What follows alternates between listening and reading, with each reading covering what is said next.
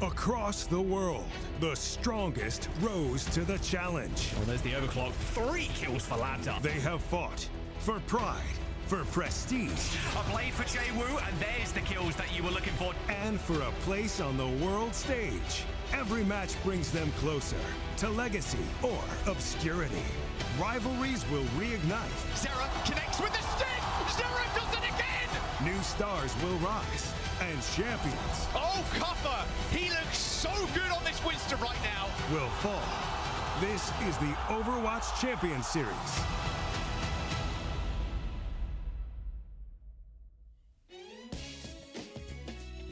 Welcome back, everyone, to OWCS 2025. It's been 2 weeks since we last saw you guys for Champions Clash. I'm Ash, your host for today, and I've got the chaotic duo within Mitch and Matt to take you guys through EMEA here as well. Mitch, how are you feeling? It's got to be longer than 2 weeks, right? It's been about 2 weeks since the end of... Oh my god. It's only been 2 weeks. Like, it hasn't been that long, actually. Resetting the sleep schedule must have caused some time dilation, and I just completely... No, I feel that. Damn, okay, so not even that much of a break. Well, I'm glad to be back anyway. Good to be here. I'm really keen to see what people have been cooking. And I was going to say, like, the off-season, but now we know it hasn't really been that long. Yeah, you could tell me we were gone for a month and I would have believed you. I mean, that's what it felt like. It definitely did feel that way. It definitely did feel that way. But before we get into nitty gritty, right? Let's talk about the drops. You know what you guys are here for. You guys got the opportunity to get a couple of these as you guys watch throughout this regular season here for Stage 2. These are looking pretty nice. Any favorites here, Mitch? I mean, yeah, Junker Queen OHPing 3 plates is pretty sick. I'm not going to lie. I think that might be, you know, like a superhuman feat for even the most masculine of individuals, but I'm a big fan of that one. Honestly, the name cards are sick as well. So definitely worth passively earning these while you join us for some OWCS action. Absolutely. Overall, though, talking about some of that action, right, that we're going to be taking you guys through here during the 2025 schedule, we've got to talk about how quickly things have been flying by here throughout this season, already wrapping up Stage 1 in Champions Clash, crowning our winners within Crazy Raccoons there as well, and Stage 2 on the way, and honestly not that far either from Midseason Championship here at EWC, Matt. No, I mean, this season is moving really fast, and I know that mid-season championship at EWC will be awesome, right? I know all the teams, will qualify in through, this stage of the OWCS, a lot of other qualifiers, and if it's anything like last year's event, it'll be pretty epic. It definitely will be, but let's talk a little bit about what happened for Champions Clash as well. It was quite a heater. We had a lot of upsets happening during that event too, with Nightmare finding that 3rd place, but looking forward towards, again, that old tale between Team Falcons and Crazy Raccoons to wrap up the event there, man. Yeah, look, I mean, I'm glad that we got to see those two teams pitted together in a very high stakes match, and honestly, it delivered. Like, it was so serious that I'm pretty sure there was even controversy about a team getting their map ban in like a little bit too late. Like, everybody was like very dialed in. It was very serious business. China's back. Once again, played amazing at this tournament, and of course, being in Hangzhou was incredible. I mean, at least having the games there was awesome to see. And look, a classic matchup: Crazy Raccoon Team Falcons. They've got the greatest rivalry in Overwatch history, and that's quite a long history now. But as soon as we went back to, I guess, these more regionalized competition, we got to see, Korea produce 2 top squads with champions of yesteryear. And of course, as from 2 weeks ago now, really worth going back and checking this series out. Not just because me and Matt have to yap at you at 5 a.m., but it was really incredible. It was honestly, like, the last map is just mind-blowing to see how that went down. So I don't want to spoil it, but go watch it. No, for sure. It was quite the series to keep your eyes out on, and just seeing like some of those dark horses also coming into the fray and showing how that gap in the competition is starting to close regionally as well, right? But with Champions Clash now wrapped up, we got to look forward to the rest of the live events that we do have going on for the remainder of the OWCS season. I know, Matt, you were there in Riyadh last time around, and now we're revisiting that for the mid-season championship. You go to Riyadh, you pack your shorts. If you're going to Stockholm, make sure you got your coats. I mean, 2 opposite spectrums in terms of weather there. But no, I mean, the mid-season championship in Riyadh. It'll be pretty awesome. No, it's crazy. You see like that picture there, and you're like, oh, that definitely looks like fake. Like, no, that's like kind of like what it looks like. Like it actually like exists, and it was pretty sweet. So that'll be awesome. Stockholm as well, laying things out again, will be great as well. Looking forward to it, and we also want to give you guys the heads up that with season 2 wrapping up, honestly, not too long from now, it'll be, you know, a month or so before we meet the end of that. With the mid-season championship coming up at the end of July, you guys can check out the link down below to buy your tickets there as well. You can visit bit.ly/OWCS_MSC to pick yours up today. Very exciting stuff. It's been honestly so much fun seeing how the competition has continued to grow, and I'm curious to see, Mitch, who we would even expect to see going into the end of stage 2. Yeah, I mean, they're obviously front runners in each region. I think that, like, we're here on EMEA, so, like, you know, we can probably talk about that. I don't know if EMEA got a passing grade in Hangzhou. It was pretty tough for them. Obviously, like, not everyone expects like the Alcatia to be the team that gets sent, but just speaking pretty broadly, Virtus.pro got exposed for a lack of flexibility, the likes of which we just did not see from any other team, and that's the top EMEA seed. So I know a lot of the coaches in this region have gone back to the drawing board, and a lot of the teams that didn't qualify have gone, hang on, these are our representatives. We can 100% beat them out. We can 100% turn up in Riyadh and be the better team throughout this, you know, stage 2 if they put in the work. The meta just feels like it's a little bit different right now. We'll dig into that a little bit later, but I do think having that flexibility, even on those 5-player rosters, looking at you, Christopher, is going to be important. It definitely will be, but we want to give you guys a little bit more of a chance to continue to plan ahead for all of the action to come here for the remainder of the OWCS season as well, because the World Finals tickets for DreamHack are also going to be on sale for you. That's going to be in November, where we're returning to Stockholm for 2025. So you guys can check out the link at bit.ly/DH Stockholm 2025 for a bit more of that information, because, you know, you want to get those hotels booked, you want to get those flights booked. We want to get those travel plans done, because there's just so much to look forward to here for the remainder of the season. But we also have to talk about how we're going to get there, set the stage even before we get into the mid-season championships, and talk about what stage 2 is going to look like here, Matt. Yeah, so obviously we'll have the regular season and playoffs a lot like stage 1. That'll move into, I know some teams will end up making it to Riyadh out of that, but then also because I know it is a mid-season championship, there's going to be even more teams than Champions Clash, right? So there's going to be a lot of different ways to qualify, get to that mid-season championship. Teams from, you know, Japan, Pacific, on top of the teams, you know, representing Korea. It's going to be a bigger event, so look out for different ways to make it there. Yeah, that is for sure. We got to also look at like the teams that we're going to be expecting here for the side of EMEA going into stage 2 as well. A lot of familiar faces, of course. Alcatia and Virtus.pro being the two that represented the region over in Champions Clash, and then focusing a little bit more in the promotion relegation teams coming in here, because Quick Esports is this team now looking to return to the EMEA main stage here, Mitch. Yeah, look, I mean, this is a team that we saw last year for those that remember OWCS then. And the pathway for Quick Esports was pretty straightforward. They compete in Faceit, in Master. They qualify for that, and they end up taking it all against Frosttales, the other team that has ascended. So that puts them in the promotion and relegation tournament. And they only drop one map on the way there. Crucially, 3-0ing Vision to secure their spot in OWCS. Now, that Vision team, obviously, a little bit different, but they were competing in EMEA last stage and looked pretty good. These are some old faces that you might be familiar with. We've seen, Yoham and Natsuki before. Yoham, I think, was on that GG Peps roster last year. Natsuki was seen on that New Age team that we covered pretty extensively in EMEA. So some old faces, some new, but a team that absolutely earned their spot here in EMEA Stage 2. Yeah, and you're talking about how they were able to find that 3-0 up against Team Vision.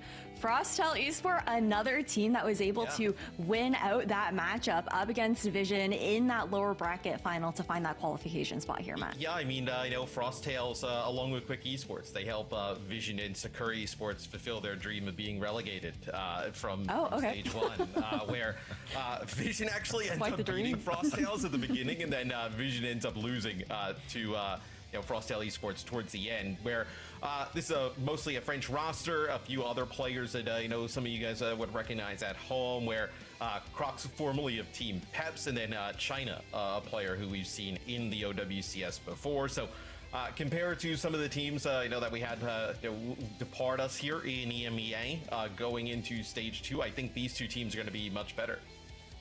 Yeah, I think it's also like a question of that journey that you get to have within the Face It Masters League as well. There's additional reps there for these teams who have come into the fray. But on top of the changes with teams that were promoted into regular season here for OWCS, there were a lot of changes that were dropped during season 16 on April 22nd when that did come out. Massive new additions to the game. The main one that we're looking at here, Matt, is going to be Freya. This is a hero that adds, I think, so much more dynamicism to the way that you're looking to play the game. Yeah, I think this is going to be a hero that right when she's been put in has been pretty impactful right off the rip. You can see here Lip playing Freya, and it just offers another different. I mean, look, you have like high mobility with Freya. You can put down some pretty serious damage at range. These heroes have typically always performed pretty well in Overwatch, and then the ability to kind of build up that bola shot really fast in terms of how you're able to kind of stack those kills. You see next to the ultimate kind of so fast, dude.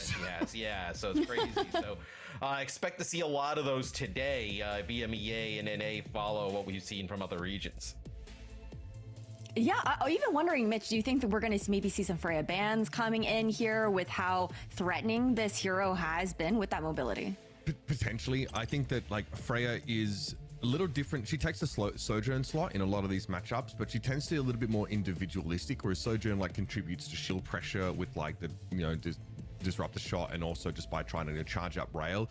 Freya wants to take off angles and try and find these little windows to dish out a bunch of burst damage, and obviously her bola shot is very effective, but the kind of ultimate where you get quite frequently can't be too powerful, can't be too sort of game breaking. So yes, a lot of teams have been scrimming, with this hero. I do expect it to be a factor because she can really vomit damage in some scenarios. But yeah, I think when D.Va is in the game, it's going to be a little bit, it'll be more open. I don't think that Freya will be a must pick in some of those matchups.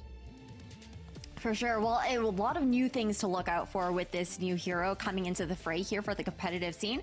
But we also have to talk about some more things that we want to look forward to here for Overwatch as well, with seasons 17 through 19 being kind of teased with what we can look to expect. A lot of those additions to Stadium here, Matt, that seem to be super exciting. Yeah, obviously Stadium, the newest mode to Overwatch that's put in, and unlike some of the other modes that we've had, it's like a completely standalone experience, right? So you have some of the heroes in now. They're going to add different maps, right? So I think Aaron even clarified that like the Route 66 and London map, it's going to actually be, uses some of the art from, Route and King's Row, but those will actually be different maps. And then heroes that'll be added over time from, just as time goes on, right? Because they don't have all the heroes in. The draft mode, as time moves on, looks pretty interesting as well, right? So a lot of cool stuff coming to Stadium in the game as a whole. Yeah, I mean, obviously, like a lot of those updates look pretty Stadium focused, but in and amongst that, there's some really relevant stuff. Like Payload Race as well is an interesting new game mode that who knows, like if there's going to be viability for like esports in the future. Stadium being the centerpiece, but let's not forget as well that we're going to see more new heroes continue to come into the game. Freya has already, I think, taken a pretty prominent spot in the meta game, and you can expect to see that happening. And also, let's not forget like how perks have changed the game. Like these new heroes coming with perks, and I think perks are a great way for the dev team to actually like adjust heroes without like changing the fundamental hero behind them. So we're in a really interesting trajectory, I think, in terms of this game as an esport right now, and teams have to work really hard, frankly, to keep up. Yeah, I really love just that general, I guess, the process that we're going through here for Overwatch, and how the game, it has been elevated. There's more layers that are being added here. But now let's lock in on today's matches. We've given you guys that heads up on what is to come, and we got to get into the schedule now. And when we're looking at this schedule, honestly, for the opening weekend of Stage 2, these are some heaters that we're starting off with. I think one of the matches that my eyes get really drawn to is going to be that that SSG versus the new Team Liquid here. Matt, honestly, most of these head-to-heads are going to be incredibly intense for the first day of round robin. Yeah, I mean, I think the first match in EMEA is going to be really exciting as well, right? I know the Ultimates and Gen.G both make some changes here going into stage 2. Obviously, I know the change to have with Liquid, right? You know, Zera goes over that roster, and then I know Mitch is excited for that Dill game at the end of the day. Frothy Philly is back at OWCS. What a time to be alive. What a day to have eyes, folks. It's going to be a good time over at NA. What a day to have eyes. A day to have eyes. Yeah, you're tuning in later there, Mitch. But yeah, so if you guys didn't know, we are starting off with 2 matches of EMEA, and those 3 other matches will be NA later in the day. But let's talk a little bit about this first match now between Gen.G and the Ultimates. The Ultimates were this squad where we had that expectation from them to qualify for Champions Clash last season, but then focusing in first on this Gen.G roster here, it's been roster mania, I think, with all of the news that's been coming out over the past couple of weeks there, Mitch. Yeah. And this is a team that has had some very big changes in that DPS role. Yeah, so this graphic is not like fully accurate. Zox is a support player, but who are you and Exodial are on this team? So it's a pretty big change up to your sort of DPS lineup here for Gen.G. I think like Exodial's pretty happy to play with another Spaniard on the team in Canale, and you know, we were pretty impressed with what we saw from them on GG Peps last time around. You know, I still want to see what Mag can show us. I think he's been given a lot of opportunities to, you know, demonstrate how strong he can be. And I think that this is definitely going to be a team that is worth watching because the backbone of this roster is unchanged, right? You've got that Canale Crispy link up in the back line. Who are you, such an exciting player? Obviously, he is synonymous with the Gen.G. There probably will be plenty of windows in which it makes sense to play that hero, but we've seen Who Are You on the Tracer as well. A number of those other picks. And Exodial's always someone who's fun to watch when it comes to the hit scan. I think that, yeah, Gen.G looking good so far. Yeah, they definitely are. Now, talking about this Ultimates roster that has had changes to their lineup here as well, Matt, after falling short of the expectations that we had for them in Stage 1. Yeah, it's mostly focused in the tank role, right? With Heesung coming in here for the Ultimates, you know, a former player for like Zeta last year, you know, FTG in Korea for Stage 1. And look, Ultimates got off to a really rough start in Stage 1 in the round robin, right? They ended up going 2-5 in that stage in EMEA last year, right? And you know, doing the math, right? Team Vision and you know, Sakura, they didn't really beat anybody but each other, right? So those are kind of like those 2 wins that they end up with. But they end up actually kind of really making a nice comeback through the playoffs, right? They finished 3rd. They actually almost qualify for Champions Clash.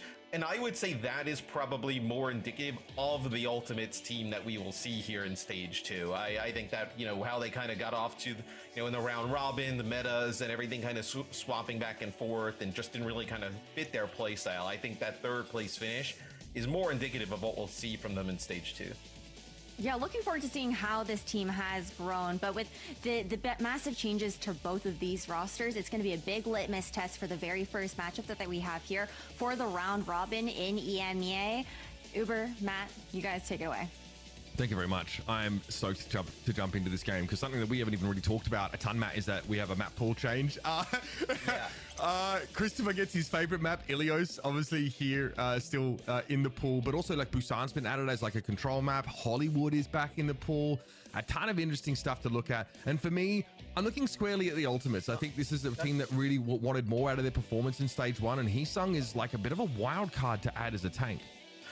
Yes, I think the Ultimates definitely started to click a little bit better, and now obviously you bring in a new tank, maybe that kind of resets some of that synergy. I think they'll be fine. I'm also kind of looking at Gen.G, right? They were actually 3rd in the round robins the last time, right? 5-2, but they end up losing in round 1 of that playoff to VP, and then they lose 3-0 to Twisted Mind. So although they had a good round robin, pretty poor showing in that playoff, so they felt the need to actually make some serious changes. You see some of those maps in the pool. Gibraltar in the pool here. So we get some dive back on the menu here for Stage 2. So excited to see what these teams cook up. Something that we saw in Stage 1 is that there were a ton of maps where you could play dive, but the map pool you couldn't necessarily game the map pool to force dive on like too many consecutive maps, right? And that was like kind of something that, you know, Virtus Pro came into the Champions Clash thinking, we don't really want to play Winston. Obviously, Vistola not typically a Winston player, so they tried to like sort of move away from those, and I think they were still exposed for that lack of flexibility. And I think that's also, you know, the chase experiment is over here with the ultimates, right? They're just, you know, it's tough to get Chase out to lands, obviously, given the situation in his part of the world. But Hisung is the kind of player that you know, Christopher says in an interview with Commander X that is really important to have this like upbeat attitude, because you've got Kai and Kevster, Sky on this team. These are not like super big personalities, and Chase was the player on that ENCE roster, for example, who used to bring them up when things got tough. Otherwise, it was pretty quiet. So, you know, Hisung's the kind of guy, apparently, that, you know, jokes around a little bit, sort of young, very willing to learn. But the communication, though, is going to be interesting. Obviously, Twilight's command of English is very good, but Hisung is, you know, has the basics down. But, you know, Christopher mentions like the front and back line. There's a bit of wires getting crossed sometimes when it comes to communication. So I really just want to stress it's very early days for this TU team in terms of the new identity that they're trying to develop. They also make it kind of fortunate here, right? I know, as you alluded to on the graphic, right? Zox is a support player, but he's actually going to be starting in terms of DPS, right, for Gen.G at the start. So if you're asking to get a little bit of a win here for the ultimates, right? Maybe, you know, a Gen.G squad is trying to put some things together here last minute. That could be a good opportunity here. Kick things off right. Now, of course, we've got some pretty exciting collabs coming up in Overwatch. This one especially, it kind of got us excited. It's one that Matt actually knows about, which is rare. Dude, so yeah, that's crazy. Let's see what's to come with the Street Fighter and Overwatch 2 collab.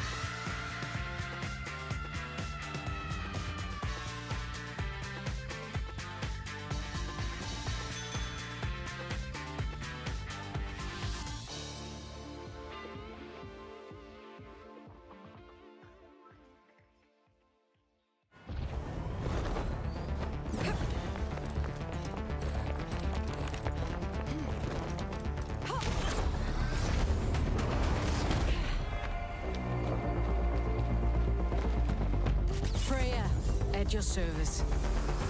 Been a while since I had so much company. The hunt begins. Nothing personal, kid. As the bounties keep coming, I'll keep collecting. You got in my way. Outlaw country, huh? Enough bounties out here for a girl to retire on. Come on! I'm notorious for a reason.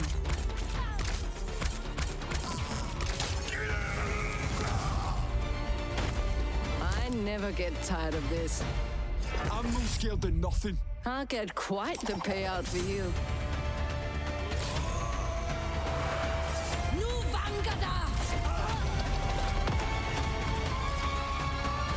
You wanted the best, and you got it?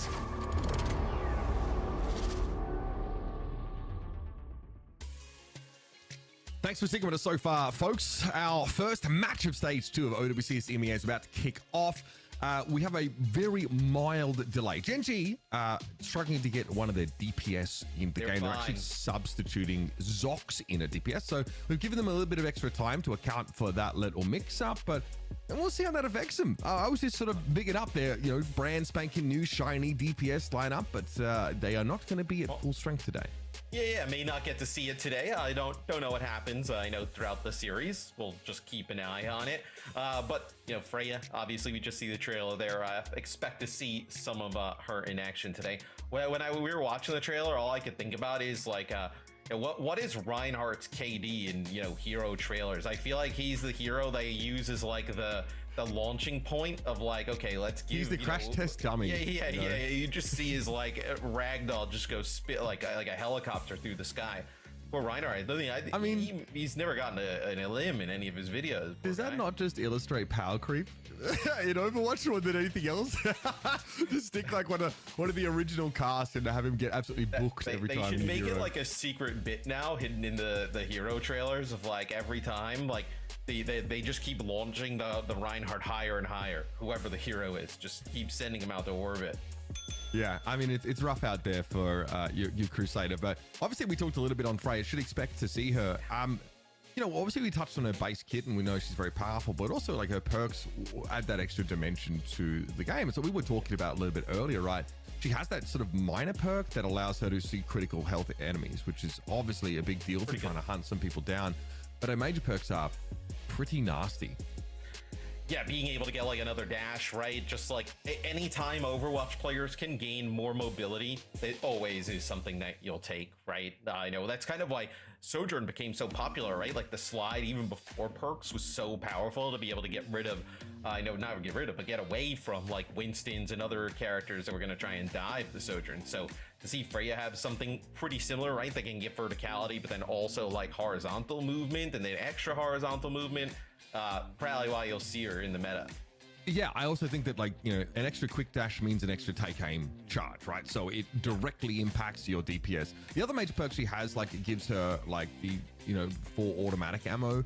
You will see Freya like the playstyle a little bit like Ashe, right? So you do weave in some of those left clicks, as you find right clicks, you're waiting for cooldowns or whatever. But, in general, that's a perk that you're less likely to go for. So at this early stage, perk's pretty cut and dry. We mentioned like the minor perk does allow for like a short slow on a target. Yeah, there's one with a slow. It doesn't quite offer the same level of utility as being able to sort of see those low health targets. No, it's like 20%. It's like 2 seconds. I think you have to land three shots. 3 consecutive shots, like in a short period of time, or 3 shots in a short period of time to be able to kind of get that slow. So I do think against like some comps, like if you're up against like Malgar or like comps that don't like utilize shielding, that slow can be relevant if you're just going to pump them with why'd you have to say Malga already? I mean, we haven't even seen... I could have said Roadhog. I mean, would you rather see Roadhog? Even the ball, you can slow the ball down. It's obviously pretty effective. Yeah, ball. Yeah, just like let's hold off on Malga here for a second before we get into the game. You see, we've had enough. We're in Europe. I mean, all this talk about like getting Winstons in teams. Yeah, we're in EMEA now, right? We did NA last stage. We're in EMEA this one. who knows, right? They like to play a little bit more grounded game. But with the Ultimates in the new roster, right? So maybe they want to play a little bit more dive. I think if anything for EMEA, right? Or I think for EMEA, anything improves like with their performance at Champions Clash that they need to.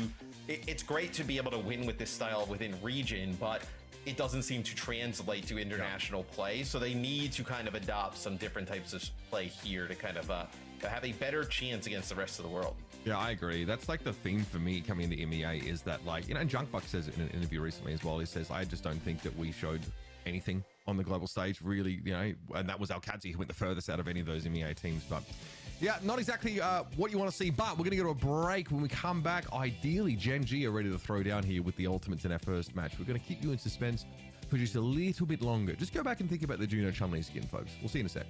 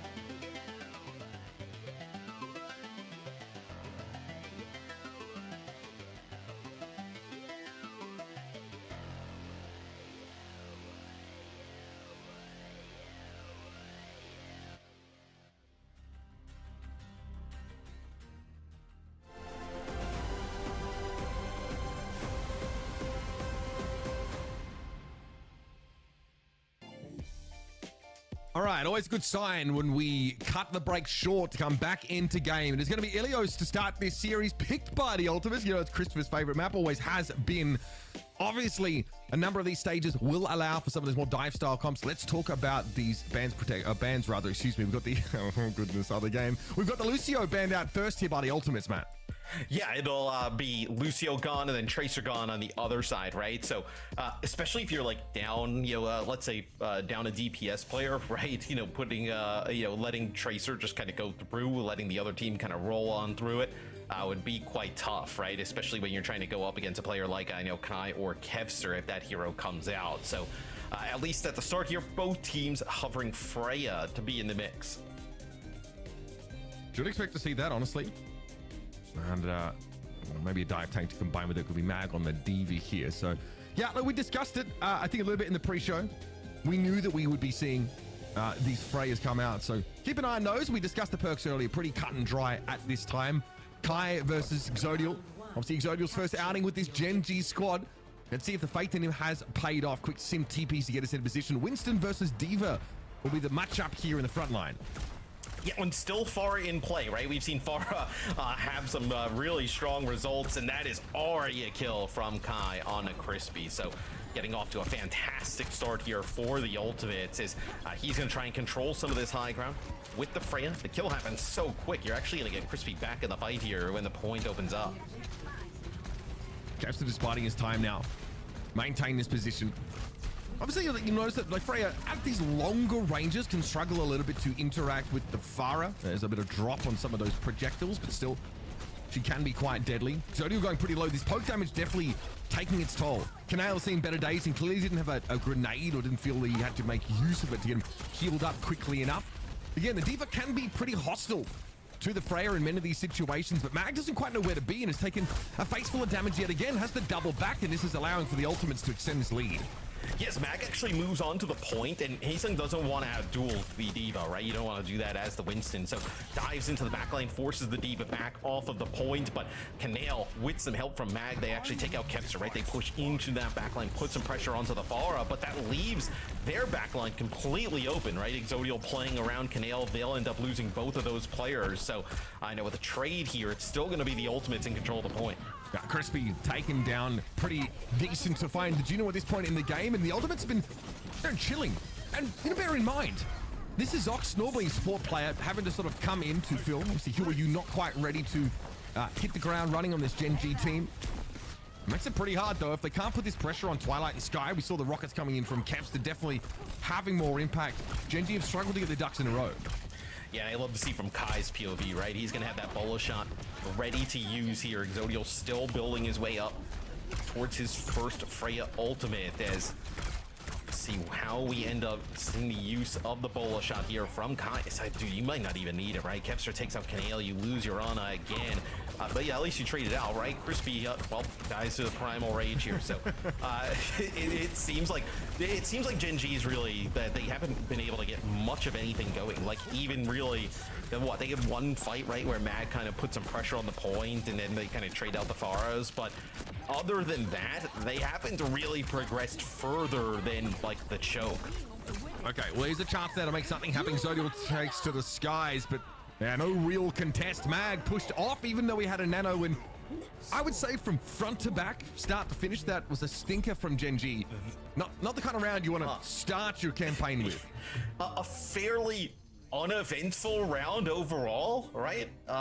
From kind of like Ultimates win it, right? But I don't think Gen.G really kind of got their footing and put up much of a great fight there. So we'll move over to Ruins, take a look at our scoreboard here early on, see if there's anything just kind of surprising that pops out, and nothing at the moment, at least to me.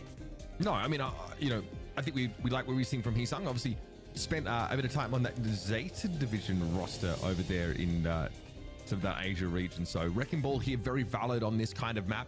Kevster Goes over towards a Sombra here, so maybe expecting something similar, but even just that disrupt potential is going to be important. Widowmaker from Exodial.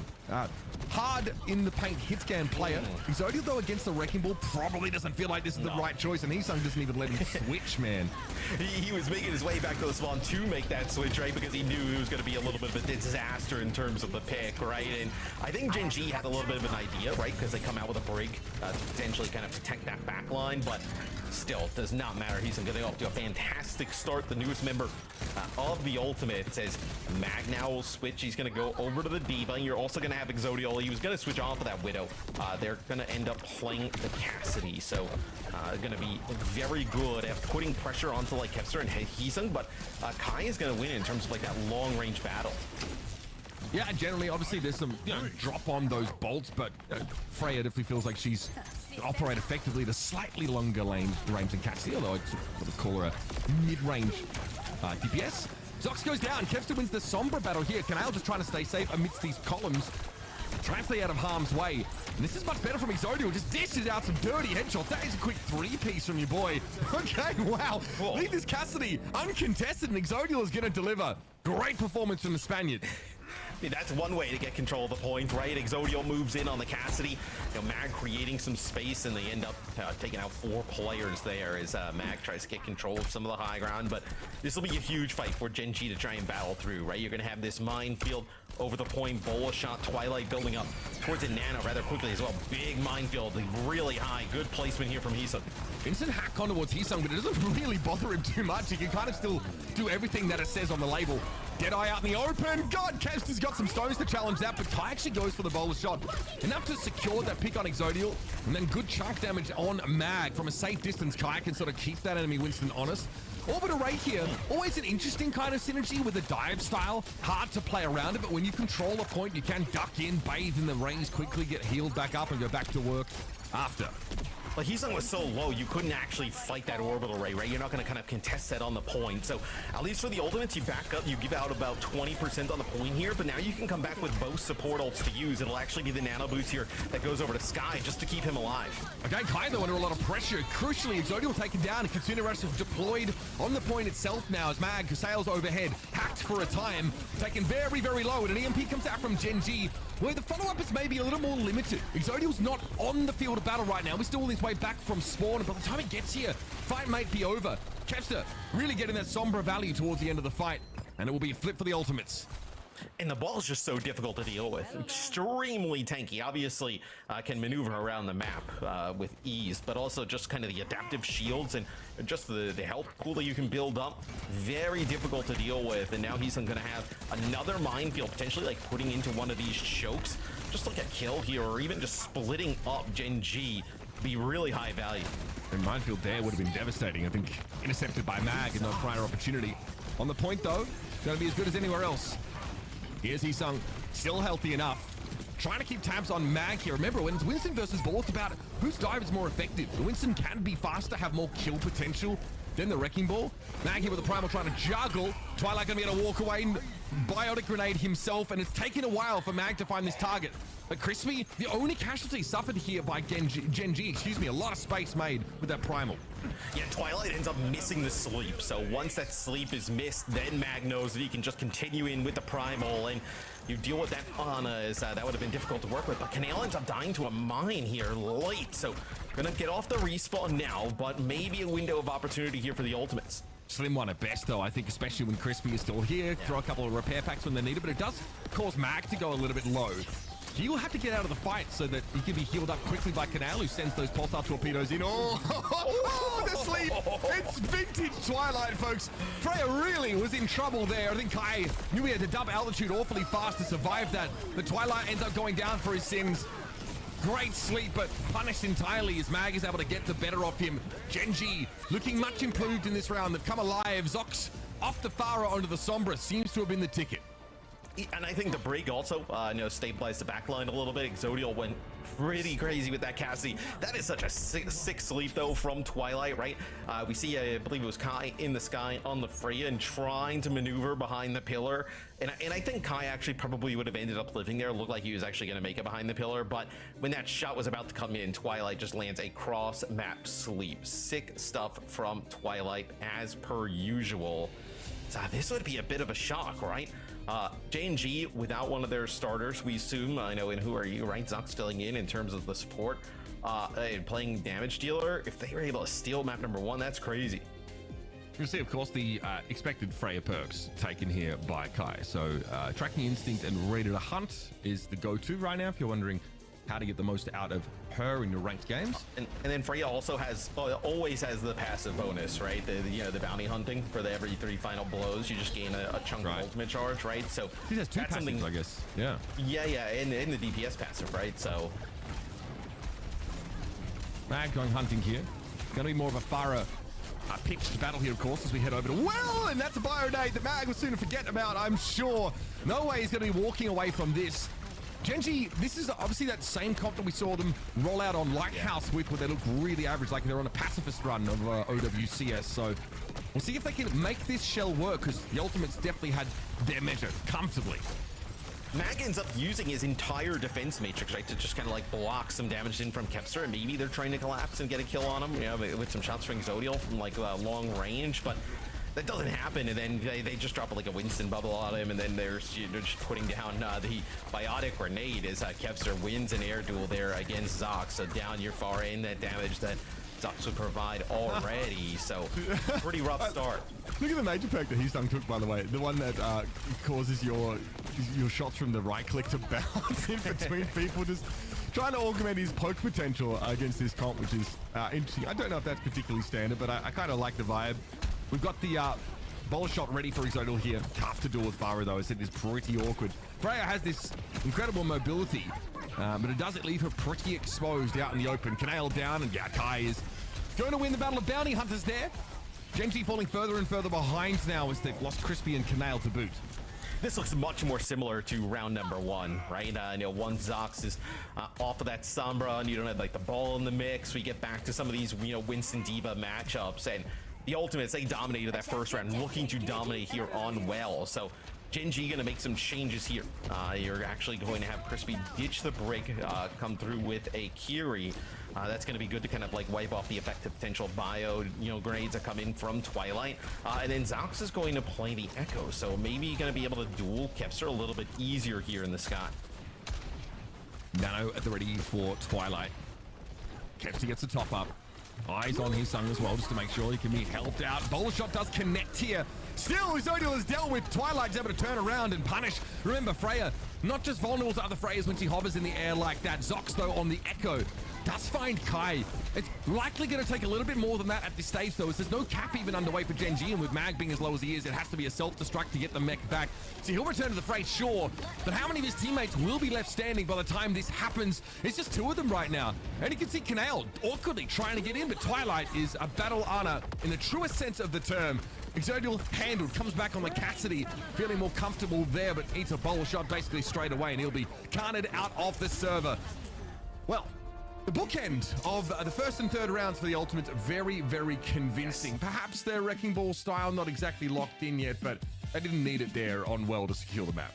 I think adding like Sombra into the mix and Ball just adds like more variance to the game overall, which if you're Gen.G, that's probably what you want at the moment, right? I know it's Zox playing DPS, but those first and third rounds just absolutely dominant from the Ultimates. I think if you're Gen.G, you try and avoid that play style at any cost here with the map selection coming up. Yeah, I mean, we can see the Ultimates also, like, they kind of prefer to not have to play Lucio, right? In this kind of backline, you can put Sky on the Kiriko. Twilight obviously wants to be on the Ana at all times. And Christopher talks recently about this team now having much more of an identity in terms of the style that they want to play. I think what we've just seen is going to be pretty close to that. Kepster gets to play Farah. Hisung on the Winston is exactly sort of what they were looking for. Twilight to Ana. This is a style that you kind of have to try and shift them away from if you want to find success. And we kind of already saw that, right?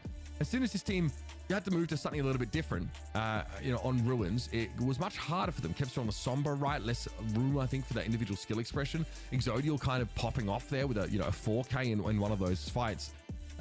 Just how many maps in this series can the Ultimates guarantee that they get to be on their comfort picks? Probably a lot of them, to be honest. I mean, there would be so many things you would have to when you only get one ban, right? So what do you end up really kind of targeting? Like, do you try and ban out like a Winston on some a map potentially like that, right? And force like a Diva matchup, but then you assume that Heesung would just play like a Ball or a Diva of his own.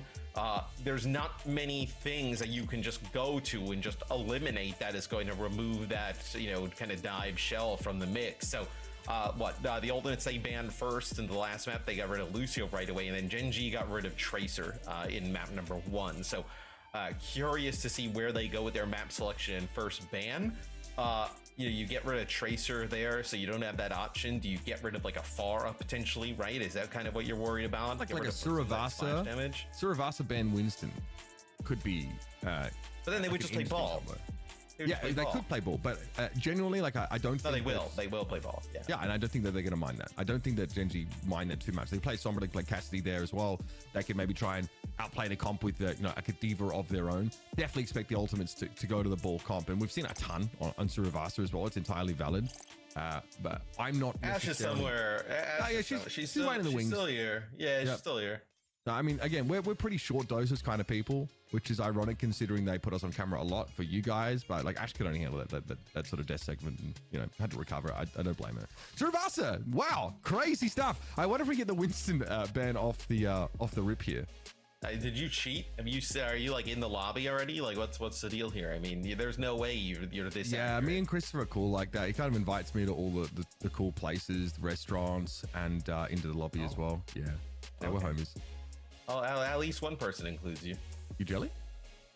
I mean, I would go if I was invited. I'd attend. Oh, I'll think about it. Maybe next time. You go to all these exclusive places wearing those cool shirts. So yeah, that's it. Maybe I'd next say time you actually have to wear a cool shirt to get into them as well. Right. So, yeah, it's kind of just like a expert. It's just a vibe thing. You wouldn't get it. It's just a. Yeah, I just totally wouldn't get it. It's like a social contract that you sort of adhere to. If you got rid of the Winston, they're going to end up playing Ball, and then you also have the Ana protected. Wouldn't you just get, if you were the Ultimates at that point, just ban Sombra, right? I think that would be fine. I mean, you probably set up a situation where it's like, Gen.G might have a good reason to run that. I think that's a great pick to put Kevster on. Obviously, we've seen Tracer also still be pretty ubiquitous on a lot of these Flashpoint maps. Just that raw mobility gives her a huge edge. But yeah, I do want to see, the depth, I guess, of hero pool for Heesung. So we start to try and develop a bit of a portfolio, a dossier on this player. We've got a substitution here. So Who Are You is now ready to play. Coming on in. Okay, wait, so he is coming in. This says that because this says Zox is coming in for Who Are You, but I assume with there's a sub for a sub to have occurred. Yeah. I think you need to buy Who Are You a bit of time to take that artisanal water face bath and the banana peel rub before he's ready to run. So these games, if you're on the West Coast I am, they start a little bit early, so that's fine. Give the guy, there we go. That's what I'm talking about. Your boy's there. It is. He is in, so we'll see Who Are You get to play. That's exciting, right? No, I would say Zox for a support player filling in for map 1 wasn't serviceable, right? Did not look out of place in that, so did his job. They were able to take it to that 3rd round, but now a little bit of a different game now that Who Are You is in. Yeah, I think so. What a storied player. I mean, where do we even start about Who Are You? Been on some of the greatest teams of all time. Was too young to play at the top level initially, but had a lot of hype around him from what he was able to do in sort of Korean contenders. And when he finally got a chance to prove himself, we were not disappointed. Just a mechanically incredibly proficient player. Young, definitely, maybe somewhat hot-headed during that time, but a real boon to any team that was able to pick him up. You could make an argument that there was more hype about him being eligible to play and coming into Overwatch Esports than just any the top tier than any player we've seen, right? I'm trying to think off the top of my head, is there another player that has been like ineligible, and we were excited that was coming in, like Tree obviously, right? But then No, who are you? I It felt mean- like the buildup was like for so long. You were seeing these clips from Korean contenders where he was like dominating people. It felt like it was a huge moment when he was able to play. 100%. And I mean, this guy, was on that legendary Lunatic High roster that won Apex Season 2 and 3, respectively, right? So people knew what he's capable of. And then he was on like an academy roster, like Fusion University for a while, until he finally, joined and started playing on that NYXL team. And they were like pretty mid. Like they played out in Asia during that time. That team was not exactly, we're talking like Guangbong, I think, was on that roster, and a couple other players that, I don't know if we're at the level they sort of needed to be. But then guy joined Shanghai Dragons, I mean, we know exactly how that story went. They won multiple sort of like end season tournaments. Of course, they were obviously they won playoffs in 2021, like a really legit team with Who Are You on it. But again, he was always used again as more of a pinch hitter sometimes, like subbed in, obviously when the Gen.G was really needed. But man, what a player. Yeah, just an insane player. Hey, we got some featured co-streamers as well. The featured co-streamers, you got Rag Attack Coffee. Good old little rack there as they get the drops enabled, so make sure you check them out as well. Coffee tomorrow, Rack Attack here with us today. Obviously, we love ourselves a bit of rack under the Gen.G banner, of course, content creator. So yeah, make sure you go and say hi over there. They got to toss him on there as a sub. What's going on? Get Rag Attack in. Get your boy back in. Yeah, absolutely. We'll obviously be jumping into the game in just a moment, folks. Definitely getting everyone situated. So my understanding is that there's a facility for the Ultimates that's based in KSA, and I do think that Who Are You? We're talking on Gen.G here. So I don't know where Who Are You is, like if he's with the rest of the team right now or no, but. I thought you were going to say that, Who Are You is trying to play out of the Ultimates facility, and Chris. No, I don't think so. Yeah, they locked him out. That's no, I know. Like, so TUR playing with, I think, 2 players in their facility at the moment. I think it might be Twilight and Hisang at the moment in KSA, but yeah, I don't know. I'm not too sure what Gen.G's setup is right now. Whether he is like with the rest of the team in EMEA. So I wonder if this actually kind of like changes their thinking up here potentially for like this ban process coming in. So. It will be Suravasa picked by Gen.G. We'll get an idea of what their ban is in real time. We'll see that come through. You were talking about potentially maybe like a Winston ban here. I think that would open things up for the Ultimate to get rid of like Sombra potentially, right? You'd still have that Lucio in the mix, which they don't exactly want to go to. They can't ban it again, but still, you'd feel pretty good about it if you want to play some type of ball comps with Winston gone. Yeah, the Tracer ban on Ilias was interesting because it didn't really feel like the Ultimates like ever had the need to go there, but it's quite possible that in the event there wasn't a Tracer ban as the Pharah. Okay, so Gen.G, bring Who Are You into the game, and then they ban Gen.G. Remember, so these sort of bans come in before substitutions, so you can respond to like who is banned by making correct substitutions. But that's curious to me that Who Are You, obviously he is like, he's got to come in anyway, right? He's got to come in anyway because obviously Zox was just sort of filling in for him here. But what's it going to be from Who Are You, like the Tracer? We'll have to wait and see. And yeah, it's going to be 2 DPS that are targeted right away from Gen.G, right? So Tracer and Genji back-to-back maps, and then for the Ultimates you get rid of the Kiri here. Getting rid of the Kiri takes any cleanse option off the board, right? So not going to have a cleanse to to battle Twilight with all of these bio grenades. He was doing a good job even landing them through the Matrix the last time. So you ban the Genji to get a Kevster Who Are You Tracer duel here. Okay. I mean, yeah, surprising that, Who Are You's first game, and this is the ban that comes out, but this is the style that Gen.G have practiced, prepared for this map. It's going to be D.Va versus Winston again, so Mag still not really showing a strong preference to come in. And just a correction, sorry, substitutions come before bans, which is interesting. So you can target, I guess, a subbed-in player, which, wasn't what I thought it was. Maybe not in the past, but yeah, just correct on that one. Right there, you see a bio grenade come on through from Twilight into the backline. No opportunity to cleanse. They lose Canale right away. That's going to allow the Ultimates to take the point. You do end up losing Kevster here, though. Kevster pushes in, maybe looking for another kill, try and stack around. So you end up losing him. Twilight trying to keep everybody alive. So Crispy comes up with 2, maybe a little bit of an overextension there for ultimates, and that'll allow Gen.G to flip the point. You on the chase here. Sky chunked on down. Much better looks here for Gen.G. Kind of exactly what you're hoping for when they bring Who Are You into the lineup. Early take of the point. Nice little run down. So the ultimates here again. Remember, they're playing like this Ana Brig setup. Sky hovered the Lucio initially, but didn't sort of opt to bring it in here. And already Deadeye developed for Exodial. You see how they try and play. If they try and push up here, maybe deny some of this space from the ultimates. So you're going to have a Nano here, potentially for Heesung, right? They did end up using a Nano on Akai in the last map. So also keep an eye out potentially for that Nano Freya coming on through. But I imagine this is going to be for Heesung. You're going to be able to build up a Primal Rage. It'll be Exodial using a Deadeye here. Oh, nice job actually catching out Heesung just on the corner, keeping that Winston track. Yeah, crucial pick. He really thought he would be able to get away there, but Exodial playing right inside that bubble quite happily. False bomb there. Good damage done. Who Are You? Was able to be followed up upon by Exodial, who's Cassidy's really lighting them up right now. The ultimate struggling on this first flashpoint. Might be trying to consider a mix-up here. Maybe even that Freya might not have the legs to get ultimates where they need to be here. Obviously, D.Va's pretty good at controlling that sort of high ground space. Pretty good at shutting her damage down. Kai still pretty adamant to stick to it. Obviously, Kevster has had a pretty quiet game in terms of his damage output thus far. I mean, Kai's had a huge impact in terms of damage. Just hasn't resulted in a lot of kills, right?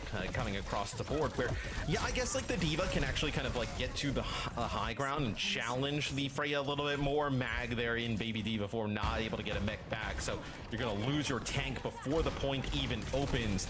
And also, I mean, you just have a great set of ultimates to use here if you need be, but I think if you're Gen.G, yeah, you just need to stay alive. Don't lose anybody here. Oh, that is brutal. That is a rally that gets tossed off the side. 2 there for Mag. He's beautiful. I mean, and look, honestly, that's never a guaranteed thing. We had a Primal 2 environmental kills. That first one really hit different. Crispy can't be happy with that one. And then there's an opportunity for a pretty big stagger off this now, just when D.Va's in the game. Well, especially because they're pushing on in, right? And then Heesung sees Crispy pop that rally. And like almost instantly when the rally gets popped, he just primals Crispy off the side, gets Exodial as well. Really sick play there from Heesung. That allows him to get above 50% on the point, hold on to some of these other ultimates. 3-player bio, no way to cleanse that off. You see Mag, the defense matrix, just a hair too late. Yeah, that Kiri ban hitting a little different there for Gen.G. Again, it's not something the ultimates can follow up on, but you see this health pass pretty low. It's going to take Canal a minute to get everyone topped up alongside Crispy. So Deadeye for Exodial. IMAX shield for Sky, pops the rally. Mag able to deal with Heesung though before the fight even begins, and somehow Twilight, I guess, without a safe zone to play from, it's another big Deadeye. You just like don't expect these Cassidy ultimates to get value generally. But Exodial on multiple occasions has found key picks with him. Yeah, I mean, he's walking up with that orbital ray and some protection from Mag as well, so gets a little bit more value out of it. The ultimate, so there's really no reason to panic, right? You end up getting your 91%. You get that orbital ray out, which is like the biggest ultimate that Gen.G has to work with. Now you get a Nano here on the Heesung. Let's see if he can push into the backline. Bio thrown in. That actually connects on a Crispy, but it doesn't look like there's any follow-up onto the brick. So he'll deal with first. Kevster finally getting himself back on the scoreboard here, and Mag is going to struggle. That defense matrix being pushed to its limit as he tries to get away, and he can't use it to screen off any of his teammates. Minidiva dealt with their self-destruct, committed for no value. Mag was hoping for a reset to drag this a little bit longer, but the ultimates now should be able to even up these flashpoints after a very slow start to this map. So this is interesting. You're actually going to go and potentially play Orisa. Still some opportunity for Mag to make a switch, but going to play the Orisa here. So this is going to like disrupt a lot of the pressure that the Winston's going to put down. But now you lose any type of like verticality, potentially challenge Kai. You also lose the defense matrix, right? You do have like a Spear Spin which can eat like projectiles, but you lose out on the defense matrix to potentially eat some of these bio grenades, right? So Twilight, it would seem, becomes even more effective here, but at least with the way it's looking, they feel like Heesung is a problem, right? He's getting into the backline. You need something to disrupt that, and that would be the Orisa. Mag, of course, knows he's going to be subject to a lot of poke here from Kai. That'll be able to be topped up. It's about ignoring the Orisa. Mag drops down at just the wrong time as Heesung heads upstairs and blows Crispy to smithereens. Now, this pick on Exodial Once you shake off the hindrance, should be pretty straightforward. Hisung can always primal here if he needs to. I mean, the Orisa is fair, I think, to disrupt the enemy Winston, but if you're not where you need to be, then you feel like a bit of a lemon. I feel like the Diva was a better pick, personally. Because, like, you know, Mag obviously can kind of, like, be a deterrent, right? But they can also just circumvent him, right? Like, he doesn't have, like, great mobility to kind of, like, chase Hisung and Kepser once they dive above him into the back line. So then you're kind of stuck between the team as the Orisa, and that's where I think you really start to struggle, where I think you probably had a better chance here fighting this on the Diva. They look pretty decent on it as well. All right, Deadeye for Exodial. Trying to navigate the bubble, gets around it. The ultimates clear the room. No value off that one this time around. Kepser definitely amongst them. Trying to drag them down, be a bit of a nuisance. Twilight looks like stunned up briefly. Crispy maybe with a rally bash, unclear. Either way, it's an overcommitment once more, and still Mag is just being ignored. Nobody cares. This orbital ray use, it looked like there were like 3 players alive at that time. Dude, they nano Sky, and then he ends up popping the rally, basically becoming unkillable there with that backline. That's going to be another point here for the Ultimates. I feel like Gen.G in a really tough spot comp-wise. Yeah, I mean, it's just really hard to see how the Orisa is supposed to give them an edge now. The Diva gave Mag that flexibility, also room for that skill expression from a real veteran of the game, but here, if Orisa cannot command attention, cannot demand that people play within her sphere of influence, then she feels pretty awkward. The Ultimates just sort of avoid her like she's a cactus that they're trying to avoid giving a hug. Exodial here, obviously switching back off the Cassidy now. Just the die pressure too much. There it is. I mean, that is like... It's just too good. Who are you? Absolutely sent packing, and yeah, he's had many moments like that in his career. There's just not a whole lot that you can do about it. Here's the Terror Surge. Twilight trying to get away. Taken low. Bios himself now. Mag trying to get to the back line. Disrupted. Eventually that Fortify is going to expire, and Hisung is going to be able to buffet the Orisa around as well. And that's exactly what Mag is being subject to right now. Early point take here for Gen.G. I think purely on virtue of Mag being knocked onto the point tack happen. It'll be flipped back pretty quick. And it's brutal there for Gen.G, right? Who Are You is putting some pressure on a Twilight. He gets slept. They deal with the Tracer, and then Mag goes in with the Terror Surge, right? You're trying to also make a play for the backline. They don't even kill Twilight, right? They hit Sky and Twilight able to keep each other alive. No ultimate needed to be used there from each other, right? You know, don't have them at the time, so they're able to do it without that. And then Hisung just primals, just knocks Mag around once he doesn't have the Fortify in the mix. So Ultimates, you know, we're just after that first point, they've been in complete domination and control over Servasa. There's a bottle shot here for Kai. Being able to tie everyone together gives you a good combo with a bio as well. Nice one there. Kanao getting brought down by Hisung. Stick there for Who Are You. Unfortunately, it just amounts to very little. Hisung's going to be the recipient of the nano boost. And sure, Crispy goes down, but the damage has already been done. This is going to be another very difficult flashpoint. Gen.G virtually running out of time to even have a chance of contesting it, and in doing so, they're still going to walk into a rally. Then they have to move over to the Lucio to do it. You're going to have a bola shot they're going to be walking into. It's going to be an absolutely brutal scenario here for Gen.G. Oh, you lose the Lucio before you even get towards the point. Yeah, I mean, they got pretty owned here, I'm not going to lie. The Orisa just doesn't seem like it's it. Bola shot there, speculative by Exodial, ends up getting stopped by a Winston bubble. Really going to be hard for the Fray to get in here and get involved in the fight. Twilight may have gone down, but there it is. 3 flashpoints is the magic number, and the Ultimates have taken their second map consecutively in the series.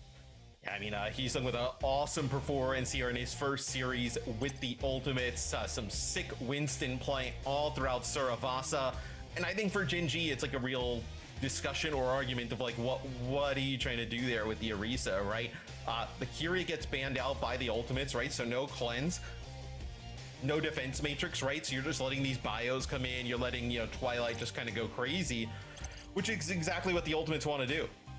It's extremely fanboy coded to say this, but I'm confused about the ban strategy. Like, why you bring Who Are You in and then ban the Gen.G straight away? Like, how do you think? We discussed a potential Winston ban. You know, it's very normal to see the Suravasa second pick, so that's I'm not taking any credit for that. But how do you think this game looks as if they can actually ban that Winston out? I mean, probably different, right? I think if you get rid of the Winston, you know, Winston and Ana have like a great team up, like synergy. Like, do they even try and play Ana there? Like, do they try and move to something else?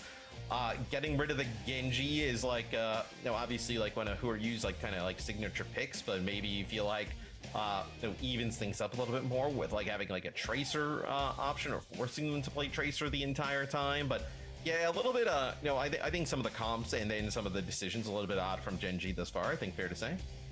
Is it going too far to say that Twilight is the most iconic Ana player in the world? Is that like... Well, what, all time? Yeah, kind of all time.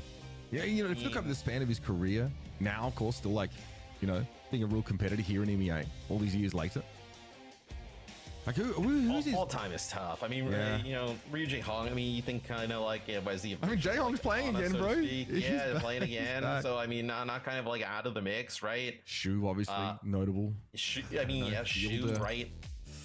Yeah, I'm just reminiscing, I think. I think it'd be tough to just kind of like hand him that crown, but at least he's in the conversation, right? He's in the convo. Runasapi, the map pick here for Gen.G. We'll see what they decide to do. They'll get first ban again. With first ban in the last map, they got rid of the Gen.G. They get second ban in first map. They got rid of Tracer, right? So wanting to like limit the flankers, it seems, so to speak, that I know the Ultimates has the ability to run. Yeah, I mean, you can't sort of ban them out forever. I think Runasapi, though, is at least a map where those Brawl Star front lines are a little bit more effective. It can be harder at times to get value out of Winston when you got a lot of these like long straightaways. We've seen Farah folded into this map a ton, right? Would you ban the Ana if you're Gen.G? Probably, especially if you want to play Who Are You on the Farah. I think though that if you like have aims of like folding Gen.G into your comps, you might want to have Nano available for that to give them a bit of extra oomph here. But right, we haven't seen them really play it though. So like they've gone to like Juno and Brig and all these different kind of, they've gone to Curie as well. Like I haven't really seen a ton of Ana play. So if you're not going to play it, and you can attack the Winston, but then you could just play another, maybe it's like Ball or something like that with the Ana, right? Maybe you just get rid of the Ana and make it a little bit harder that route.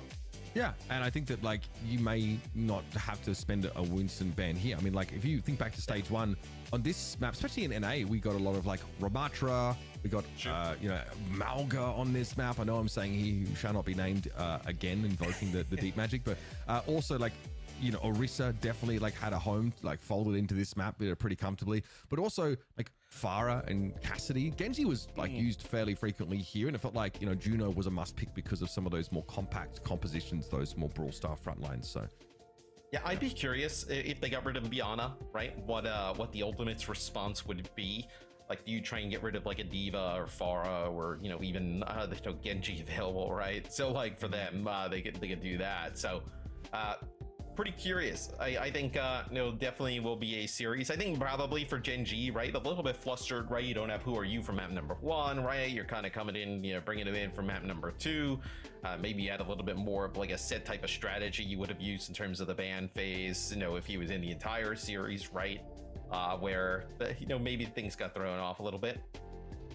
Yeah, like I'm not putting too much stock in that first map, right? I do think that like Gen.G looked really uncomfortable when on those first and third rounds where like they were dealing with the Winston play. They did get it right. So round number 2, that was actually map number 2. It was like the Surabasa was actually 3-1, right? Yep. They end up getting a point there for Gen.G. And then the first map goes the distance, right? Even with Zoxin to play DPS, right? It goes the distance. So still, all things considered, fairly good performance from Gen.G. I think you definitely see though with Hisung the difference that it makes for the Ultimates. So like a night and day off their performance at the beginning of stage 1, but that's kind of like what we teed up in the pregame, that like we didn't expect this team to be that poor again. Probably even going into the stage 1, right? Nobody expected them to perform like the way they did. I think probably more like how they performed in the playoffs. So that looks like actually, we're going to see a Gen.G Kiri ban here. I'm gonna be honest. The ban strategy for Gen.G makes 0 sense to me. Obviously, like there's plenty of reason to target Kiriko, but was she not just banned by the Ultimates in the previous map? Yeah, she was banned by the Ultimates in the previous map. So then it'll be a Freya ban here for the Ultimates. So, okay. Well, yeah, because honestly, can I be honest with you? If you switched the bans from these two teams, it would make more sense, this series. Like, if you had every single ban was like flipped. Yeah, okay, so we have just heard that from production that they've had the bans flipped, so that actually makes a lot more sense. Because you would not have Gen.G had not have banned the Genji, so they've had it flipped. They've had it flipped for this game. So to give you an idea, all of the bans for the ultimates this far have been the Tracer, the Genji, and the Kiri. So those have been more targeted at who are you? Okay. And then they've also gotten rid of the Kiri here to impact the Ana. Normally my gut instinct only serves to tell me when I need to gorge myself on sushi, so I'm glad I can actually trust it in this game. Brilliant. All right, so makes a lot of sense here. The cleanse no longer available. It was starting to get a little like all right, like, yo. Bro, you were so diplomatic, like you were just like handing the benit of the doubt out. I was trying to give them the benefit of the doubt. I wasn't trying to throw them under the bus, but I was like, man, this is a little sus. I was like, man, you've had like 2 weeks and this is what we're doing. I mean, come on, man. But yeah, no, now I'm like the Ben Affleck. I'm that Ben Affleck picture where he's just leaning like against like a pipe on the street, you know, just looking looking really exhausted. That's me. Yeah, like what are we seeing? All right, bro, it's day one of stage 2, folks. Strap yourselves in. We're gonna have a crazy time here. So that aside, a great start for Gen.G. Obviously, QRU gets to play the Genji now. It's not banned out against it, but his son gets a nano, and it's a very quick response here from the ultimates. Yeah, so the ultimates end up getting that nano. It's actually a pretty nice lead here for Gen.G off the rip. So Gen.G getting rid of the Freya makes some sense, right? Because Exodial has not wanted to play it.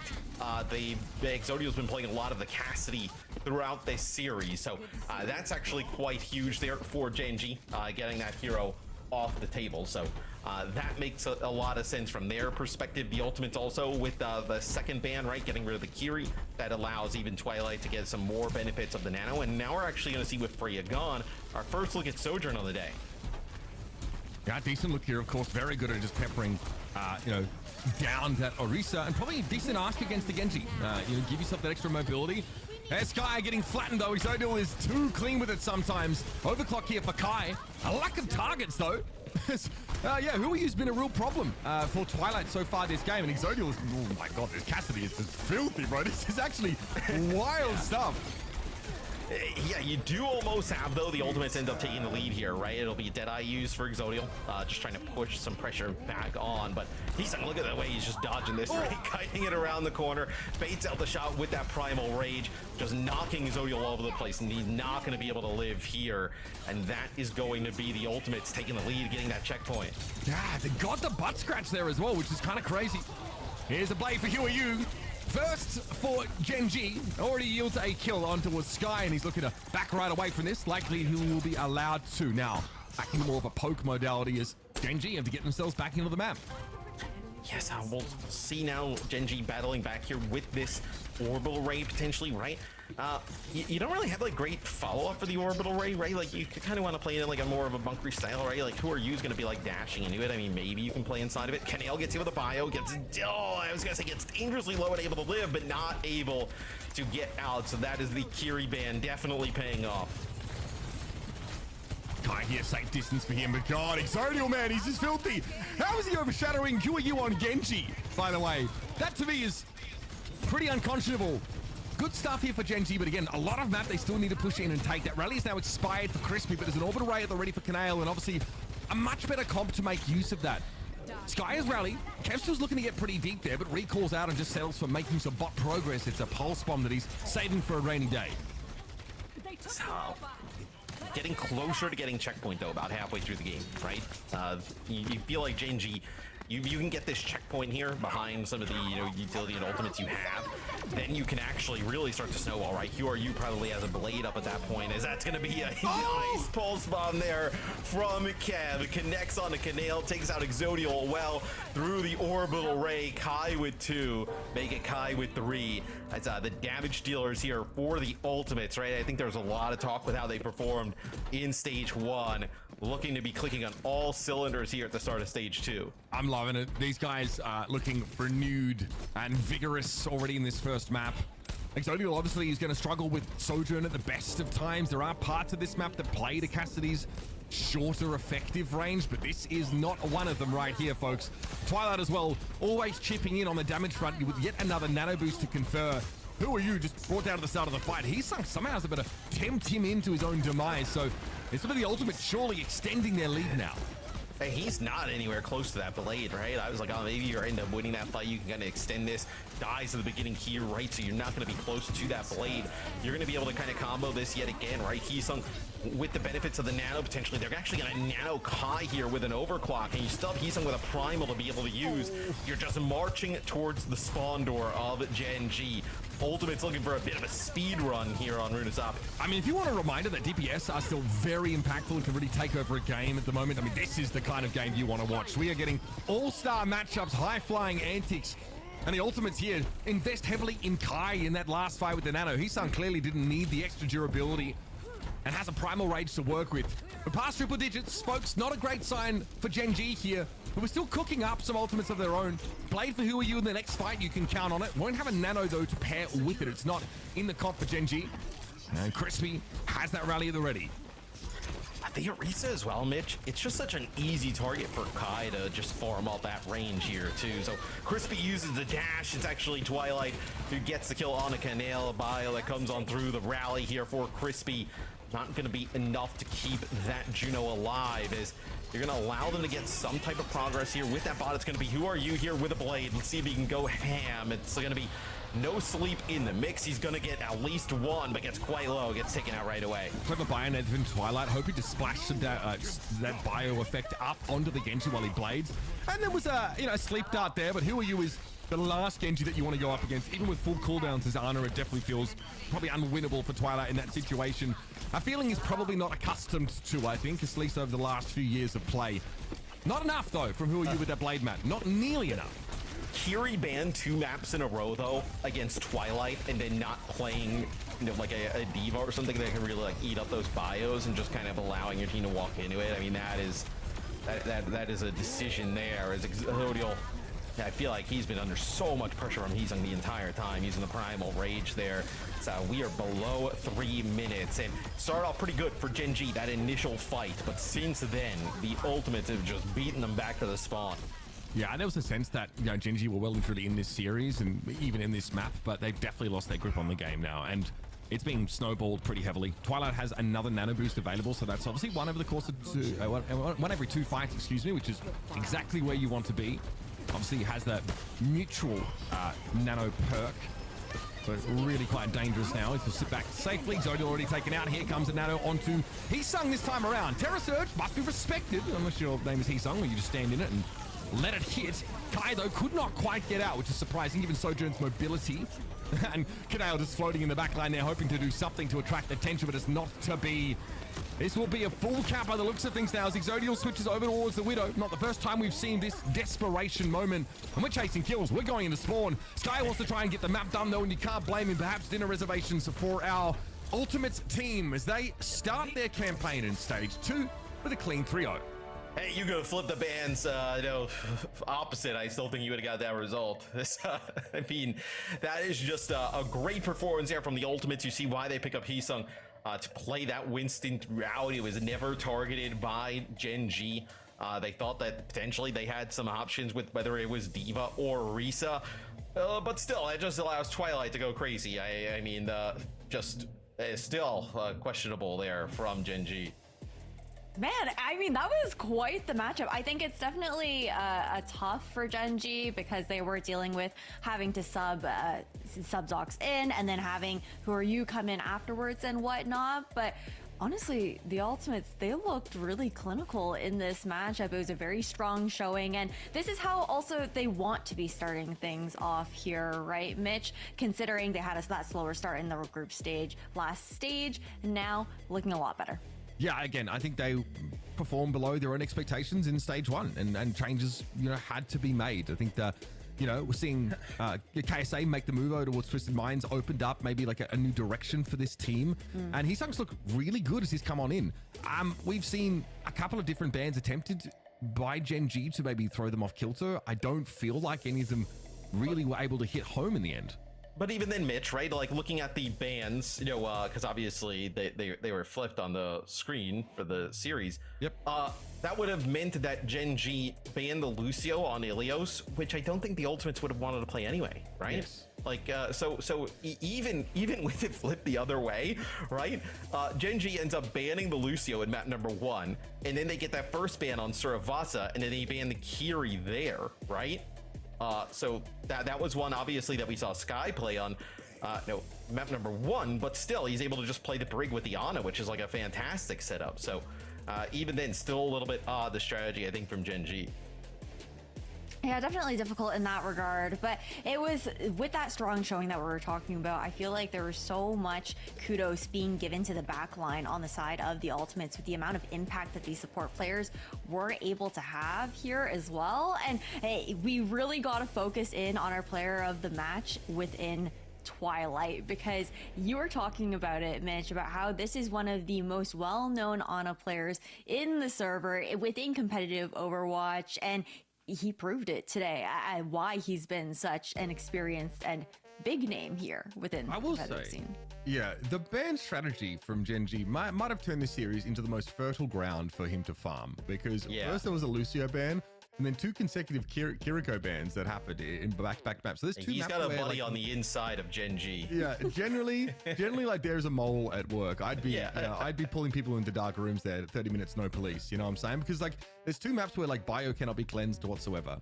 and you have a Winston that is shown to be very, very good at following up on those and making use of Twilight's nano boosts there. So if you want a good game to ease yourself in and recover that confidence, as you're probably being reminded you're one of the Ana goats, this is a great one. Twilight had an outsized impact on this game.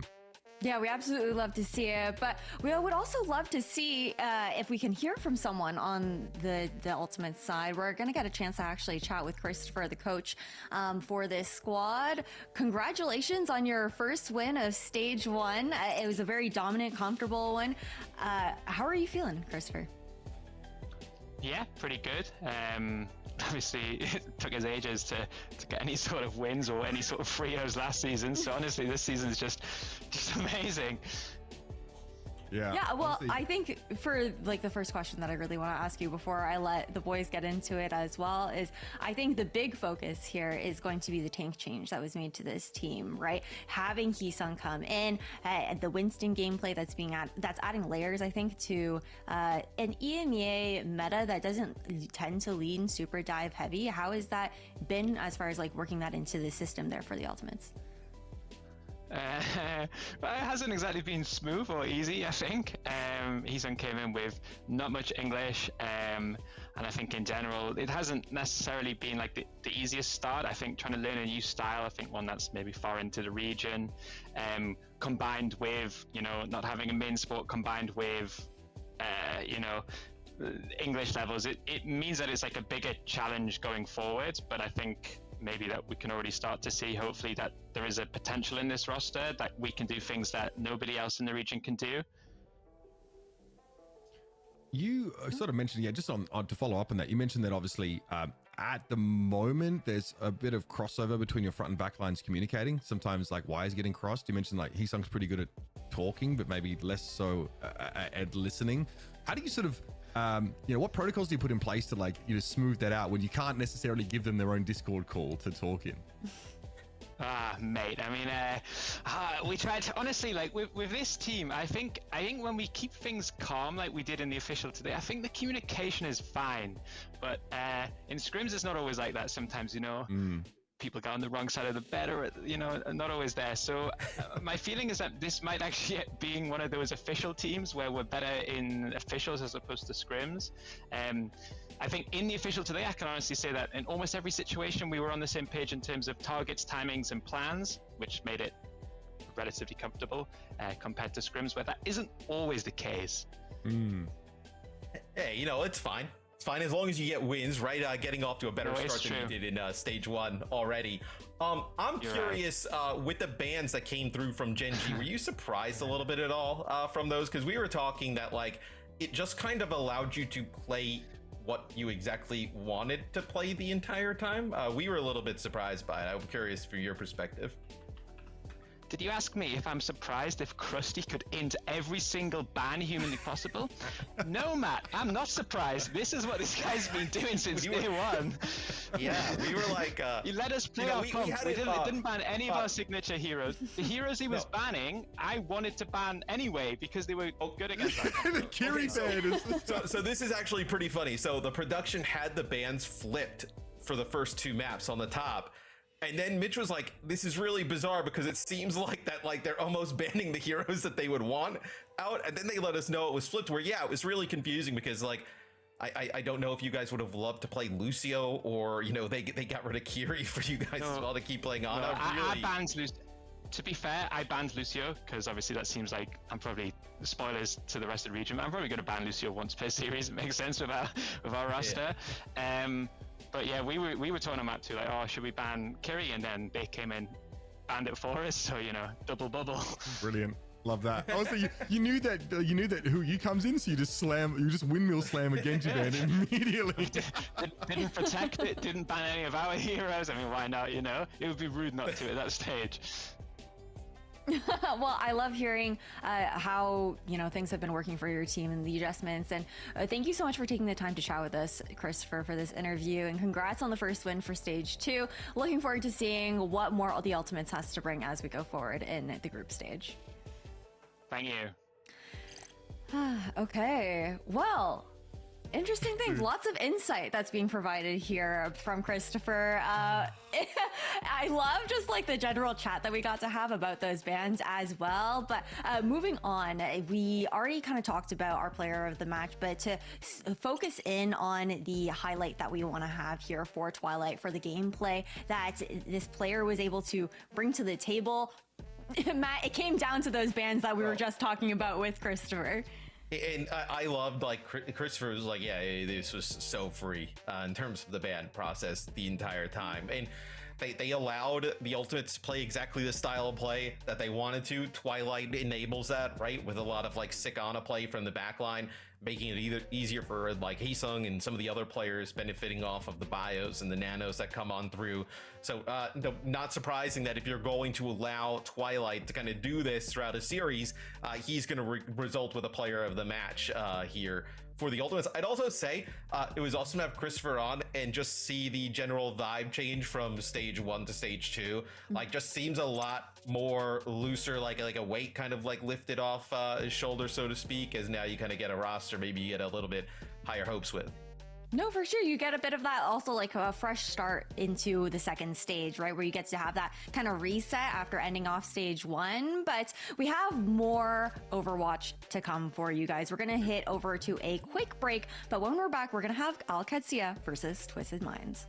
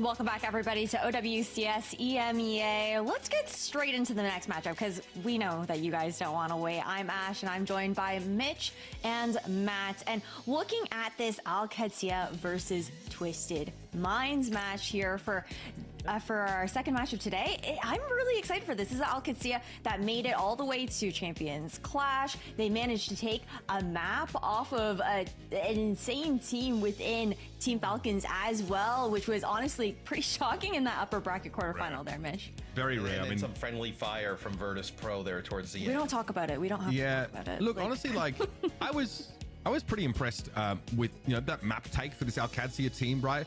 But the strangest thing, I guess, about this is that they played Tread that entire tournament, right? They obviously always had the option between Tread and Ziad, and we felt that with Ziad, this team was really popping off. Like Labda had an insane showing on HitScan at their tournament as someone who was previously mostly like a Farah player. So the front line of this team, are great, but the DPS line really are quite exciting to watch. They've now settled on Ziad as their go-to tank. I think that's the correct decision.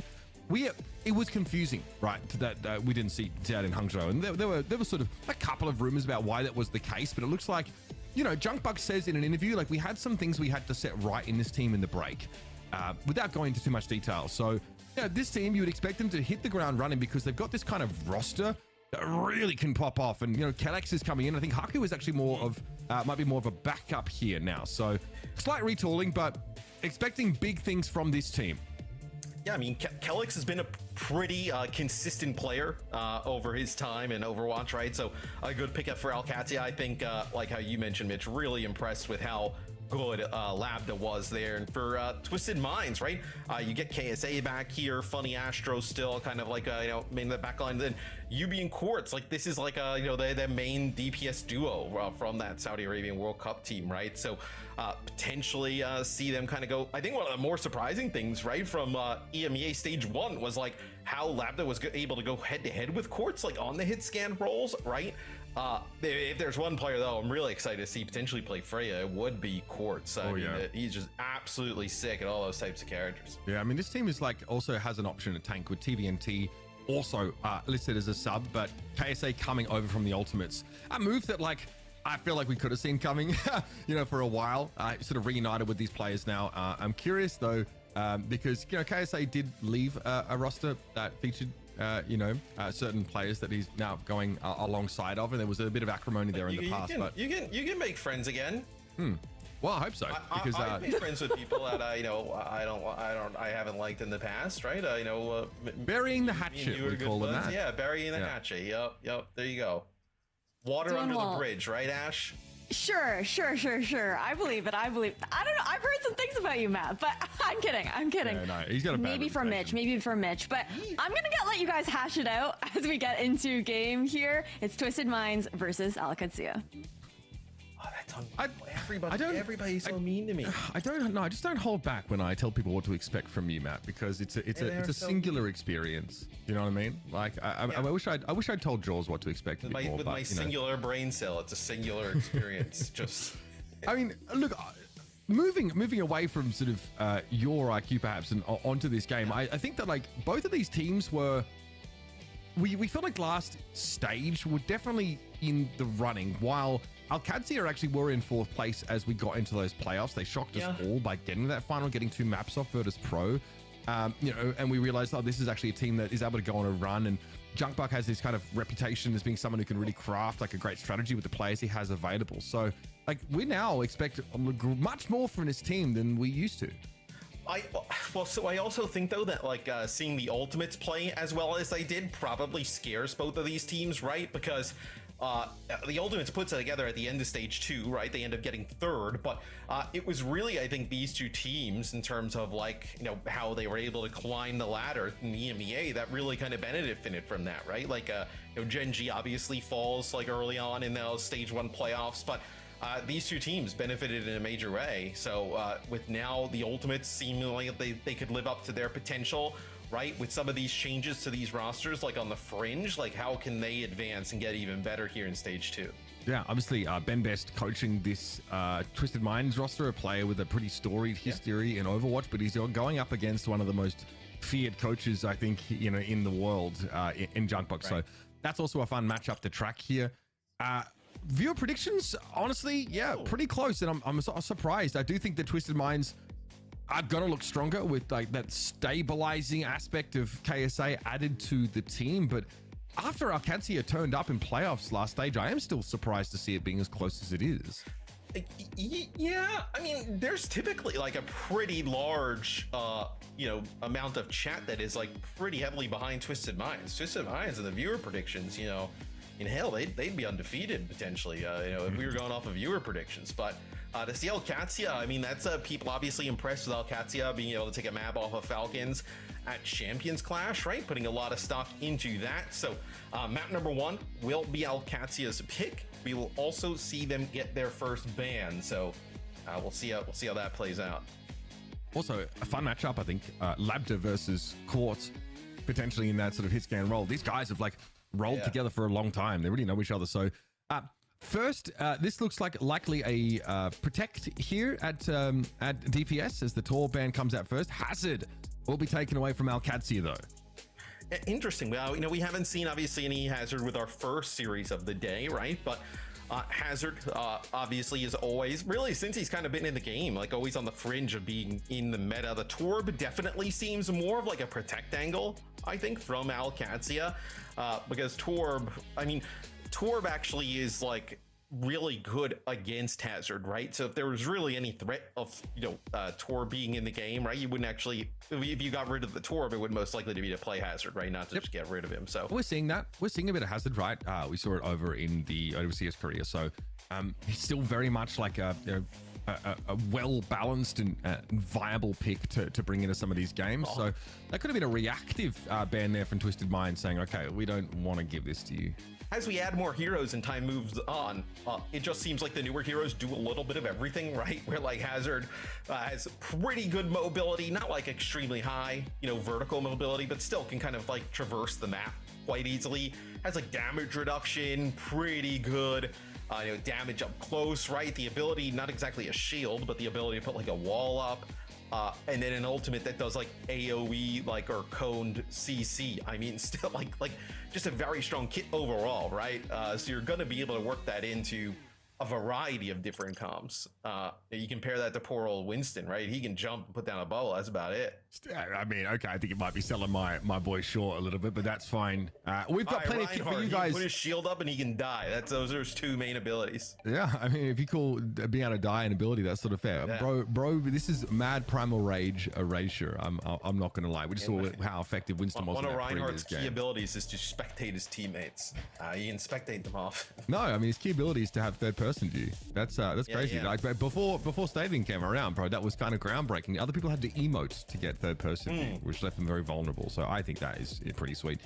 You guys, we got some drops for you. If you're watching live on either Twitch or YouTube, make sure you connect your Battle.net account to have access to those drops. We're running them over 2 separate time periods. See, May 8th through 28th is that first lot, couple sprays, icon name card in there, and then 29th through the 15th, of course, of June, we'll have another set. So make sure you collect that up. If you stick with us for, you know, this weekend, you'll be, I'd say, most of the way there. Really well on your way. Yeah, make sure your accounts are connected and you'll be getting yourself some free stuff. That's called passive income, folks. Yeah, I mean, we got 3 games of NA. We got, today we got 3 games of EMEA tomorrow. So you just hang out with all of us, right? You'll start earning. You'll start having some of that swag in game. I gotta get that Street Fighter swag though when that drops. I mean, those skins are fire. This is like the first collab that, like, right off the bat, I don't have to have it explained to me. You know, Gundam I kind of get. They're all mechs, right? I kind of get that one. Street Fighter, I'm like, hey, I know those characters. Yeah, obviously Gundam's not that deep, you know. There are definitely undertones of like civil unrest. Remind me, I do know Doki Doki now. I do know that now. I know that now. Yeah. Yep, I've been informed. But anyway, if you guys want to know what Matt's talking about, Street Fighter collab and Overwatch, you better believe it. And yes, Sigma is M Bison. Let's cut to our little teaser to see what is coming in terms of that exciting collab.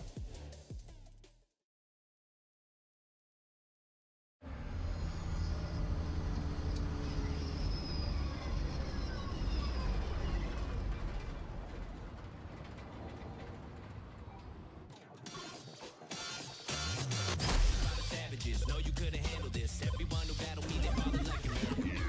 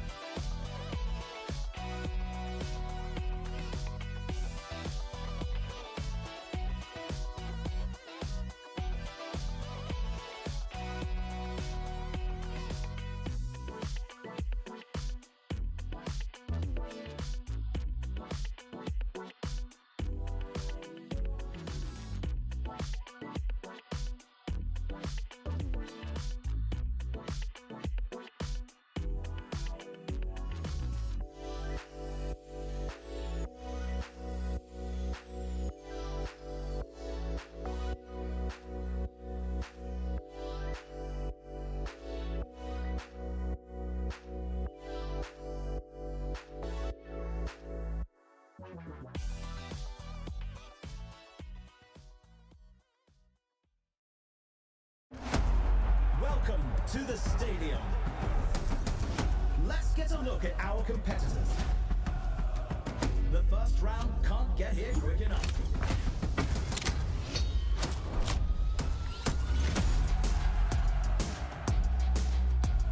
And we're diving right in.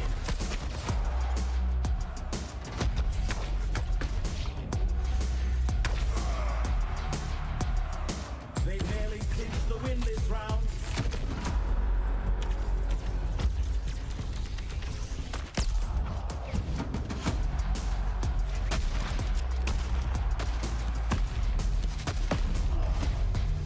This is a round you won't want to miss.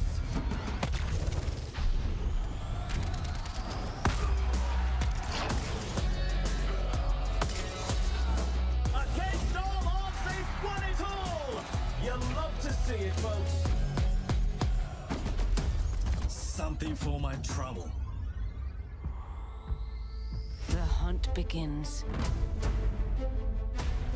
Run or hide, it won't matter in the end. I'll get quite the payout for you. I've always liked a challenge. I always deliver.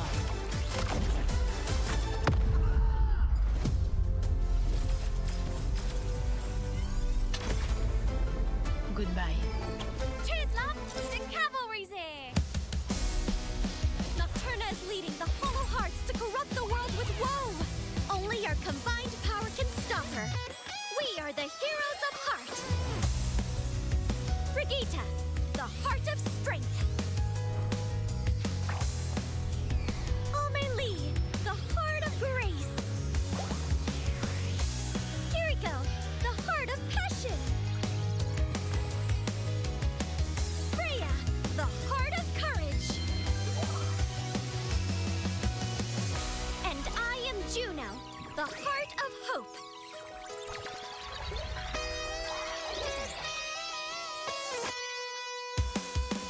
Together, we will take down the Hollow Hearts!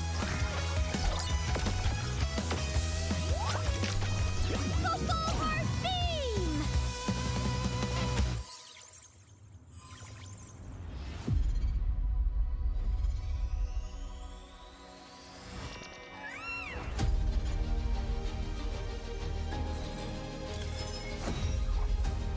I run this show.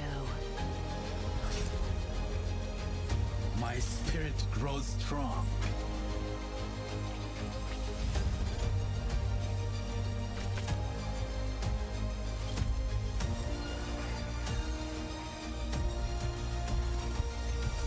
The doctor is in. The lone rose gets plucked. You are under my guard.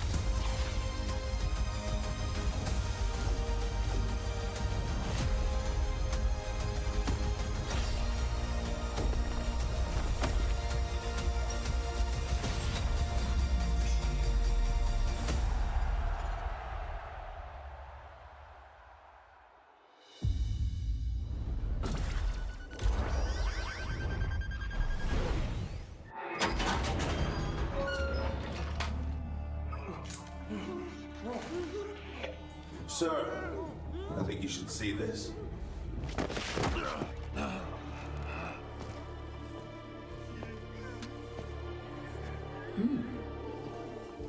Damien Barbosa, Mashiti Betty, and Sahil Bedia, aka the Wolf. All bounties recently posted, all neatly delivered, all very, very interesting. Interesting. I thought you'd be more surprised than that, Max. I'd call you Marquis, but dark web monikers are so impersonal. I see. Giffen, I presume. And you come bearing gifts. Not gifts, bounties. Yes, bounties. And my cargo that seems to have gone missing. Might you also have something to do with its absence? Considering there was a problem with payment last time, I helped myself. There was a problem? Oh my. Perhaps I should fire my accountant. Speaking of surprises, I am curious how you found them. And so quickly. I thought you worked alone. I do. Well then, please, enlighten me. What's the tell? Your targets were nipped. And I'm not. So here we are.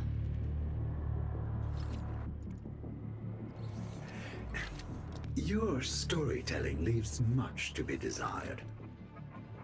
Instead of a story, perhaps a demonstration.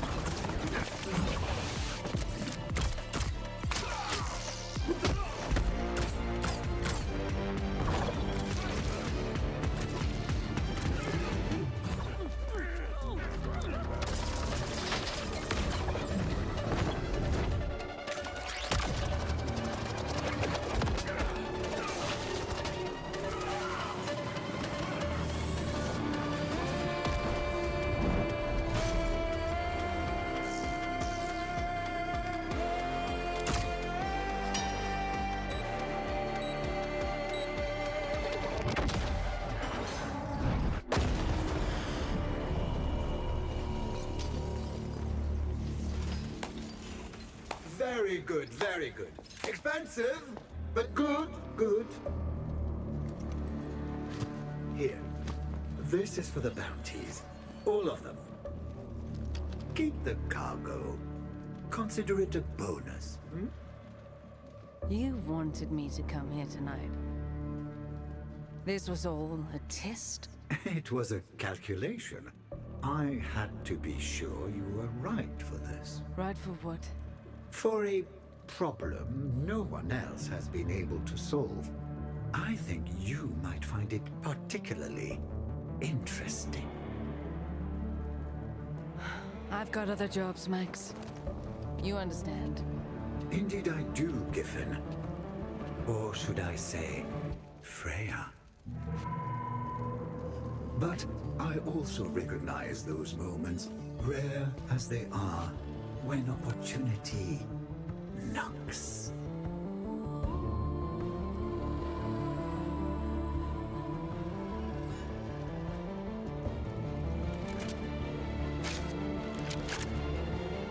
You should have led with this. Leave him to me.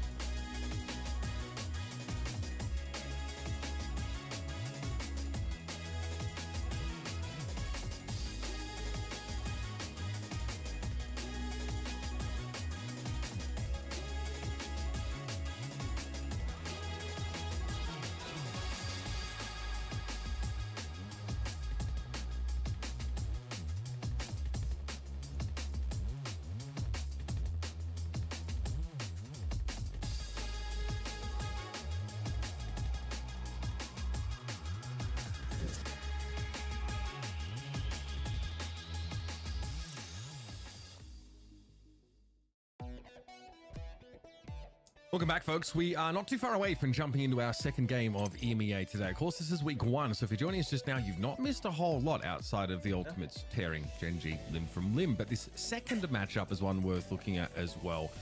I'm curious to see what Alcatia and Twisted Minds have in store for us, and we're not going to have to wait too much longer to jump in.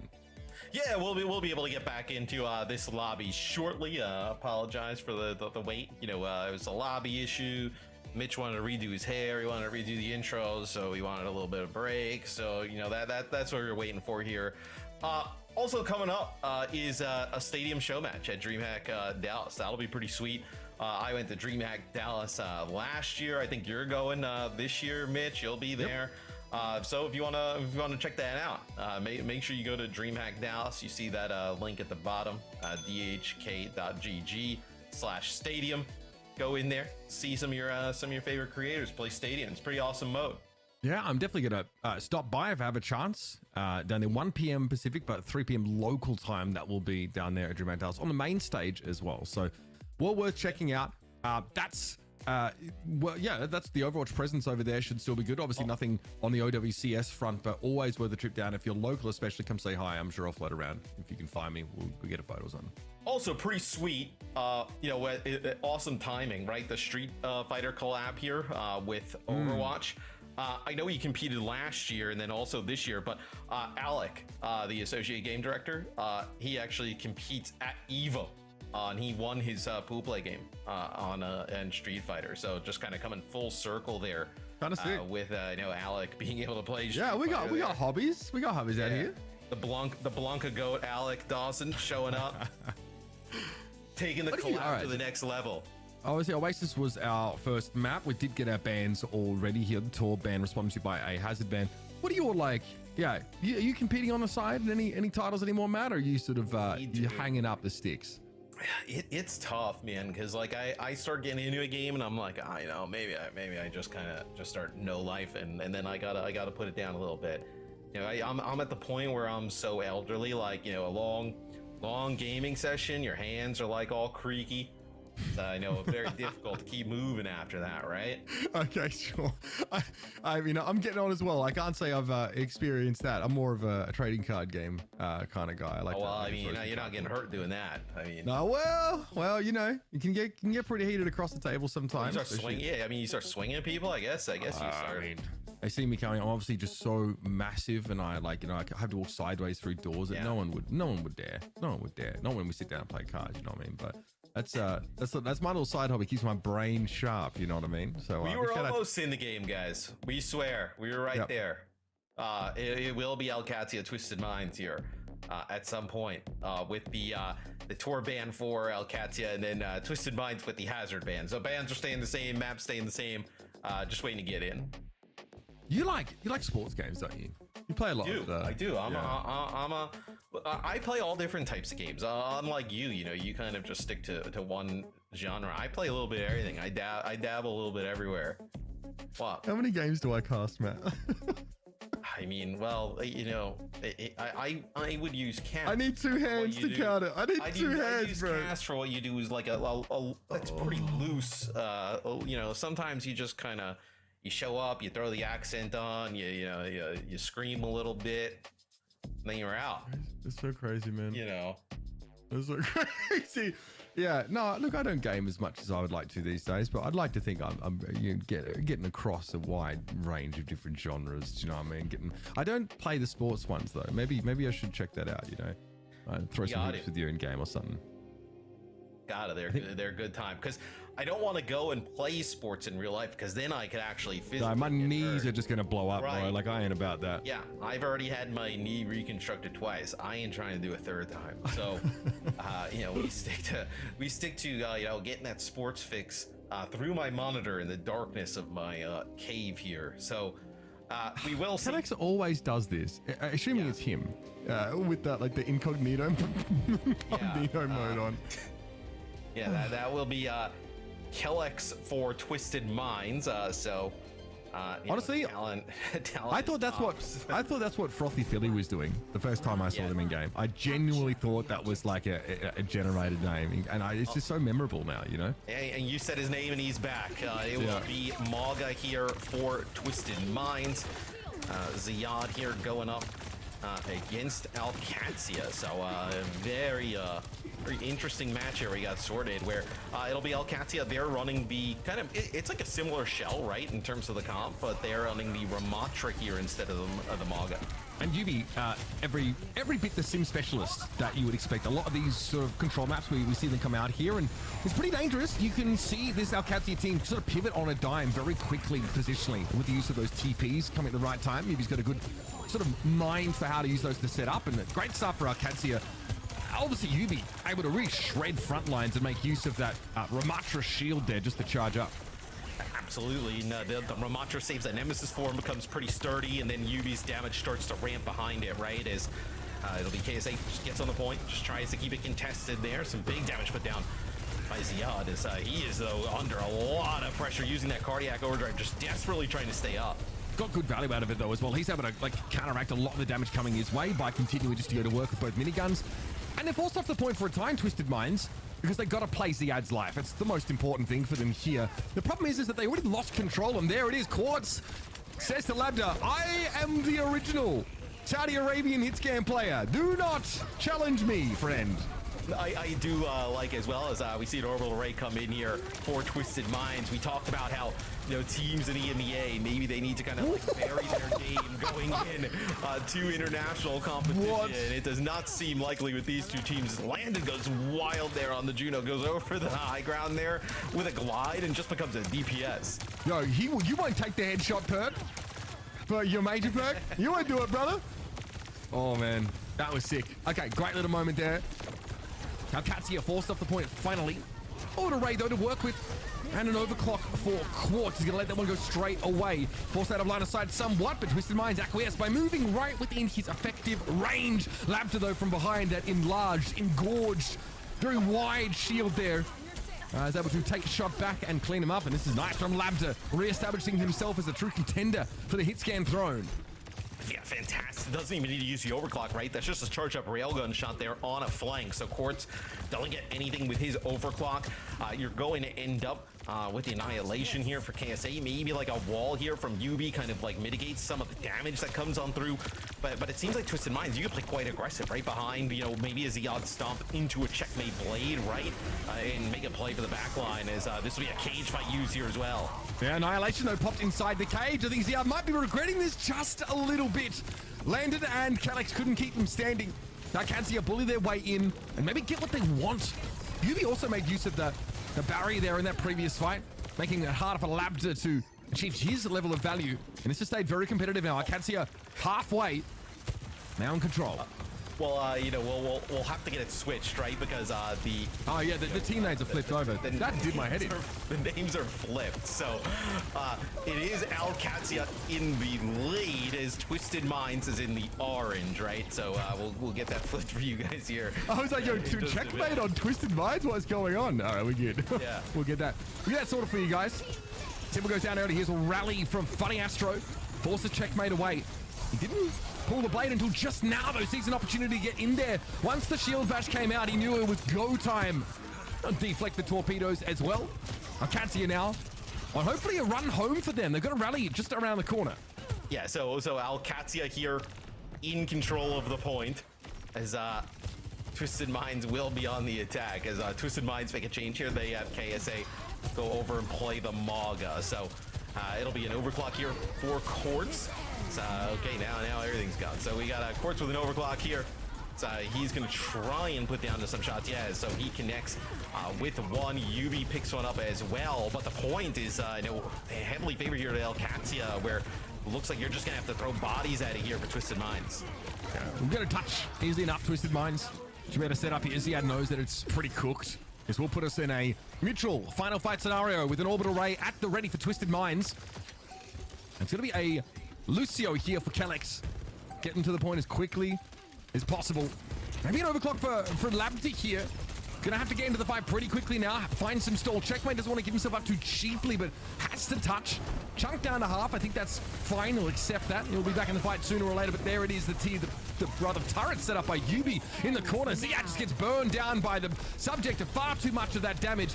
And Twisted Minds here managed to break back into the game from behind and find a convincing victory in this first round. Yeah, it becomes very difficult to kind of like work into some of those sim turrets, right? As you're kind of going in towards the point at the end. So although we talk about all the different variation that potentially EMEA is going to need moving forward, does not really matter here in this matchup, right? Both of these teams clearly don't want to play any sort of dive here, at least at the start. Really looking at like a standard EMEA Overwatch style of game. Quartz with 8.5k is pretty sick. I'm not gonna lie. Yeah. Just you know, returning to that position of dominance with 0 death. Yeah, we're only the 1 death, excuse me, over the course of the round. Very strong showing. KSA, you know, on the Ramatra has to deal with Ziyad, kind of work around that Malga presence, as the latter definitely has a little more staying power in the front line. Twisted Minds do well, and this little sim pocket pick has worked out well. On a map like this as well, I think there's a ton of applications, especially in terms of accessing the high ground easily. And to remind you guys as well, for Alcatia, talent as top, so that is Kellex playing, you know, has the streamer mode on. Yeah. They get some interesting names from him throughout the series, as he actually pushes straight through with Ziyad, gets the benefits of you know, land and speed ring there, and just takes control of high ground, just wipes the floor with TM. Great start for them here. Getting checkmate rolling is going to be pretty important. Remember, Gen.G, you know, playing without the nano, which is, we've already seen that obviously earlier on today. Extremely viable, very reasonable, but Checkmate has to respect things like Funny Astro's, you know, empowered shield bash during rally, the damage of Yubi just sort of blowing him up. Ziyad cops a face full of damage early. KSA, of course, on the Malga this time around. Quickly trying to assert himself on the point. Stomp won't quite connect, and it's going to be a cardiac overdrive here for Alcatia. KSA has to reciprocate there. The damage is good, though. Funny Astro just gets blown up there by Kellex. About the true veterans in that brig roll. And Alcatia will string another fight together. Yeah, very difficult here for Twisted Minds to get any type of control, right? Alcatia going to kind of set the pace here and really kind of dictate where all of these fights are going to happen, where for TM, you look across the board, these fights are also going so fast for Alcatia. You're not able to build up to anything that could result in a fight win. Maybe you take some space here. No, use like Yubi's TP even as like a threat. Yeah, you see it kind of used here potentially, right? And that's going to actually move Alcatia back, even though they don't actually use the TP. And that's actually a double knockdown there, and then they end up killing Ziyad. And Lab is trying to invest, I think, in trying to kill Quartz. Got a big chunk damage on him earlier on. This overclock is going to be enough on its own to force them back. Remember, 150 charge, very good, especially against these Malga comps. Without shields, Labda knows he can really turn it up to 15 and pump those right clicks in. So still, I mean, this is just dominating here from Alcatia. You're going to have the, you know, cage fight here in combination with a blade. You actually use Landon's orbital array as well. So everything thrown in here for Alcatia. Okay, so cage fight gets blown up pretty quickly. Quartz just, you know, tries to bring it down, but Alcatia just want to drag this fight out a little bit longer. Simple over the edge here. Twisted Minds are going to have one good fight left, but KSA's got to be hard pressed to get a good cage fight here. Alcatia may look to disengage away from this, play point, kite it somewhat, especially with Quartz coming in with an overclock. Now they read exactly where Yubi's coming from. Checkmate puts some damage into him. That's going to force recall as well. They do trigger OT. Yubi gets it done at least. Has to come back without a recall for another 4 to 6 seconds, I think. It's going to be a cage fight now on the point itself, but Quartz goes down earlier. And KSA, no one's really looking at him right now. Checkmate is obviously shackled in the middle of the point, but can dash up to the high ground here and will hope to get healed, but Simple chases him down with those pulsar torpedoes. It may not matter. Yubi there playing on the periphery. Labda gets caught out. Good stop from KSA. Twisted Minds might be able to flip this if they can just stay clear of Ziyad. So healthy right now is this Malga. A fight in the front line. KSA couldn't get the healing he needed, though, as Landon comes back. The torpedoes are connecting. Bloodthirsty as always. The Juno from Alcatia should give them the extra boost they need to even up the map. And Ziyad having that cardiac overdrive there, being able to just kind of generate all of that, you know, healing that the Malga can provide. They are not going to be able to cut through that, as Twisted Minds make some changes there towards the end just to get on to the point. So it will be 1-1 as we head into the final round. Curious as well, because we did see the Torb and the Hazard ban. We were like, oh, like, you know, maybe these kind of just don't really impact the game. Maybe there's a scenario where either of these teams would like to play that against the Malga, right? We've seen Nightmare in North America, well, Nightmare in Stage 1, play the hazard into Maga-based composition. So potentially could have been some type of counter playing around. As take a look at some of the stats at this point. Is Ziyad putting down some big damage on the Maga. Yeah, I mean, probably not a huge surprise to see Malga's starting to run away with the game. Someone obviously has been important for Alcatia is Labda on that Sojourn, kind of bails them out there with a really nice 150 sort of point overclock to deal with KSA. Burn that Malga down quickly is the name of the game, because he's obviously has a lot of sustain over time. First damage hard to find with his cop though. There's landed, brought down by Yubi early. A bit awkward in the positioning for Alcatia here, and Checkmate wasn't able to be a factor. I think so. Twisted Minds, obviously, like the sim can ramp over time. I think for Alcatia though, the sim has to be a little bit of a target because she is so squishy, right? Like sim is not able, kind of like wants to play in a brawler type of style, but doesn't have the health to really play in that type of style. Where it feels like if you're Alcatia, if you can get rid of that sim, then you have just like a massive advantage, right? I mean, then that's what Labda really is looking for Yubi in a lot of these early fights, and you've got to play a really particular style. I know a lot of teams just wouldn't dare to try doing it here. I mean, this is the problem. Checkmate is pretty scary to deal with. He's already found 2 backliners, by the way. Caught some funny Astro falling by his cyborg hand, and yeah, it's a pretty comfortable cleanup. But often Labda's just like saying, hey, if I can just get a headshot on this sim, chunk them really low, it's so easy for Checkmate to convert that. Pretty rare as well, right? Because like typically with this point, whoever gets it first, we see them actually have a pretty long, substantial hold because it's so easy to contest, but the fights happen so fast. And Alcatia actually pushed Twisted Minds all the way basically back to their own choke, where they only get 21% off this. Like that isn't really much at all here. It'll be a sim barrier thrown in. It's gonna be a blade here for Checkmate. No cage fight though to group players up, and nice peel here. Use the tree. Trying to keep the supports alive. Use the tree.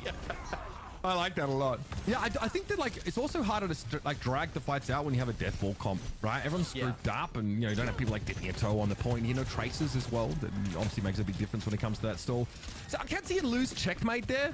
They probably feel fine about that. They can, get off the point a little bit, or just like soft contest it as they are right now with the Brig, because Galax, if he gets pushed, he has a rally just to throw straight away, and this is simple. So Twisted Minds get dragged, drawn out into the town square, have their ideas exposed, and also their brain matter apparently is simple. Ate that headshot instantly. Dude, and Alcatia, they're in a perfect spot here, dude, right? I mean, you're gonna have both support ultimates online, cage fights as well, but still favors the team in control of the point here. Labda as well, picking up that first kill. Is you tell me what's going on. What did Felix say? All right, do the stuff. Do the yelling thing. 2 rallies, 2 orbital rays, 2 cage fights is all you need to know about that fight. So both teams with like the same 3 ultimates to work with, but Alcatia already has such a big advantage, and KSA was really low as that fight began. And now just the Diva to try and get back to the point, right? You're gonna get a TP on through. Quartz just trying to touch there on Tracer. Just gets deleted by the Brig. Is the last 2 rounds not been pretty for TM. That's gonna be Alcatia taking the first map. So a lot to take away from this. I think the first impression I get is that these 2 teams have relatively similar styles. I think the classic flair of UB as a Symmetra player is probably always going to be present, especially on these control maps. Samoa is like a map where I've seen him do some pretty egregious things, but they both want to brawl, they want to play strong front lines, and they want to pit Labda up against Quartz as often as possible, which is kind of crazy to see this high-flying matchup where those 2 used to be on the same team. Labda never touched the hit scan at all. He's been able to adapt, move over to that role, and look fantastic here. So great stuff for Alcatia, but I think the closest of the game kind of mirrors the weight of predictions from our fans at home here. Is this even the style of play that most people will kind of come to the conclusion of, right? I mean, this feels very Stage 1, where at least in our first series, right, of the day here in EMEA, we saw a lot of like dive, a lot of different types of styles, where this is going back to kind of a lot of what we saw, right, with the Maga versus Ramatra, maybe some hazard in the mix as well. Well, I think it has a lot to do with the fact that it's KSA versus Ziyad as well. Yeah. Like, which one of those 2 would you say is an accomplished like Winston player, for example, or not even accomplished, but Diva, but sure. So I can see Ziyad and KSA feel like they have similar pools. TVNT is the option for Twisted Minds to bring in. I saw TVNT played a lot during a time where like Orisa was quite ubiquitous in this region, but It could simply just be like a stylistic approach based on what's available to this team. But remember what Christopher said in that previous interview. He says that we actually feel like that amongst European teams, we can kind of do things that no one else can do. And that might be because, like, think of the other tank players in this region, like Mag, KSA, Ziad, Vistola. Who are the Winston players? Not many, right? Like you would, I mean, and I think to, Christopher's probably point and probably realization, it's like, that if you're looking at like import slots for EU, right? Like you're looking at like tanks, right? Like somebody who can play all the different types of style of tanks. Like if you can import a player of that, like, Heesung, you see the difference it makes for the ultimates and how they look, being able to have a Winston kind of, option, and same with Ball. It just kind of changes the dynamics of your team. It's why I think the VP picked up Icenom, to give them like a second tank option.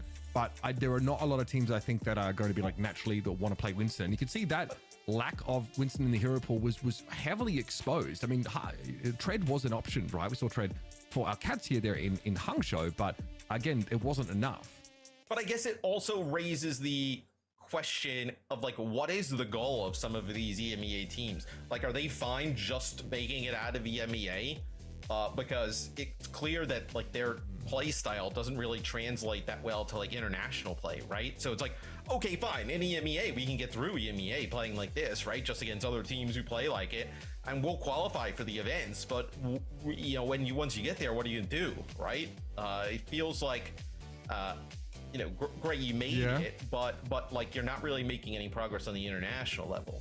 I still think there are a number of Winston players as well. Like amongst, remember, because Tread went to Pebs, right? So they have that option. Also, Skytor is a Winston player on that quick esports roster that comes in. I don't know like how much we're gonna see from him, but there are like 4 Winston, sort of like known Winston players amongst what we have here. So New Junk City is going to be the selection here, not Suravasa. Again, this is the kind of map that lends itself to more of those brawl style comps. So we just happen to find ourselves, I think, in a matchup where both teams have a pretty similar inclination. I don't know if it's going to be a definitive style. We're going to see more dive play in EMEA this year, but I don't know if it's going to be nearly as much as what we see in other regions. Would TM ban Maga if they want to play like a Ramatra type of brawl, right? Yeah, you certainly can. Like I said, I don't think that there's any way that you...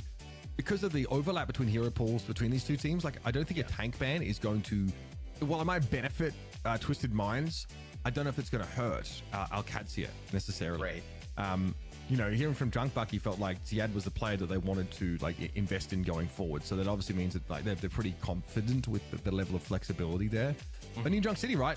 We see a ton of Soj on this map. Obviously, no Freya yet from that first map. She can be an option, of course, but lacks the lateral mobility that Sojourn has, right? It's a Quartz player for like a second, right? Just to get back to the point. But yeah, potentially like some Freya options. I would love to see Quartz play the Freya. It seems like a hero that would definitely fit his style of play. So we'll get an idea what each team decides to ban. I think for Twisted Minds, like if they want to play like more of a Ramatra brawl, I think you can definitely get rid of the Maga. I think, but maybe you save that for a little bit later, right?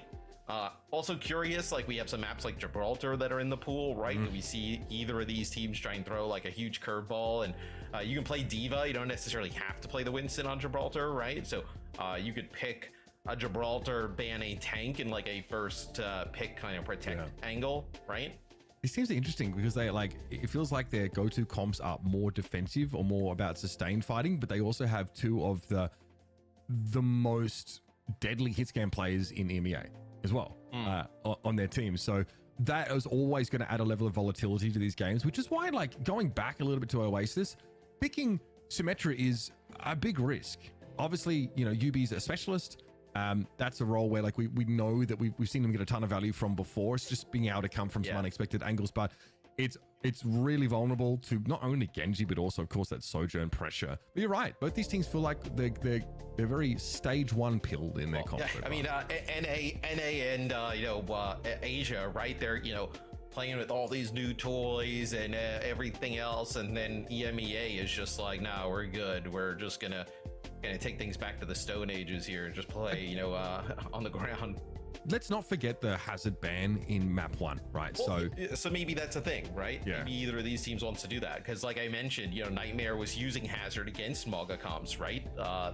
during their stage 1 run to really good success, right? So maybe that's something that some teams like worked on would like to try and replicate. So maybe the hazard ban for TM there in that first map is more impactful than we had thought.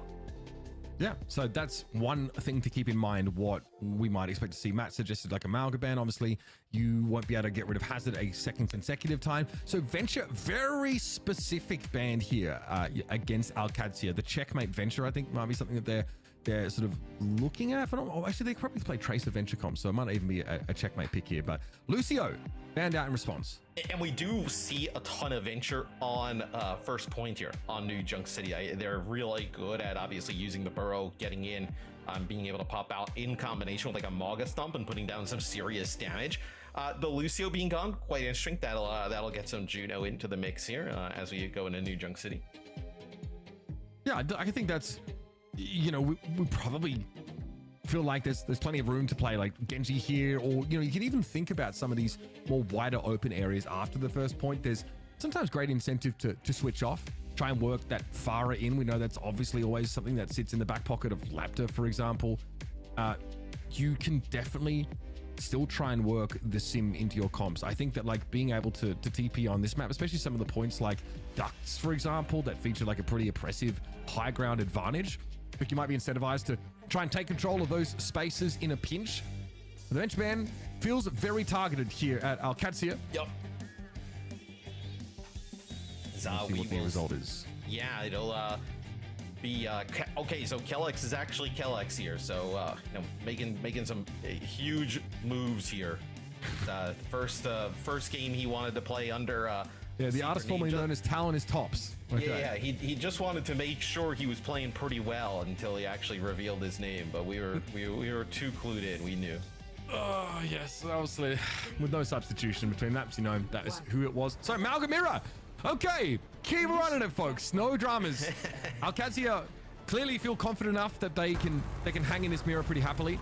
It will be like Gen.G Sojourn for Alcatia, and Twisted Minds again, they want to play this sim style. So again, this we have with the concentric circles with like, this is a relatively tight trope all around the point. So you can set up those turrets, have some impact.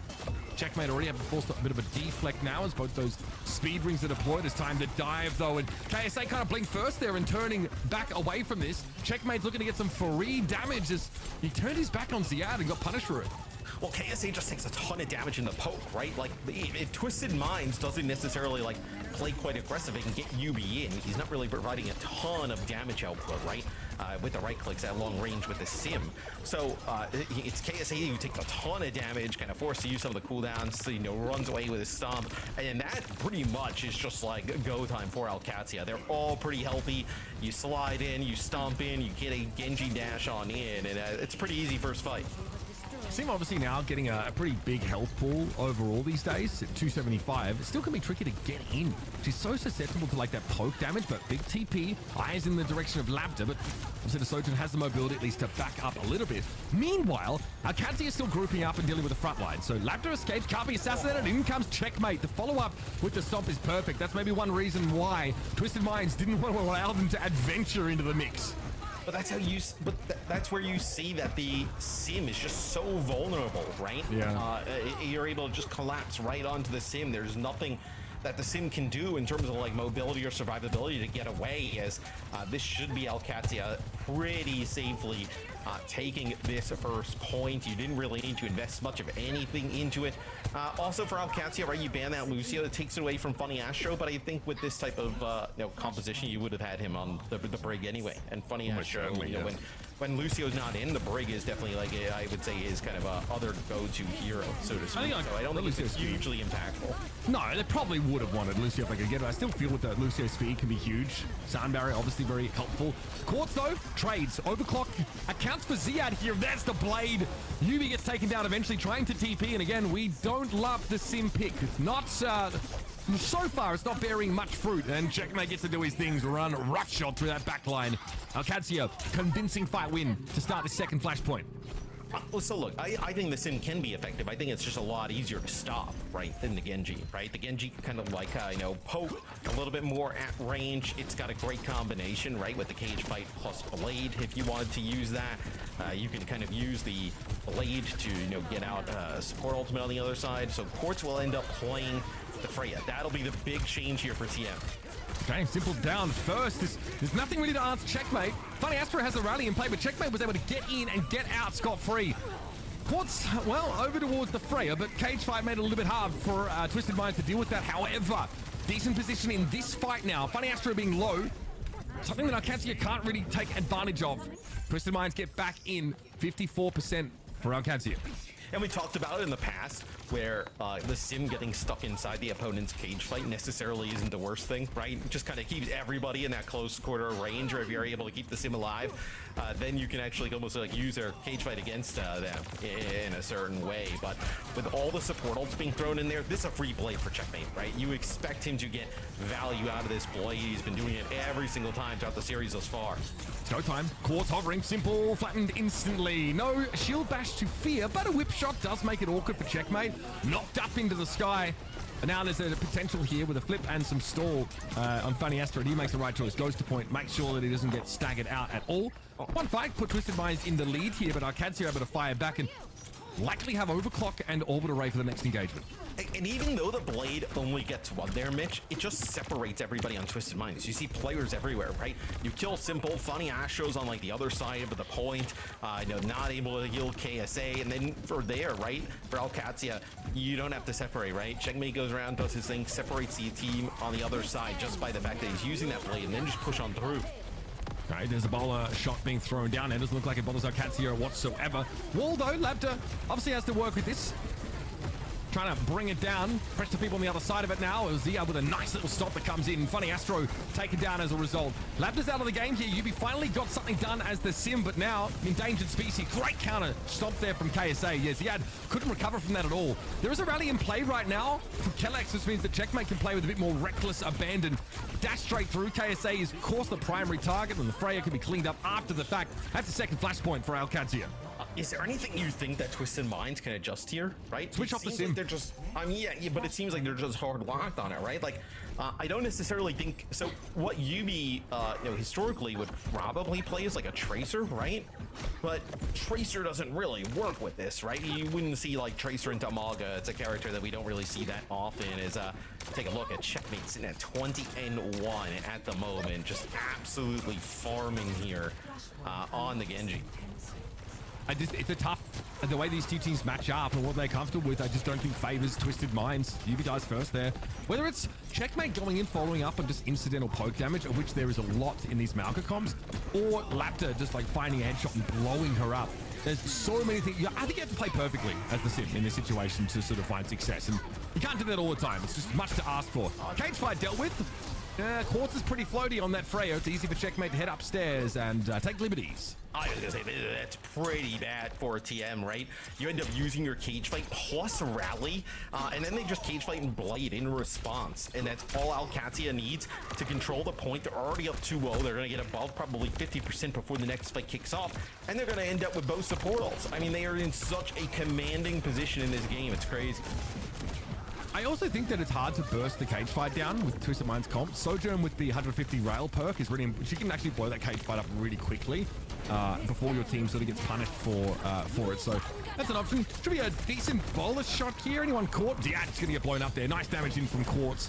Alcatia concede the point because they build two support ultimates to try and win the map here. I'd be surprised if Landon dared make use of that orbital ray. He does. I mean, he does. They even it up. Yeah, they even it up at 3 players apiece, and they have the rally here. So it was that double support like I was talking about.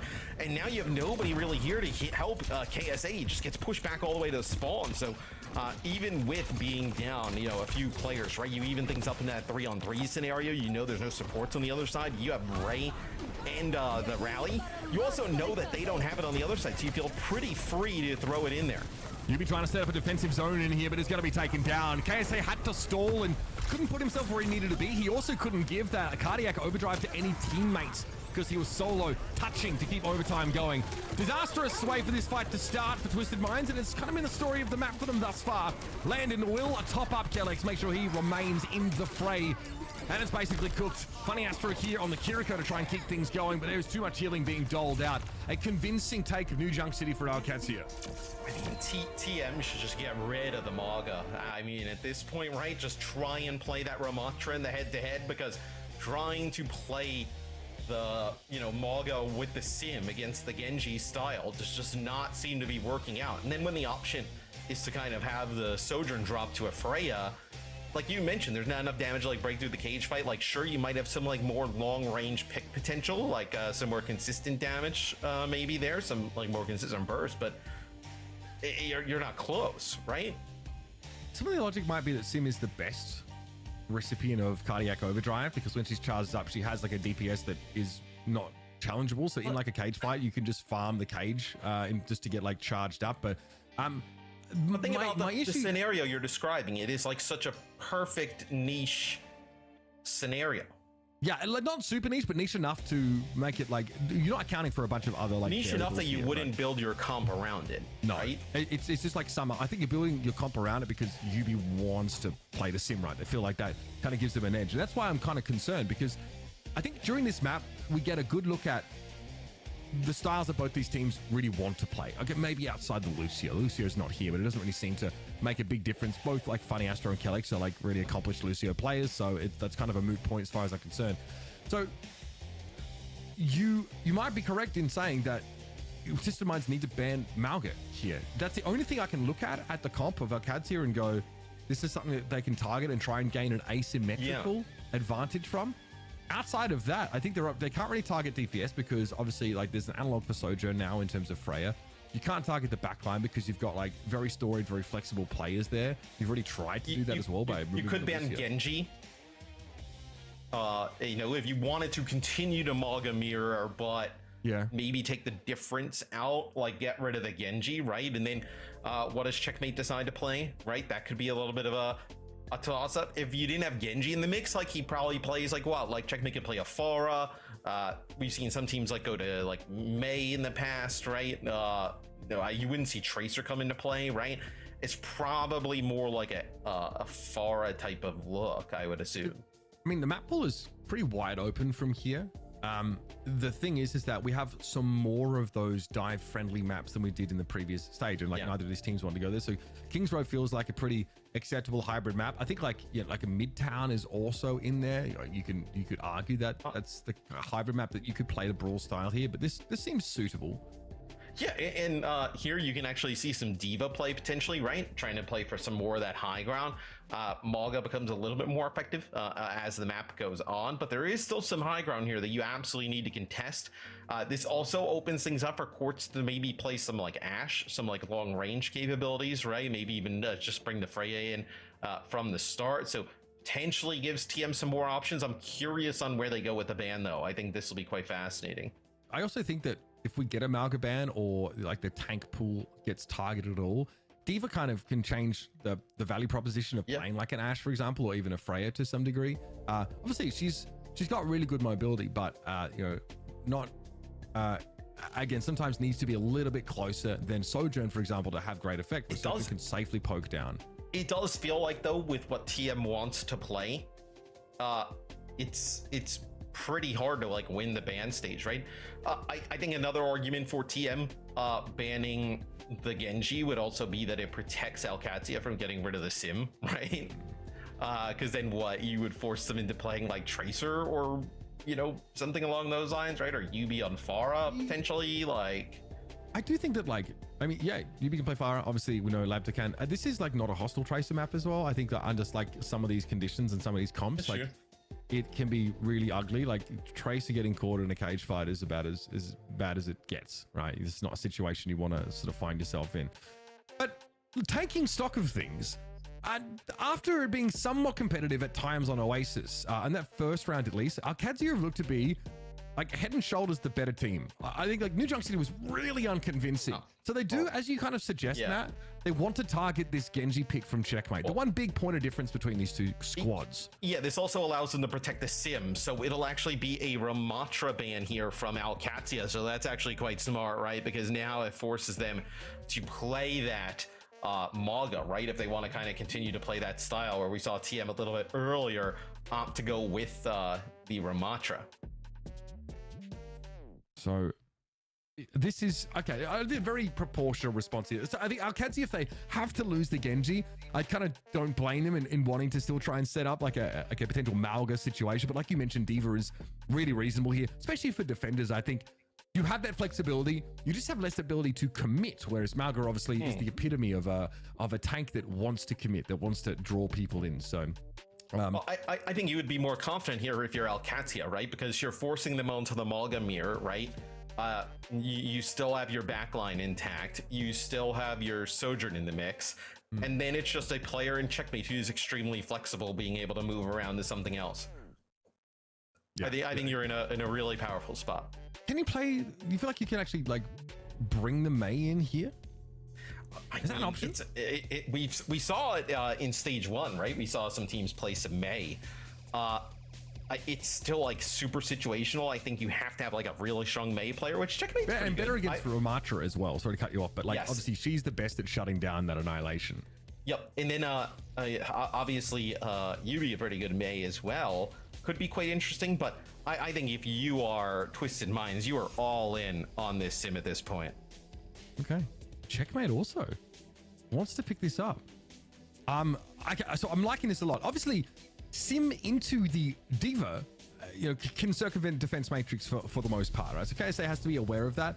But again, I do like it gives Twisted Minds the ability to disrupt that backline a little bit and create a lot of space for what might be an Iari here from Simple.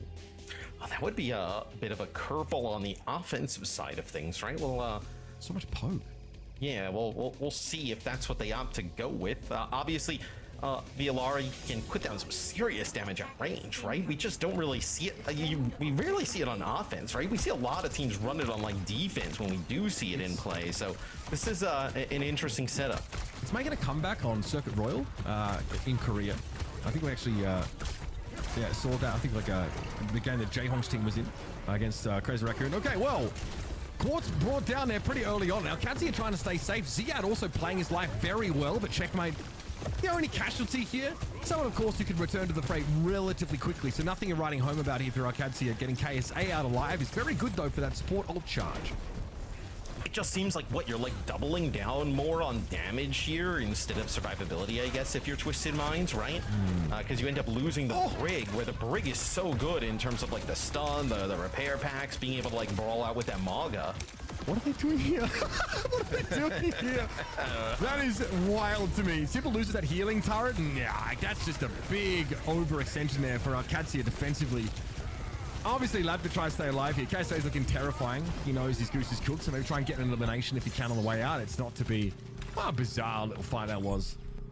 Yeah, maybe a little too far there for Alcatia, as now Twisted Minds able to get the point off this. Checkmate is still stuck behind enemy lines. He's still in the spawn of Alcatia, Twisted Minds. So Checkmate will fall. So that is going to be Twisted Minds taking first point. Now they'll start to get the payload moving. I'm still I would still say like jury's out for the comp, right? In terms of how it played. I think Alcatia just they got off to a great start. It's just got a little bit too crazy there towards the end. They're definitely threatening a snowball now, though. Twisted Minds. Yeah. Like a pretty ballsy fight. Remember that like KSA got out alive after being like 5 HP, so Simple and Funny Astro, Sword Ultimates are online. Oh, the combo! Oh, that's so dirty! Captive Sun meets Bowler Shot is absolute filth, man. Wow, Alcatia never stood a chance. Oh, there's no possibilities of being able to heal through that, right? I mean, the bolo shot comes out, does an explosion. Captive Sun as well, obviously starts taking with the damage. No way, even with the support ults, like with Landon and Kellex having an orbital ray and rally, you're going to be able to heal through that. So really sick combination there from Twisted Minds. You now have a cage fight, right? That they're actually going to have KSA drop right around this corner. They want to protect them from potentially even trying to touch the point. Okay, so trying to set a far forward zone here. Lapta A little dangerous there. Able to be kept alive though by Landon. Now Alcatia though, they do have a distinct ult advantage here. No flashy combos like we saw from Twisted Minds necessarily, but good old honest Overwatch here should give them a bit of an edge in this fight. Landon's able to throw that orbital ray down here. They want to get aggressive, want to come forward. Quartz here with another bowler shot deployed. Damn, Twisted Minds built that pretty quickly. And I think it's going to be tough. KSA gets just topped up in that front line. And here's that symbol being thrown down, but Checkmate's under extreme duress. Chased down. Nobody can really kill KSA until right about now. And Ziad has an opportunity to flex his muscles a little bit more, but there's no healing for him either. I like this Twisted Minds look a lot better. Yeah, it seems like now that you've got the Gen.G out, right, and forced them off onto a sim to like mirror, it seems like you have a little bit of advantage. I also think that Simple coming in, playing this Illari is definitely been a bit of a change of pace, right? The Illari plus the Freya. So we'll see that second checkpoint here now in favor of Twisted Minds. A lot of time in the time bank here, Mitch. This is going to be a Captive Sun really early. Yeah, nice connection there. Simple has to do a lot of work themselves there. Labdor ends up falling to Quartz at long range. The Twisted Minds really exploiting Alcatia here. They definitely feel comfortable still involving that sim. And I think that Liari is a huge point of difference that is giving TM a nice little edge. I mean, obviously Simple opts not to combo the Captive Sun there with Quartz. Oh, it's going to get eaten anyway. That bowler shot goes away. But still, it gave them so much space, right? The Captive Sun and then pushing up, being able to get those kills, right? Even if the bubble shot doesn't get anything there. Look at this, they're already around, you know, that first corner, right? It's very difficult to move around at times. Now, moving into this part of the map, Ziad goes to the Diva, right? Because you want to try and control some of that high ground. Okay, well, wall comes out. This is nice. Look at KSA charging into the back line under the cover of that sim architecture. Ziad gets back onto the safe side of the wall, but is very, very low and can't compete in the fight. What a stop there for KSA. He knows there's going to be a group up there between Ziad and Landon and punishes it heavily. Now, cage fight thrown down for extra value. Kalex Lucio only able to stall for a short time as Checkmate will be fed to the wood chipper. I'd say 3 minutes and 14 seconds, 15 seconds. Pretty convincing, wouldn't you? Oh, I mean, that is sick there from Twisted Minds. Are you surprised that Alcatia just sort of started to run the sim? Like, I'm a little surprised that that's the direction they went because they were having so much success in stopping the sim on the other side, right? You know, maybe they feel like that their next best look is, you know, running that sim after the Gen.G, but with how effective they were against sim, I'm surprised they decided to just roll right into it. Tough round for Checkmate. You can see the damage output from Quartz here is pretty impeccable. Yubi not having to do too much, but just to be consistent there. I'm a little surprised. Against like a Sim Iari, there might be some other options here, like in terms of other flankers you can try and work towards. There's so much poke though from this Twisted Minds composition, and I think that, you know, Alcatia really don't have a way of mitigating that. The Diva switch comes in really late in the day for them, after they've already been sort of farmed. They got snowballed really hard through the second phase, and then Alcatia lose a fight they're supposed to win, realistically. When they have both support ultimates in cage fight there in the second phase, they end up getting owned by Yubi's wall. It makes it really hard for them to actually like exercise their win condition. They do lose a little bit of poke here on the defensive side of things, right? Not running the Illari, right? Simple will end up picking up the Kiri here, but I'm curious for Alcatia, right? Do you just completely drop this Maga? Like, are you gonna just play this Diva on offense? Gives them a little bit more high ground control. They're gonna be able to like poke a bit more, right? You know, just try and like, you know, dwindle over time, you know, take out TM. We'll see if it pays off though. Ooh, you see Simple has the TP straight out of there. Yeah, I mean, they've done a great job taking this space. That obviously is something the sim offers you. Now, I get the Malcolm does not want to be stood out in the open. So they back away. We flip the map essentially and can start to at least tease a cap. You're looking for the charge here from the Malga. KSA wants to get as close as he can before initiating that charge, so it's just, it's not telegraphed at all if possible, but already a free tick here for Alcatia. Yeah, they've kind of like flipped the map. It's made it very bizarre here for TM. Have to try and come back in, but I also think that as you're seeing the fight go in the way of Twisted Minds, once they kind of force that fight on the low ground, that's the fight that they do want, right? So although it's Alcatia, you know, rotating up to the high ground, forcing them down low, once Alcatia has to come down and actually kind of try and take the objective, that's where Twisted Minds can fight on even footing, right? They don't want to fight Twisted Minds low to high ground. They want to fight an even turf. Yeah, I mean, in that sense, though, the footing's not even because in a pitched battle, this Malga comp is always going to outlast the Diva one. Like, Ziad does not want to actually, you know, plant his feet and just hold M1 in these situations. So as long as KSA can set the terms of engagement that Alcatia have to face them like head on, he's always going to win. That's why we're seeing this contortionism from Alcatia to get into a good position, then drop down, and then to rotate your diva onto the point, rotate Kellex. They're trying to apply some degree of pressure. But when it comes to actually winning the fight, they need to rely on like a drawn-out engagement where they can poke that Malga down. That's dirty. Quartz flies overhead. Bowler shot committed. Labda down to a torpedo. And then Quartz immediately gets back to safety. And it just does not seem like Twisted Minds is giving them anything to go after, right? You're seeing the speed come in there from Kellex. You're also seeing them kind of use those TPs, just trying to catch anybody out. They're not able to find any targets. They're just kind of like left circling the map constantly. As this has been a really good defense here from Twisted Minds. They feel really uncomfortable, Alcatia. Yeah. Nightbuck said actually, in an interview with Commander X, he feels like his team is actually really easy to ban out if you know what to target. I wonder if he was alluding to the checkmate Gen.G to some degree. It's definitely been a little bit tough. Sound barrier here used by Kellex. Quartz is out of the game. Ziad is able to find a dive target finally. Now they've got to play on the point inside the enemy Kitsune Rush, so self-destruct here will be, shoved through the wall. No connection there. KSA a little low. Ziad gonna be knocked out of mech again with an orbital ray in play. Twisted Minds have everything they could ask for from this ground fight. Oh, I mean, you're also going to have Alcatia use their sim wall here towards the end. Labda end up using the overclock. They feel like they need this fight. It's going to be a cage fight as well here from KSA. You're going to get Simple back into the mix, just trying to keep him alive. He will end up falling, and this should be Alcatia. You're going to get that second checkpoint, then you're going to get the objective. Hard fought. Make no mistake. Alcatia had to pull out all the stops to get going on this map, but still with a minute in time bank gives them a pretty respectable bit of leeway heading into the second phase. Landed also getting close to another Kitsune Rush. The previous one got awkwardly used on the high ground in an attempt to respond to Quartz hovering over there with a bowler shot. It didn't really make the difference for them there. Do you feel like this comp though for Alcatia gets better or worse here in this part of the map? I feel like the strength of it is in the first and the last phase. Look, I think the sim can play like these corners a bit better, like set up some TPs, because Twisted Minds are going to want to push into them. When they lose the choke like this though, I think that's a pretty scary situation. The map gets flipped again, by the way, so TM obviously are defending. Now, I love how they're just setting the rules of engagement so that Alcatia have to engage, but the Kitsune Rush is going to help the attackers to that effect quite substantially. They only lose Simple, though, and they're able to disengage from that, so pretty efficient. KSA, okay, maybe just gets caught out as well. They sort of avoided Snowball in this phase of the map, TM. Yeah, we're just trading sides of the map with the sim TPs, right? TPing to the other side for both teams, and then we're TPing all the way back. Is KSA now will match the Diva, so they feel like potentially this is giving them some trouble. So we're off of Maga for both sides, and now into a Diva head-to-head.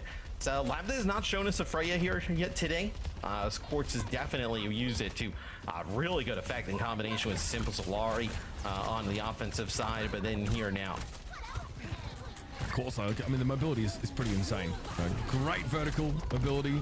Just be able to hover for a period of time is good. So Sound Barrier here, you've got to get good value out of it. And again, it's a fight where Ziad gets a first pick. It's Yubi again, the theoretically squishiest part. But Quartz being able to find Labda there with that latent explosion is pretty huge. And Checkmate definitely isn't favored in a pitched battle against the Freya. He's able to TP back to the high ground. Alcatia, again, make it topsy-turvy land here. Map gets flipped, but the checkpoint, crucially, is about to be picked up. Self-destruct popped, avoided though for the most part. Remech damage rather going on to KSA, but the damage is there for Twisted Minds. No real reason to give this up here. TM should be able to hold.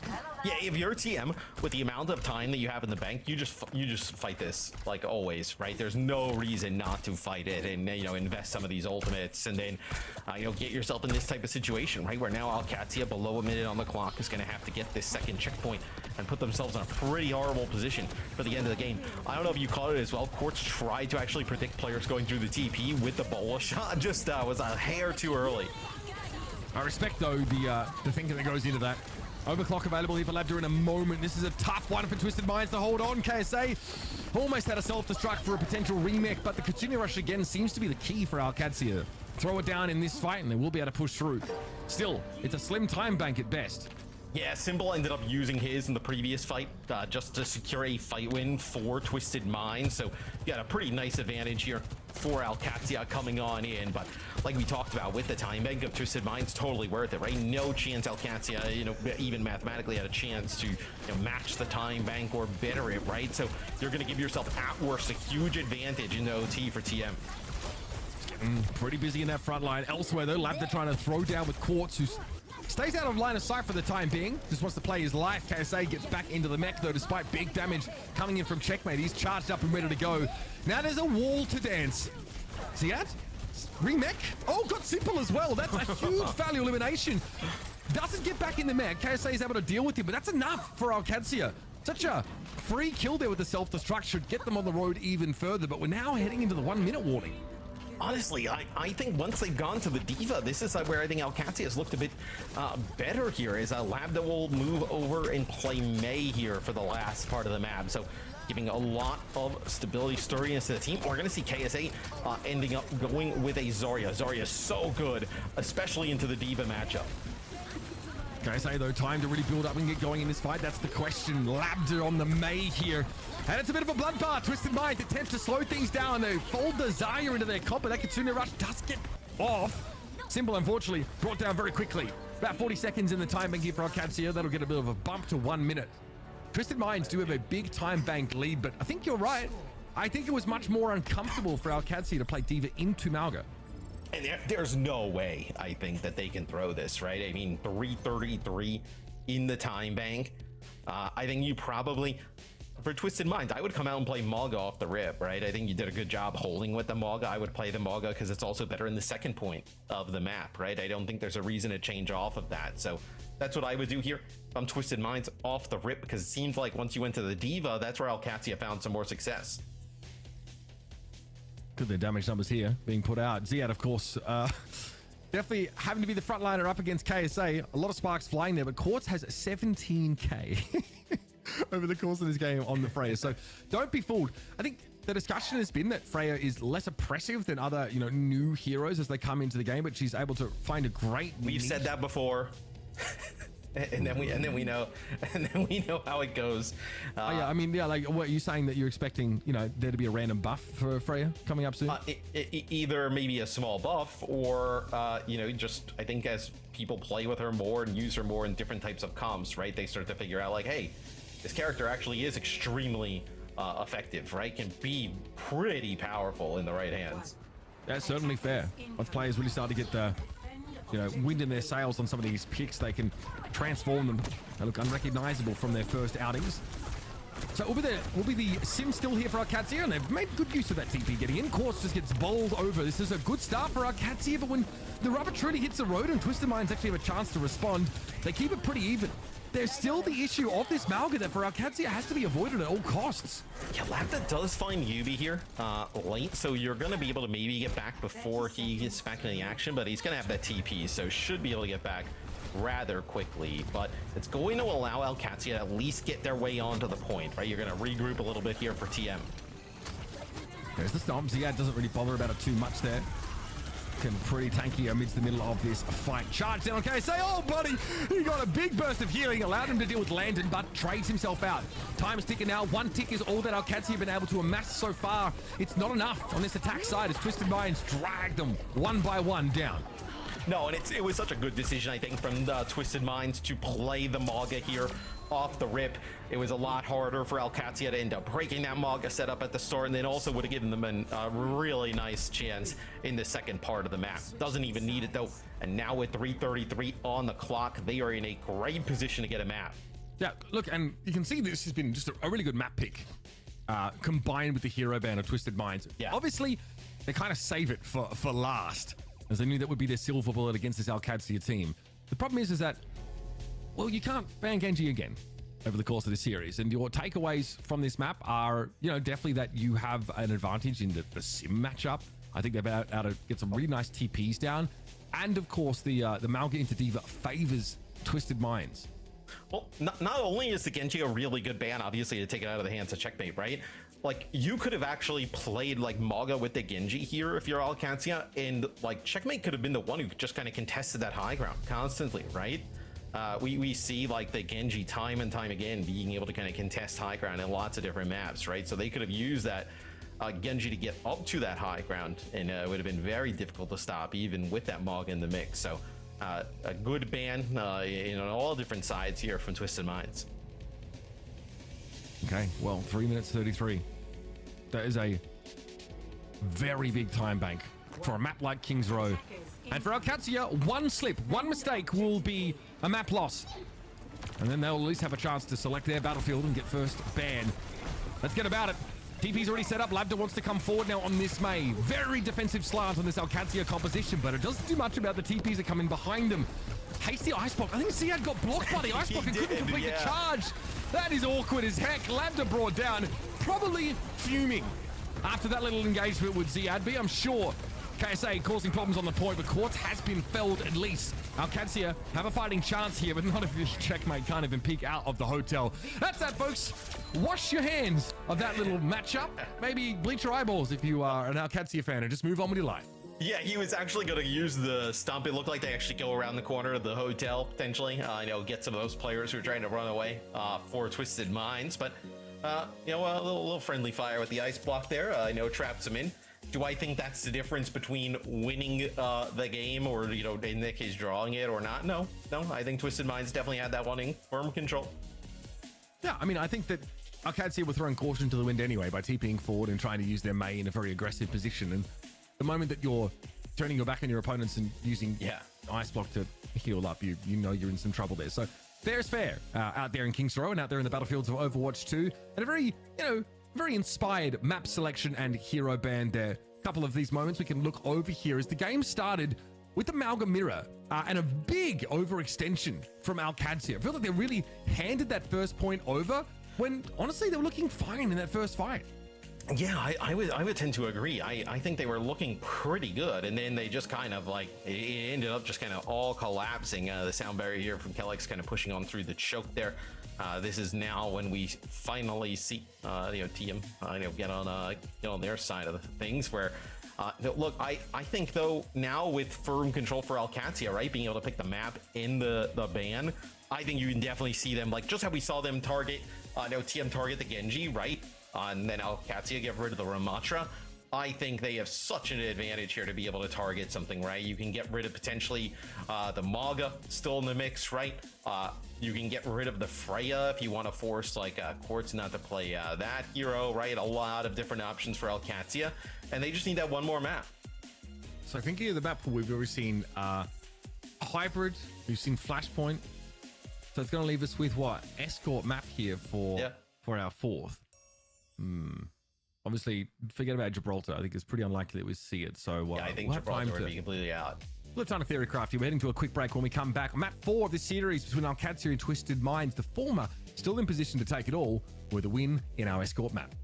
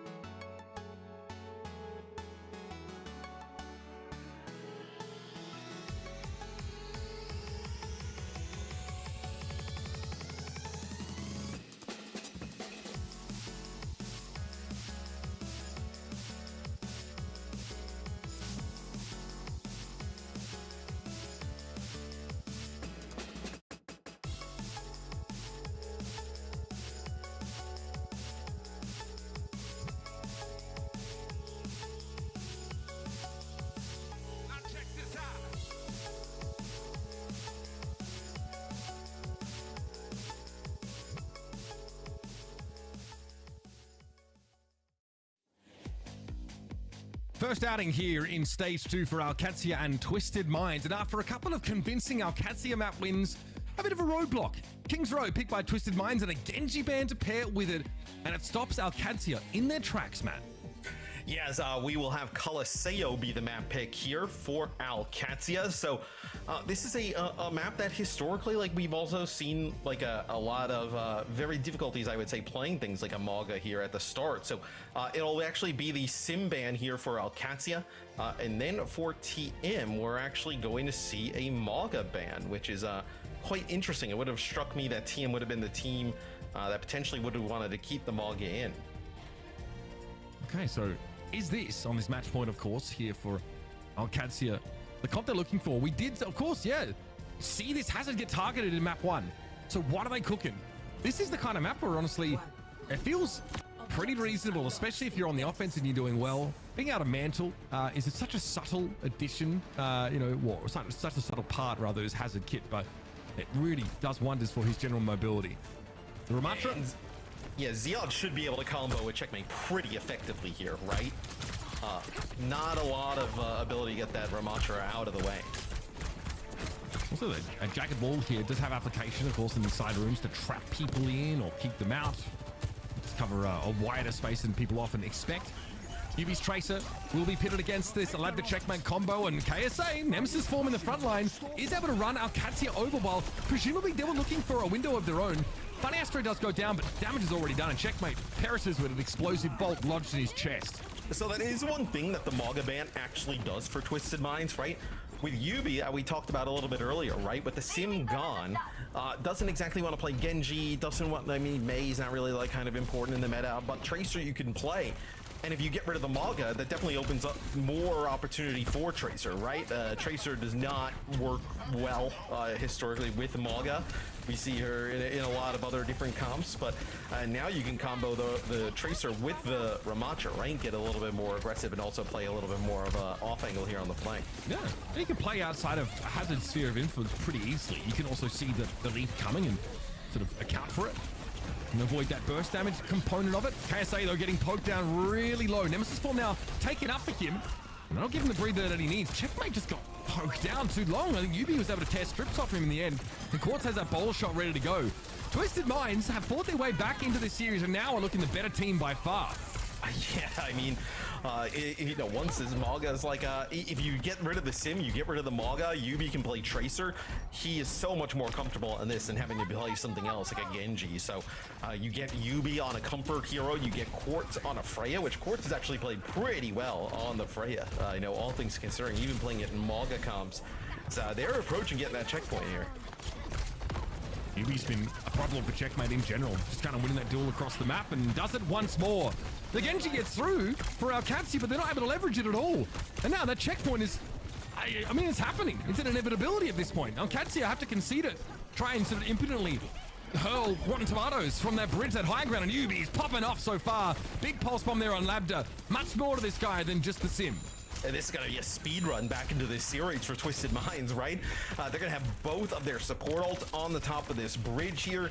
Ziad has really not made any impact on the Hazard thus far, right? And it was actually Twisted Minds in map 1 who banned the Hazard, so definitely we're a little bit scared of it. Is all landing gets hit with a bolt there from Quartz as he gets taken out right as he uses the Ray. Alcatia do get themselves a bit of a foothold here, but it's nothing to write home about. Checkmate is still struggling over the course of this map. Obviously, the Annihilation is drawn out of KSA. That feels like pretty high value for them. Spike Guard mostly avoided by Funny Astro, who just does not respect Ziad whatsoever. Labda, though, might be more of an issue for the Brig as a railgun comes in from the periphery, takes him out. Yeah, but they've already given up to 89 meters, right? You have to feel amazing if you're Twisted Minds here. So Alcatia will finally get control of the bot. And with the way this map works, Mitch, right? We know this next fight's probably going to happen here towards mid-map. So you're not even really going to gain anything here for Alcatia. You're going to gain a little bit of meterage, but nothing impactful, right? As actually going to gain nothing as KSA steps out with a barrier there to contest. Yeah, sets us back to parity. So now you've got to fight through the orbital ray of Twisted Minds. Checkmate looking for a blade. Ooh, watch out. Gets hit with one of those Freya right clicks and in we go. Checkmate wants to threaten a little bit. Here's the orbital ray now being drawn out. Blade is going to be pulled though. Quartz gets in there. Kellex caught inside the bowler shot and Checkmate's done well. Again, a naked Blade Checkmate always good for, you know, 1 or 2. That is not enough. Yeah, good for 1 or 2, but the bot going in the complete opposite direction is Vortex thrown in here from KSA, trying to actually end up protecting Quartz. That is actually really sick, because KSA, he throws the Vortex over towards Quartz to kind of protect him, turns around, picks up another kill, and then doubles back to protect Quartz and finishes off the player just kind of hunting Quartz down, which is checkmate. So really nice play there from KSA. I mean, we're starting to see like the skill expression available to you on that Freya as well. Yeah. Very hard to catch in that moment was Quartz. Simple down. So again, Alcatia able to fight back, but only in their own half of the map, it seems. They even spent a downpour in order to do so, which is all fine and dandy. But they have to generate some forward momentum here instead of just getting reset constantly. Right, because now you're going to get, what, another fight here towards the mid-map. We're already about halfway through the game. You need to make, you know, start to chain some of these fights together. 2-3 fights in a row. It's even, you know, climb back into this game here if you're Alcatia. The one benefit would be is you do have this overclock, right? Overclock is a ultimate that just on its own can change the tides, and that's going to be a kill on a symbol with a headshot. Now we're cooking. Yeah. Alcatia have an opportunity to even up the game off that, basically just that pick on its own. The fact that Landon now doesn't have a long fight where he's forced to use that orbital ray himself puts Alcatia in a reasonable position, and they've got good answers. It's the Annihilation that's always going to be concerning for them in this fight, and they're going to have to fight at least once more for the checkpoint, but finally, they're headed in the right direction. Yeah, getting very close to the checkpoint, about like 35% here on the board. Well, Quartz does have this bola shot, right? So bola shot, if you're going to play like, you know, maybe the supports close together, right? Kellex does not have a sound barrier built at the moment. So you have to back out here, right? Because as we talked about on Colosseo in the past, you don't want to kind of fight into this high ground, right? So you're trying to bait Twisted Minds down into a spot that's a little bit better for you, but it's actually going to be Landon using that orbital array and push right through the choke. KSA's going to annihilate late, though. If he can find 2 here, he's good. Great stick from Yubi. That's an opening of the window here for the Twisted Minds, but they need a little bit more. Ziad here can just burst KSA down. As good as Annihilation is, it's not enough, especially when there's so much healing there for the hazard. Now, Alcatia might still have to fight once more for this, but look at that Naked Blade for checkmate that last time was able to find 2 kills, and KSA has decided it's time to move over to the Diva now, as there'll need to be a lot of up and down transition on this part of the map. What do you think about the Diva switch, though, here? I think the Ramattra was doing pretty decent against the hazard. I think this Diva gives an opportunity here for Alcatia to get back in the game. I think it's fine if Alcatia don't disengage, Matt, but if they move back to the low ground, where they give that high ground to Twisted Minds, then the Diva is not nearly as exciting a prospect. Yeah. If they're fighting hot and heavy, like where the bot was at the time, then it's a different story, but I love this. This is so rude. This God! For Alcatia. I mean, because they actually kind of like semi won that fight, right? Like you were getting trades there, you could have gotten a little bit more progress, and if you did end up losing the bot, at least it goes back to the middle of the map. But Simple just sends it the complete opposite direction, so that's just a gut punch to Alcatia. Getting very close to getting that checkpoint now. I mean, not even in the vicinity. Devastating. With 2 minutes 30 left on the clock. Not even that first checkpoint yet. Twisted Minds are able to do that and get some extra meterage, so the deck is stacked against Alcatia. Is there an ace up the sleeve? KSA forced out of position there, taken quite low. The Diva might get awkward in parts of the map like this, but KSA had no choice but to sort of stick to it, so will be an advantage for Alcatia here. I think we're watching closely to see if KSA thinks to switch. Yeah, I'm curious kind of the thought process here for Twisted Minds, and if they opt to go with something else, because you'll get closer to the checkpoint here for Alcatia, and this is going to be Alcatia's best chance here, Mitch, right? Because you're going to have both support ults, you're going to have the downpour here and overclock. You can take control over this bridge area, right? So deny some of the high ground, and then you can kind of chain that into a blade potentially in the next fight. Nice moves there from Labda. Obviously takes the extra dash perk, but again, the bot's being stolen away. About to run away.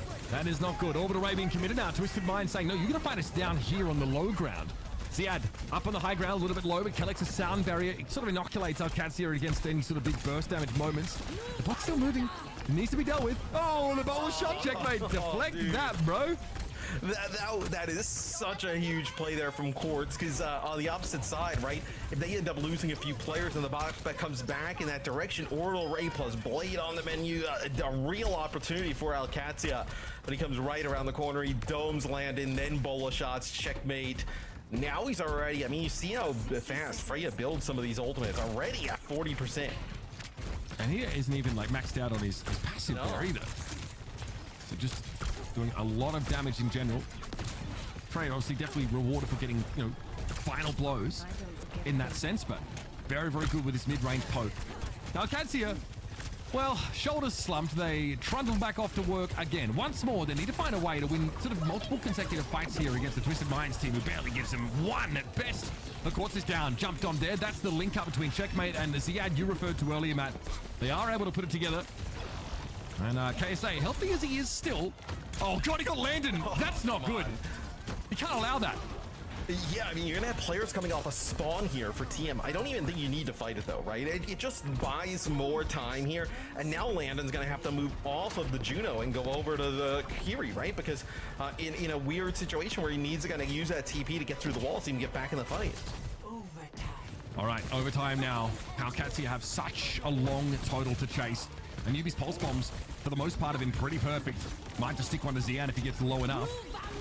Meanwhile, KSA traversing high ground and low, trying to control that bridge if possible. Oh, Quartz is too clean with it. Lambda taken down. There was a boulder shot involved there somewhere. We didn't see it, but it didn't matter. Quartz is having an outsized impact on yet another fight on this Freya.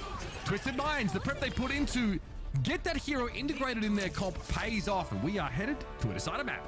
Oh, as Twisted Minds have stormed back into this series, right? I know using a good job with the ban phase through the last two maps as now Alcatia, everything they kind of work for on the line here is, I definitely think the Freya at range, right? You see it there, especially in that last, final moments where Quartz is up on the bridge and Lad is down by the truck. He's just so far away that it's just obviously like he's a floating target in the sky is Quartz, but still it's just the effective range I feel like plays a little bit better for Freya there. Oh, you're also playing well within the damage fall-off range of the enemy Sojourn as well. All right. And obviously, when you have those charged shots, they're much more reliable at those longer distances. It was a pretty clean kill, though, whichever way you slice it. I think it was set up by the boulder shot, though, to kind of make sure that there was a non-moving target for Quartz to punish. But glad we get some Freya highlights here. A lot of bowlers shots being developed here. This was a nice one, obviously comboing with that orbital ray that was thrown down. Oh, so dude, look at that. Look at his ult percentage. Did you see that? He uses it and then I guess gets like a final blow to like trigger the passive and was already at 30% right away. Yeah, it just doesn't take long at all. You can see, yeah, it sort of drains that little bar and gives it sort of straight back to you. So you can very quickly start building up your next ultimate. I've got to say as well, the UV Tracer, pretty clean. First time in this series we've actually seen Twisted Minds move off the Symmetra composition. They've allowed the Gen.G through, and Checkmate honestly found it really uncomfortable trying to deal with the Tracer outside of the maybe more expected Symmetra.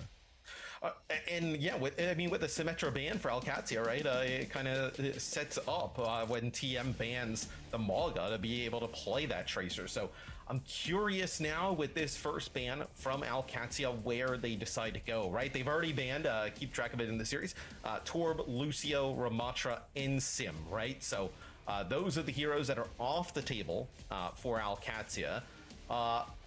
Would you get rid of Malga if you're Alcatia? I don't think so. I actually think that they were happy on a control map to play the Malga mirror. In fact, I feel like they got better once they were able to force, KSA to switch over to the Diva when they had the Malga setup. So, because you're not worried about them banning Gen.G, right? Because they've already used that ban on the Gen.G, so that is kind of free, right? Because I was like, maybe there's a world in which you ban Tracer, but that's really only effective if Malga's out. So. Yeah, you could ban the Freya if you wanted to. Dorado's it's a very reasonable Hazard map. We actually saw, I want to say it was Nightmare play Hazard on this map over in NA, on occasion in the past, and looked pretty good. So that's Alcatia pick here. It's like, I wonder if they're looking at the Freya, if they're looking at the Tracer, because both those DPS were specifically problematic for them to deal with, and obviously the Ramatra ban is not on the table anymore. So targeting the tank role is harder. And neither of these teams play like Winston, right? So if there was to be another tank, it would be like Diva in the mix, right? So Diva would be kind of probably the pick for both of these teams to like access high ground and kind of like battle over that. And also, even when Winston's in the mix, right, we do see a decent amount of Diva like trying to duel the Winston up on the high ground here. So potentially some Diva action. I wonder, this is always a map where Quartz would pull out the Widowmaker, right? And Quartz able to take over games on that hero. Specifically on this map, but Dorado is also fantastic for Gen.G, right? And Gen.G is going to make it through because Alcatia is not getting rid of it, and Twisted Minds has already used it, right? So Gen.G going to make it through here, and you imagine Checkmate has an easier time. Yep, I mean, and the Trace is super reasonable on this map, despite the presence of that high ground. She always has a way to sort of get up there, assume it herself, so the flanks are always relatively potent. Tank-wise, yeah, we might get Hazard versus D.Va. In the past, we've seen D.Va lose out in that matchup on Dorado. But again, you know, probably a little bit more debatable depending on day. So obviously it's an Alcatia pick. When we sort of go back and pick maps already chosen from the pool, it doesn't sort of reset the ban. So yeah, the Freya is removed here. I think Alcatia just don't feel like they're quite ready to integrate her fully. And Quartz was an absolute nuisance. And that'll ban D.Va. Okay, so we were talking about D.Va potentially being the other option in terms of like the tank to get towards the high ground here. So D.Va gone. All the supports, really, the supports throughout this entire series, right? Only targeted, you know, in map number 2 with the Lucio ban from Alcatia. Otherwise, they've gone through the entire time. So D.Va will go here in this game 5 from Twisted Minds. Gonna prevent Alcatia from using the hero to try and contest some high ground. Yeah, I feel like the supports only actually get looked at like heavily for bans in series where teams have like an Ana player, because it's like you're either trying to like protect in that support category if you're the Ana team, or you're targeting her, or you're targeting the Kiriko, right? It's like it's a dual protect, but also like, you know, take out the cleanse factor. Both these teams have, yeah, I mean, we've seen the Iliari look, of course, in the past on King's Row from Twisted Minds. It was really sick. I think defensively, there's obviously so many ways to abuse a healing pylon, and because we're not dealing with a Winston team on the side of Alcatia, maybe it's harder for them to sort of get rid of those pylons. There's so many just like little walls and nooks that you can place those in. And you get the Ramatra matchup here against the Hazard, something I think the KSA is happy enough about. Right, because you know, obviously the vortex of the Ramatra are pretty good at like slowing down the Hazard, right? Hazard has like that leap and can like wall climb, right? But doesn't have a ton of like vertical mobility as we've talked about, but can be even further grounded. And I also think with the defense here for Twisted Minds first, having that Ramatra with a shield up in the high ground, just like really difficult to dislodge as you see Ziad try and go up there, but the sim turrets from UB already in place. Yeah, sim also great here, right? A ton of stuff, like a lot of deployables here, healing and damaging turrets respectively. Twisted Minds with a really strong bulwark in the front line in the form of the Ramatra are going to be pretty hard to shift. Again, a lot's going to come down to this Sojo matchup. So at least Labda doesn't have to deal with the Freya anymore. Taking on Quartz in a mirror, though, is something that a few players will feel confident about doing. Yeah. It's kind of odd to be in a scenario where you want to force Quartz into a head-to-head with you on like a hit scan, right? As Simple going to pick up the Ilari yet again here on D. So we saw it a little bit on King's Row on the offensive side of things. Now we see it on defense here. A nice outburst trying to knock back Ziad, but Checkmate's there to finish off the kill. Yeah, I mean, they were both there, right? Once again, it's a link up between the Gen.G and the Hazard, something that Alcatia are really going to have to lean into heavily. And probably just ignore the Ramatra, especially when he has that Nemesis form available. Seeing KSA go down last in this fight should tell you everything you need to know about how confident Alcatia feel about trying to burst him out. The KSA was just using the Nemesis form, right, in the block inside of the doorway, just trying to keep it contested. And they just double back for him, right? Just go put pressure on the back line, put pressure on the Quartz, and then go back the other way and try and finish him off. Okay, checkpoint here for Alcatia. Pretty reasonable. You know, considering how defensively slanted this Twisted Minds comp is with like a strong poke core, they're able to find a way to unravel it. Easier said than done, I feel. Twisted Minds want to take another fight pretty quickly, though. KSA is already up on that high ground as soon as that position. Quartz wraps around behind. The defenders here looking to flip the map as usual with this sim. But here comes Ziad, pushes up and actually splits Quartz away from his teammate there. You might be under some pressure here, and the Alcatia say, no. None of this. We're going to keep you trapped now while the card gets moving. Well, yeah, you try and keep these players alive, right? You can just kind of dip back into the spawn, try and pick up some health as Quartz still here, so you finally do end up picking him off. A little bit of it is because you just let him live for so long.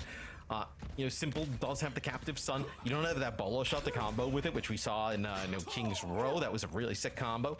But as we move here, you see only one kill so far here for Twisted Minds. Yeah, and big deeps out of Simple, but unfortunately that's not really been enough to move the needle for them. Just Iliari things. Oh, that's nasty. Quartz picked off there. Thought he was safe. TP's up to the high ground. Here's a Captive Sun. with a wall that Simple can dance to try and stay safe, but I don't know if there's any connection there at all. Great wall there for Yubi. Forces Simple to come a bit further forward than he otherwise would like, and now have to play in a position like this where he can be exploited eventually by Checkmate as Calyx gets involved in that elimination. Things are snowballing a little bit now for Alcatia. This annihilation looks a bit uncomfortable for KSA as he is the only player on the card. Oh, this is just a speed run, it feels like, through the second part of the map for Alcatia. You know, Funny Astro does end up getting Labda here towards the end as Labda pushes up, probably trying to get players out of the spawn in. Funny Astro has an orbital race, so potentially you come out here and challenge just as UB gets a touch on the card. It's going to be an overclock as well. If you can save Ray, it would be massive. Caught the downpour. Quartzer is inside of it. Looks like Zia was having to use Spike Guard just to get the extra damage done, but oh yeah, the Malga is back. Twisted Minds now. KSA gets in there with a nice little stomp and force Checkmate into a bit of a premature deflect. Orbital rate here may not even have been necessary, but you can see Twisted Minds saw the Kitsune rush and wanted to match it. Yeah, I think you just trade it if you are Alcatia, right? And I think it's more of a benefit for Alcatia. They see the orbital ray go because it kind of puts your ultimates back in a similar spot in terms of supports, right? So a little bit easier to track here moving forward, and still a decent amount of time. Ziad looking to fight UB every time he turns up. He's off the sim, of course. High ground now gained, but no great way to keep it. Yeah, Ziad just has to make space now across the map, which is awkward because he's very much in no man's land. And here comes KSA. Nice jagged wall. That is going to stop the Malga in his tracks and give you opportunities now to just punish him out in the open. KSA's going to run away. So we'll see now if KSA can end up living, which he does. He gets out of the way. So Ziad just trying to hunt for targets here, but landed on the opposite side of the map, finds two with Checkmate. They finish off another. So although we're on with Ziad as he's trying to chase players down, it is Checkmate and landed on the opposite side of the map, going pretty huge. I definitely think that like they're able to exploit the switch of KSA to Malga in that situation, right? He is so full committed that if he gets a jagged wall thrown in front of him and then just is forced to awkwardly stand out in the open, he generally is sitting duck. And he got so split out from the rest of Twisted Minds there that, you know, Alcatia had a lot of space, were pretty comfortable, just keep their backline alive. Now 2:46 on the clock. Alcatia hurtling towards the end of the map. We'll have matched Kitsune rushes in this fight. Yubi's looking for another big pulse like we saw on Colosseo. Yeah, no, you know, potentially, right? You're going to get this overclock here for Quartz as well on the defensive side of things. You're just trying to kite some of this damage as all. I mean, that is a lot that goes into KSA. They're trying to follow it up. So you see Checkmate, he kind of like dives on in there. Pulse Bomb connects, but I believe that is cleansed off. All right, work to do. Soundberry here for Alcatia. They want to try and convert on this with KSA turning tail and heading back to spawn. The odds of that are looking pretty good. Funny Astro, for all his footwork, is not going to be able to get out to safety. This will set up a last fight scenario and a potentially nasty combo here between Downpour and Blade. As Alcatia try and shut the door and get a respectable time bank on Dorado. Yes, a downpour would be massive here, maybe even combo with this Blade as the Blade just comes out, pushes people back towards that spawn door. It'll be Quartz ending up using the overclock here as now the downpour comes in, connects with a few. A lot of people got caught. Remember, downpour affects you inside buildings still, but there was nobody who could actually get to Quartz at the time. So now he'll be able to take it off angle. You can see Labda looking for him, always trying to hunt down this Sojourn, reduce his impact over the battle. I think he's done enough. Yep, just hold up the Soj and sneak the card in behind them. It's over 90 seconds here of time bank for Alcatia, all things considered. Really solid attack side. So we'll see now for Alcatia if they can put it together on the defense here to finish things off, right? As a minute 35, pretty good in terms of the time bank that they have here. And they built up as Twisted Minds. Is there anything they could do? I thought even Yubi was pretty effective on the Tracer, right? I didn't really see anything. I think it's just more of like Alcatia being able to use that combination of the Hazard and the Gen.G that was really giving them troubles. I don't know if it's like anything particularly with the comp-wise, at least in my opinion, for Twisted Minds. I mean, there were a couple of, I think Twisted Minds, because of the pace of the game, get forced into some awkward spots. Yeah. I like the Iliari setup on defense. The problem is that like you have to constantly reset like a lot of those turrets from the Sim and the Iliari because the Hazard is always moving up the line of scrimmage, always been pushing up, always, you know, forcing you to sort of drop back and start to lose effectiveness on those things. And, you know, well, we ended up seeing, like, I think Simple just got blown up. Tried to, like, use that outburst, but when there's a Hazard and a Gen.G both diving on you, you know, it's a bit of a impromptu dive. It's not like the fully orchestrated ones we used to see with the Winston comps, but it's still more than enough to take an individual out of the fight. So maybe greedy to bring the Iliari into the comp, especially when you don't have, like, a guaranteed fight win combo with the bowler shot, but I think it looked fine. Right, and I was going to say, it looks like, you know, behind the scoreboard there, it's going to be almost a mirror matchup, right? But it will be Yubi going back to playing the Sim. Maybe this is a TP up to the high ground and then a swap, or we see him play Tracer, and it'll be checkmate on that Gen.G yet again. So this has kind of been like a lot of the series, right? This Sim and how Twisted Minds tries to like work it into some of these comps versus Alcatia clearly favoring a Gen.G look and it being quite effective when we see them pull it out. Absolutely. TM feel like they do need some form of, yeah, that sort of vertical mobility here. And like you mentioned, I feel like they might be playing into Alcatia's sort of wheelhouse here. And it's still like, you know, Alcatia respectfully, like they want to play that market area as much as they can. It's great for line of sight breaking. It's a good staging ground for more of these little sort of impromptu dives. Checkmate and Ziad. We're looking for KSA there. Simple's extra low as well. This is awkward. If he gets dragged out longer for Twisted Minds, they're going to lose a lot of ground and give a lot of ult charge. And I think, though, for me, the Sim is like, is the Sim almost worse to play in this type of comp, in your opinion, than like a Mauga one? I kind of feel like it is, right? Like, because at least the Mauga comps, when they're playing Mauga head-to-head, like, there's clearly play with the Mauga that you can charge up, yeah, and play with it. I just don't know how, like, you interact here with the hazard. Like, you can obviously TP yourself and get in, right? But there's not any, like, big beefy target that you can end up building, like, you know, significant ramp damage with, right? 100%. I mean, I think it feels awkward sometimes. UB can't always be in step with KSA. That's obviously the plan for Twisted Minds, is to almost use their Sim TPs like an alternative to the dive, or at least use it to cross the gap and then get a closer setup to jump on in. But no one's really there to follow KSA as fast as they would like. They're relying on the space to be created so the Quartz can hit these shots, and UB can fight frontline here, but it doesn't look like it's working. What's pretty nice though, they actually use a TP on hit, and Alcatia thinks they're fully committing, and they end up using the Kitsune Rush, and TM just TPs out, right? So you get that, Kitsune Rush out for free, but you end up losing KSA when you drop your own Kitsune Rush. So even though it was pretty good to force out Landon's Kitsune, you get absolutely nothing for it. I mean, it ends up kind of, you know, turning on you in the end.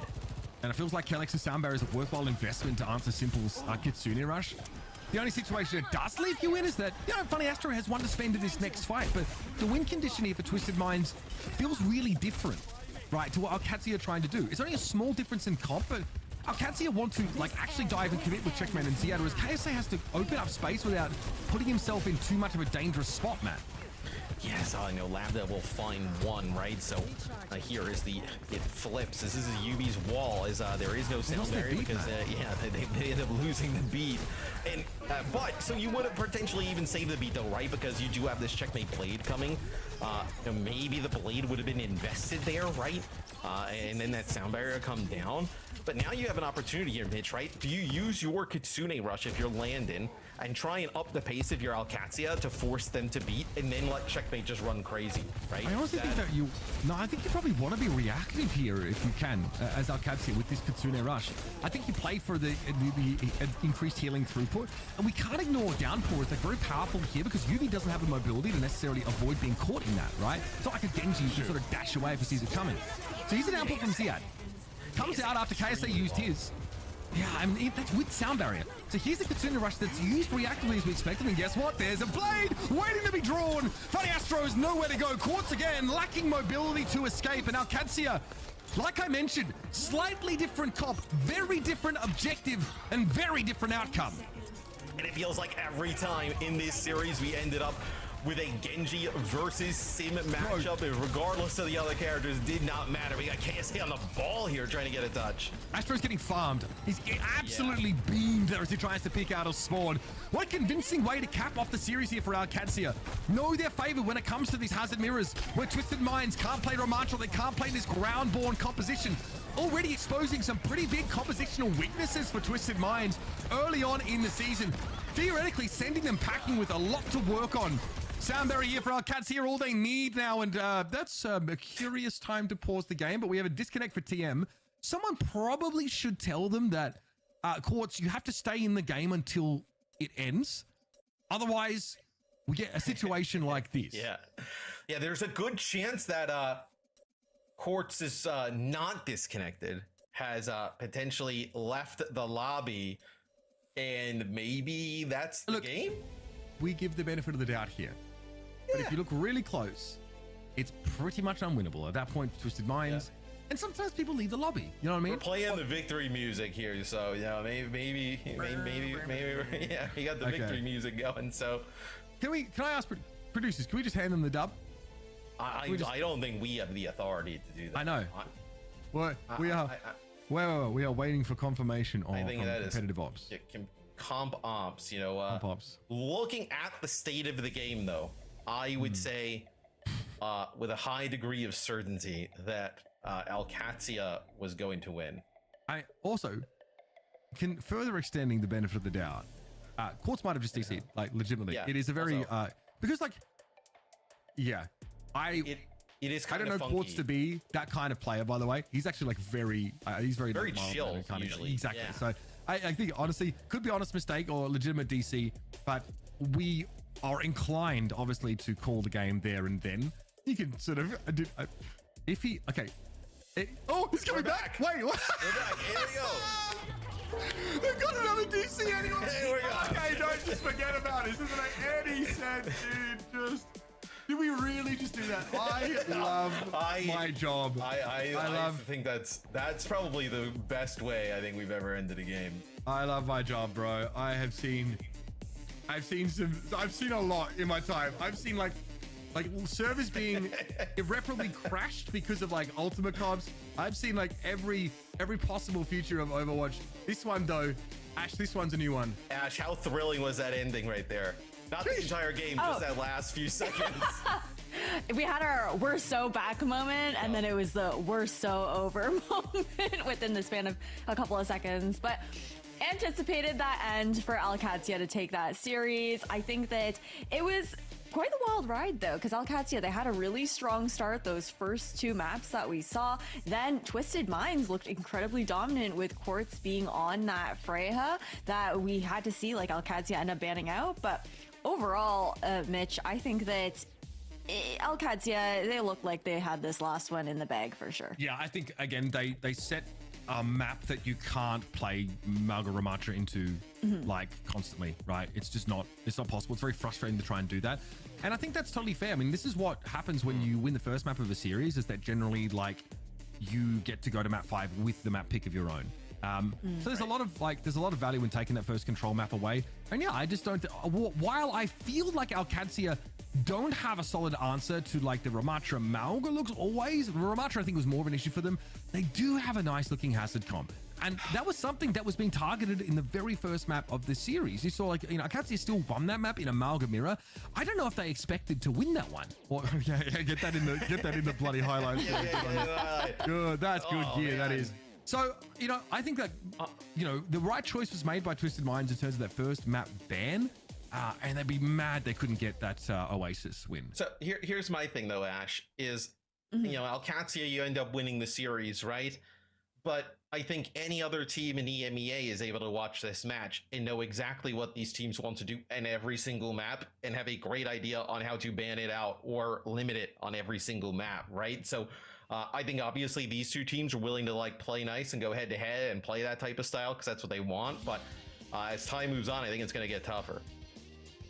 It definitely will. I do even wonder if there were questions of if they could have gotten it done on Coliseo as well, with how quickly Twisted Minds were able to get to 89 meters. And then it was honestly quite a grueling crawl back coming out from Alcatia to try and catch back up. But at the end of the day, Alcatia, they take it in 3 and 2. And let's take a look at our interview. We're going to have Landon on the line here.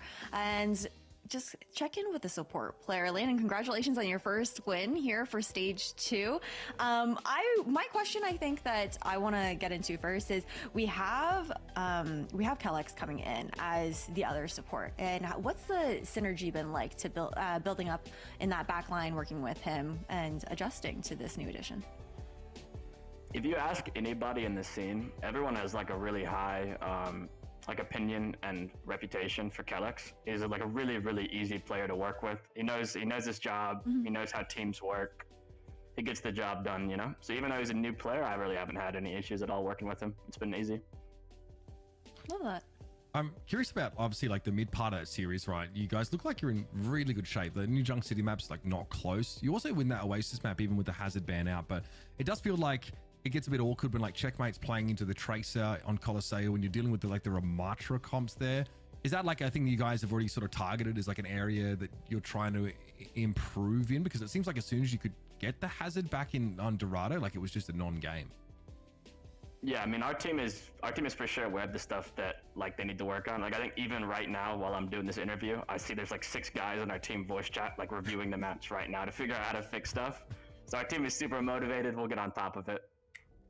Yeah, no, Landon, I'm curious. We saw Quartz pick up the Freya for TM a good amount, but we didn't really see you guys run it. Is it a hero you guys don't really think is viable for some of the things you want to run right now, or what's your opinion on the news hero?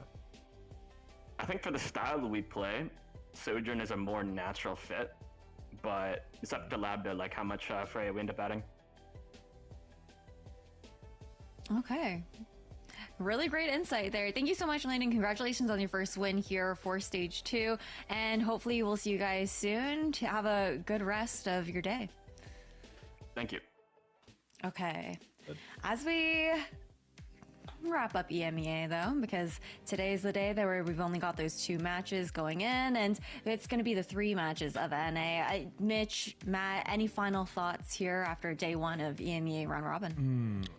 There are 2 distinct styles already emerging in EMEA, and I think that the teams that can play with this current map pool, at least Hazard, but Winston especially, are going to find a greater level of success, and I think those that can quickly integrate Freya into their comps are going to do well. Yeah, I was really impressed with the ultimates and what they were able to do in our earlier matchup, right? I thought they looked awesome, probably living up to some of the hype that everybody had for them in Stage 1. And I think like Mitch, right? Like, it seems like at least with some of the matchups that we saw, some teams still want to play that EMEA style, where it seems like a lot of other teams, even kind of listening to some interviews and people talk around the scene and seeing some of the roster moves, right? Want to play some different stuff. So it'll be interesting throughout the stage to see those clash of styles constantly going at each other. Looking forward to seeing how that continues to develop further, but that's all for OWCS EMEA for today. We are going to have the NA matches coming up next, though. I know we're starting things off with a banger within SSG and Team Liquid, so we'll catch you guys after a quick break. One. Take one. Nice. Ball. Fucking ball. Let's break it down. GG. Let's break it down. Danger behind, digging. Listen, testing. Yeah, only Lucia.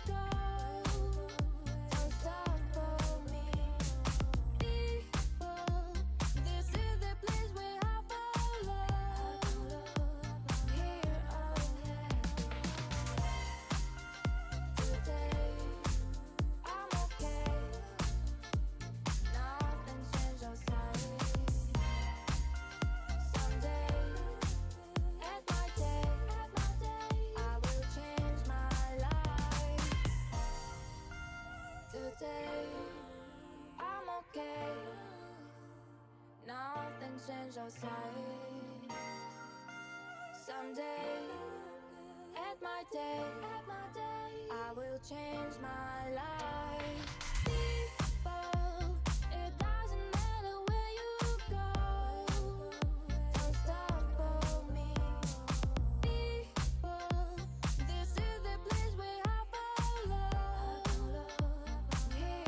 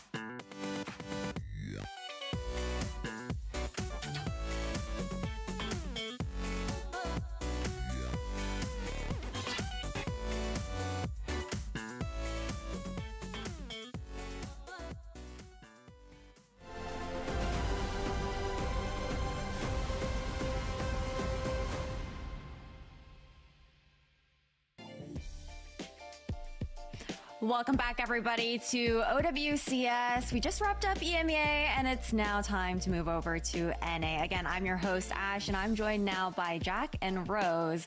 Rose, how are you feeling? Stage 2 just about to kick off. I am so pumped. I'm so ready. I feel like Champions Clash, great to have in the books, but now, like, let's go. We've got another stage on our hands. Super exciting, right? And other exciting things to look out for are gonna be those drops as well for you guys in chat who are taking the time to go through the stream with us and keep us company on the broadcast here, Jack. Honestly, I'm loving the color palette. I'm pumping my fist in the air. Yes, every single time I get a drop. Yes, yeah, it looks great. I think that, yeah, like you said, the color palette's been really nice over the course of the last couple of months, with the Hangzhou drops as well being their own little theme. So yeah, it looks good. So you only have to tune in for a little bit to grab all those drops, and we've got a couple for this portion of the stage, and then a couple for the next portion. Yeah, make sure that your Twitch accounts are linked to your Battle.net accounts to ensure that you guys can get those lovely drops. But enough about that. Let's take a look at the 2025 schedule, because it has been quite the start to the season so far. Like we were just talking about, Rose, just wrapped up Champions Clash, and now already 2 weeks later, starting Stage 2. But the time hasn't passed soon enough. I mean, come on. Being able to go into stage number 2, I feel like Champions Clash left us so hyped to see what the rest of the season for 2025 is going to bring us. And we're barreling straight towards another LAN. Jack, I'm so excited to see how these teams really level up their game to qualify for the mid-season championship. Yeah, I mean, leveling up is one way to put it, Rose. Rostermania is I think the other way. Rostermania chaos. Exactly. The transition between stage 1 and stage 2 has been ridiculous. But of course, you can see we've already done our first stage, second stage over in Riyadh. And then the finals, we're going back to Stockholm. So that should be really fun. Stockholm, beautiful city. Also beautiful weather if you're used to the heat, but the cold is a nice warm welcome. Yeah, and speaking about these live events, right, we do have the tickets now finally available for you guys to grab as well. Starting off with that mid-season one, you guys can take a look at the link down below and grab your tickets to OWCS mid-season championship. You guys can visit bit.ly/OWCS_MSC. And then even further, we're going to give you guys a chance to continue to plan for the later portion of the OWCS season, looking over towards the World Finals as well, which will be happening in November. We're returning to DreamHack Stockholm. I think Matt was talking about it, Jack, the dichotomy between weather of these two locations. I was listening to that. I was like, yeah, that's it's pretty crazy. Yeah, in Riyadh, I think last time we went last year, it was like, this is in Celsius, not in Fahrenheit, by the way, but it was like 42 or something. It was like, my God. Oh God, it was crazy. And then Stockholm, completely opposite. It was snowing. Yeah. It was a good time.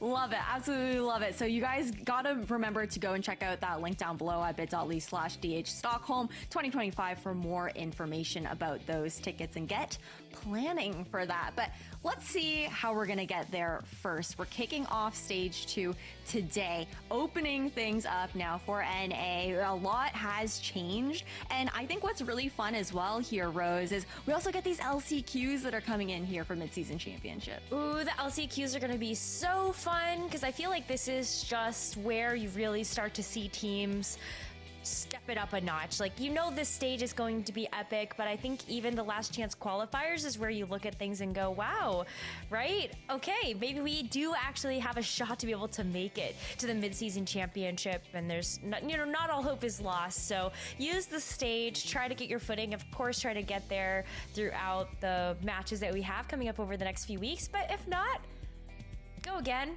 Don't worry, brush it off. You've got this. More stress for the players is more entertainment. I'm just saying. Exactly.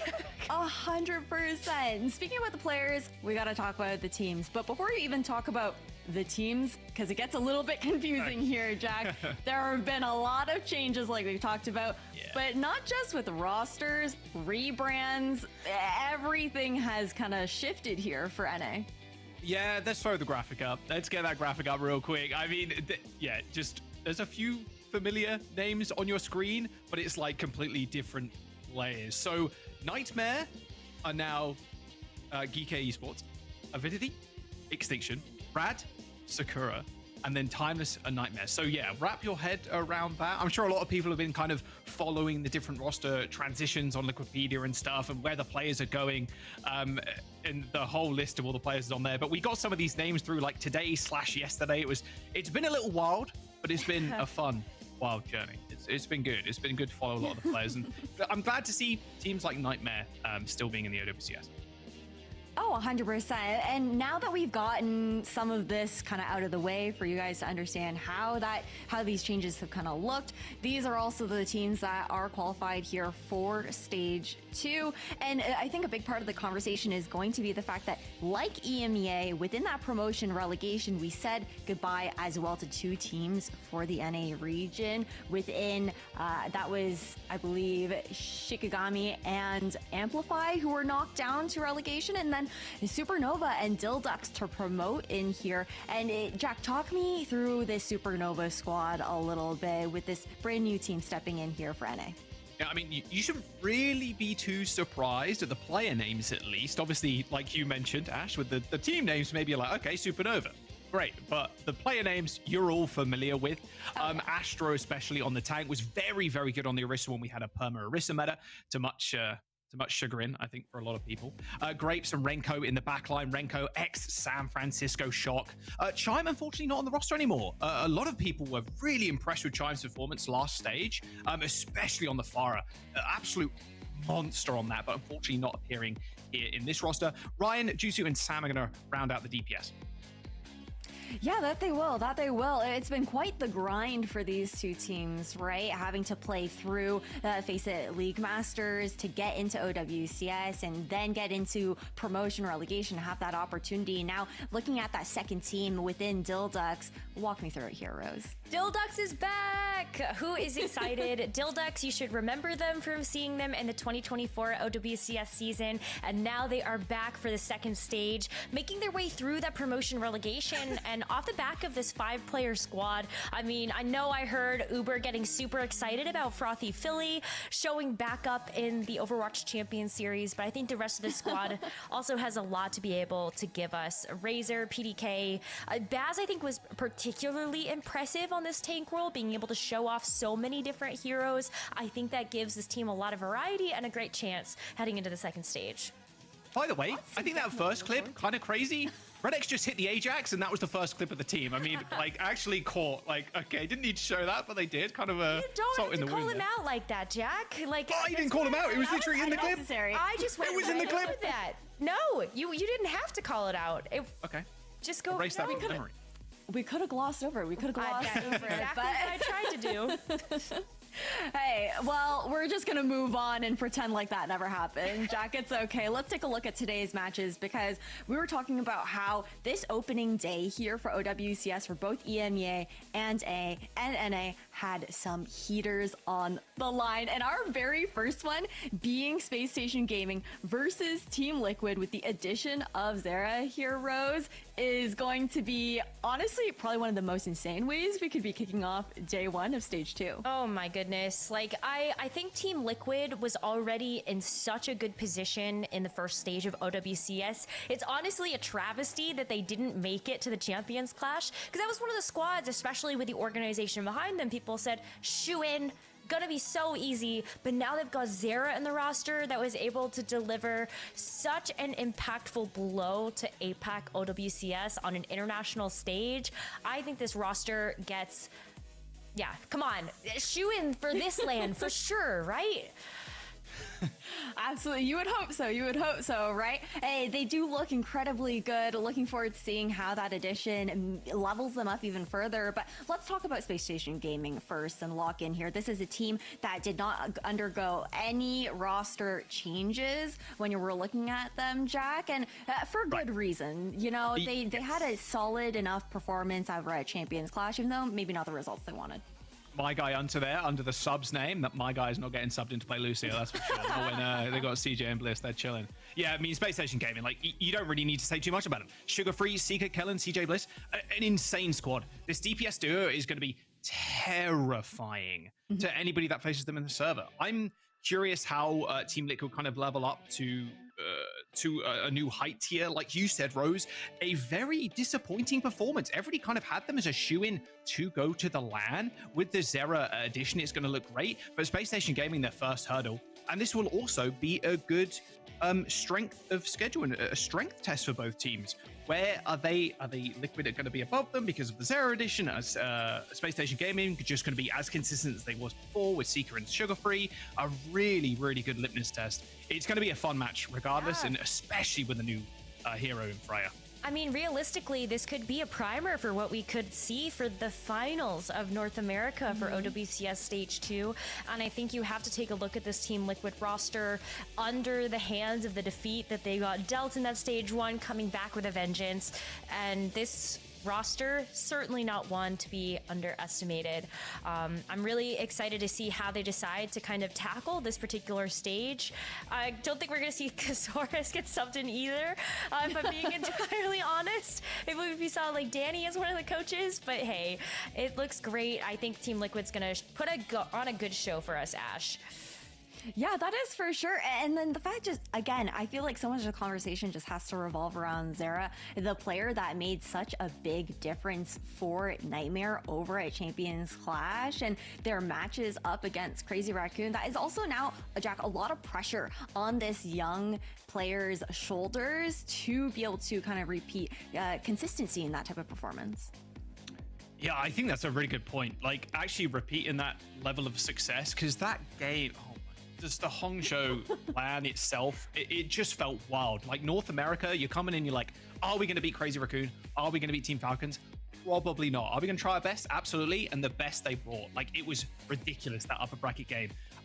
Team Liquid, now with Zera, now with that piece, that puzzle, is this what they need to actually make it to Riyadh? Well, that's the big question, right? But we're going to start to get some answers now with this massive litmus test of a first round robin matchup to come in. Jack, Rose, take it away. It's SSG versus Team Liquid. Thank you very much, Ash. Team Liquid and Nightmare. Rose, what's quite funny about this series, I think, is the fact that Zero was on the team that knocked Liquid out in that lower bracket finals of Stage 1, securing them the spot in the grand finals, but also securing them in a spot or Hangzhou alongside Space Station. Like, yeah, this is going to be a bit of a weird one for Zera, I think. He's going to be facing a lot of homies later down the line in Nightmare at some point, but facing Space Station, do you think Zera and Tree have what it takes? I absolutely do. I think that Ash has hit something, though, that it's going to be very important for this team, and that's Zera just has to keep calm, cool, and collected. Don't falter under the pressure. It's just the round robin stage. You have a lot of matches that you've got to get under your belt in order to qualify, so just take it one match at a time. And as we go to our very first map of the series, we've got Ilios, and you saw those bans come through pretty fast there, Jack. I saw a Wrecking Ball ban instantly. Yeah, banning away Infected's ball. Obviously, Kellen played a ton of Wrecking Ball recently, and this is what you'll see mainly as well. I was talking to Seeker a little bit about Freya. Busted. The character is busted. People are just dying out of nowhere, basically, because of the double right click, the double tap. You hit one, you instantly hit shift or the updraft, and then you hit another bolt, and then boom, you're dead. There's like almost nothing you can do about it as a support or another DPS. So as they roll out the gate, looks like it's Kellen jumping in on the Winston route. Well, Winston is going to give you that dive ability with something like the Sugar-Free Tracer alongside the Freya. I think the Ramattra is able to stand up a little bit better in the front lines, but I think it's Kellen being able to put that pressure onto RuPaul and Vega right away with that Tracer. That's going to be really difficult for Team Liquid to step up to. But Kellen's already under quite a bit of threat here, Jack, even though you see him just sights across the way, really trying to make sure that the Freya on the other side is not going to be a big factor in this fight. Very decent against the Winston as well. Like, Winston does get kind of rolled, especially after she picks up the first perk, those frost bolts. Aaron does end up falling down. Seeker is going to trade though, Infected. So both tanks out of the picture right now. Tap for Team Liquid, however. Zera just refusing to let Space Station get onto the point. Well, this cap is going to be so good for Team Liquid because who's actually going to step up if you're Space Station? You have a lot of survivability being able to throw over those brick packs from Vega. Tree's also super close to an ult, although, you know, as we saw in EMEA, maybe not the most impactful of ultimates. Seeker, though, I mean, look at that. Vega just melts under the threat of that Freya. Yeah, you see what Seeker was doing there? Just spamming the bolts. You don't need too many left clicks when you can just dash, hit right-click bolts over and over and over and over. Really hard for RuPaul and Vega to kind of react to. Good cleanup there from Sugar Free as well. First online was Seekers, throws in the bolus, and Infected. Now Space Station Gaming finally get to take back control from Team Liquid, and I think they're gonna have a good time of being able to keep it. You've got the nano boost from CJ, just give that over to Kellen if you want to. Just makes him a little bit better to actually tackle this backline, knowing that you have to deal with something like that Brig.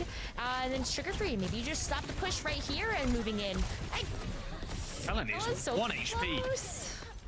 Zero does end up hitting the recall though with the pulse bomb in hand, so doesn't want to go too aggressive just yet. Looks like Kellen's going to try and get into the mix though. Nano boost applied and straight to the back line. RuPaul and Vega though are bringing it back pretty hard to take down as the Nano Winston. And Nano boost is going to wear off. Kellen nearly pressuring, but no kills acquired. However, they do at least hold the point still. Nice little stick there from Zara. Oh, CJ falling. Not a good start, but Kellen's going to just do one a bit better there as RuPaul goes down with a window. But Space Station Gaming still with control of the point. It's going to be hard for Liquid to actually finish this one out, especially as Bliss lays down the sound barrier. Only a two-man beat there, though. It's only 2 people, and now when you take a look at these fights extending, this is where we're going to start to see Liquid actually be able to rotate through another set of ultimates. But the longer that these fights go on, the better it's going to favor Space Station. You can already see how the Primal Rage continues to extend that fight. You still have the presence on the point, and forcing RuPaul to actually use his amplification matrix to actually get that control. Space Station are in last fight territory now. Yeah, point cap there. RuPaul coming back just in time. Kellen was too low to be an impact in that latter half of that fight. As soon as the window came down, the bubble was already kind of there, so he couldn't really like jump behind, get a bubble in. Infective's got the ult. But Annihilation is going to be pretty decent at locking people down, but who you actually lock down on the Space Station comp, like, it's going to be so tough. Maybe CJ, but good luck actually getting to it. Yeah. Ooh. What a quick kill onto Kellen there. I feel like he's just kind of going in without a game plan, and Team Liquid are really just punishing him for that. Especially when you look at just the burst damage from the Freya and the target focus there coming through with the follow-up from Zera. Like, Kellen is melting. It's especially hard against this Freya. Seeker hasn't gone the frost bolts either. Gone the other minor perk that lets you see critical health enemies through the wall. So brief moment of wall hacks. Got the bolus as well. Buys it. Still not quite. Yeah, it's a combo ultimate more than anything, Rose. Getting kills that far away. Good luck. Recall for Zera. Another pulse bomb earned, but OT approaching. Pulse bomb does end up missing. And an nano boost now for CJ might be what they need. Annihilation on the point. Infected though, his health bar chunked down by Seeker, but Seeker's already been dealt with. Infected is not trading, and now Kellen can stake his claim on the point. The Space Station Gaming are going to get the flip.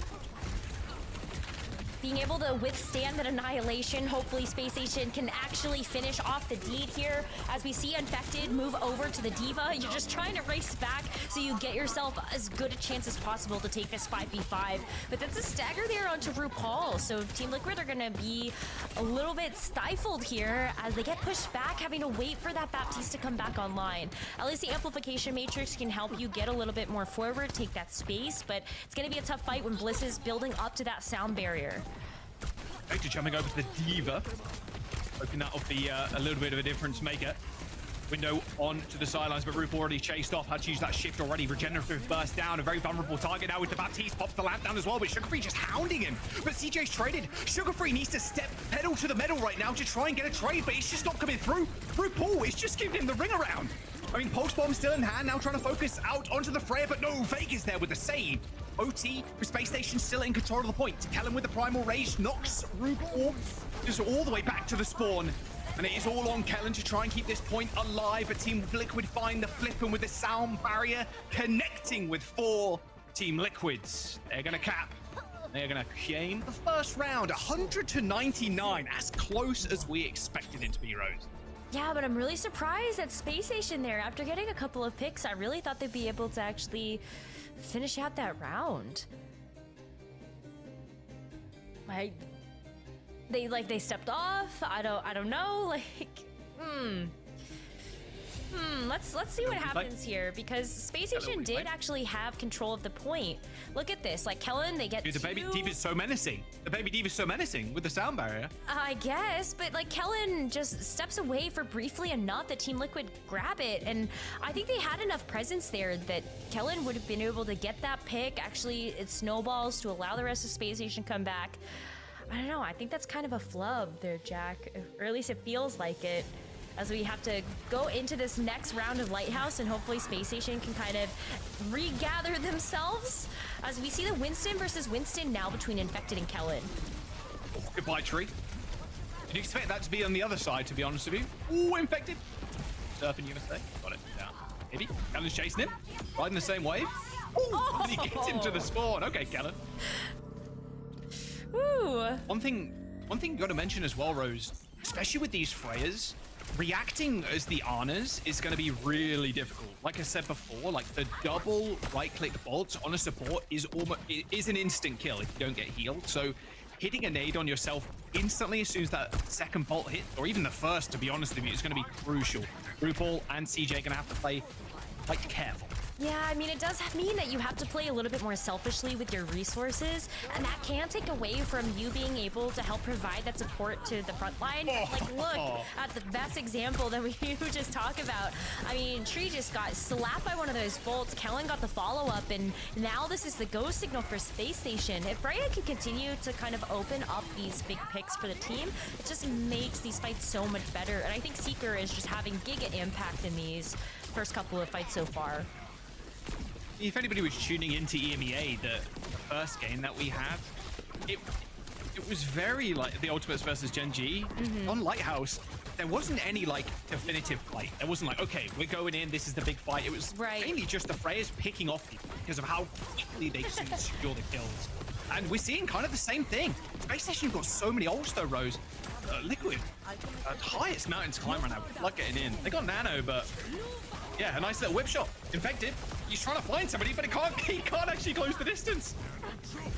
And you can't step too far forward, because then you go out of a line of sight of your own support, so you can't actually trace the back line of Space Station, and that's going to be a wasted nano as Space Station keep control, and Infected's almost dead again.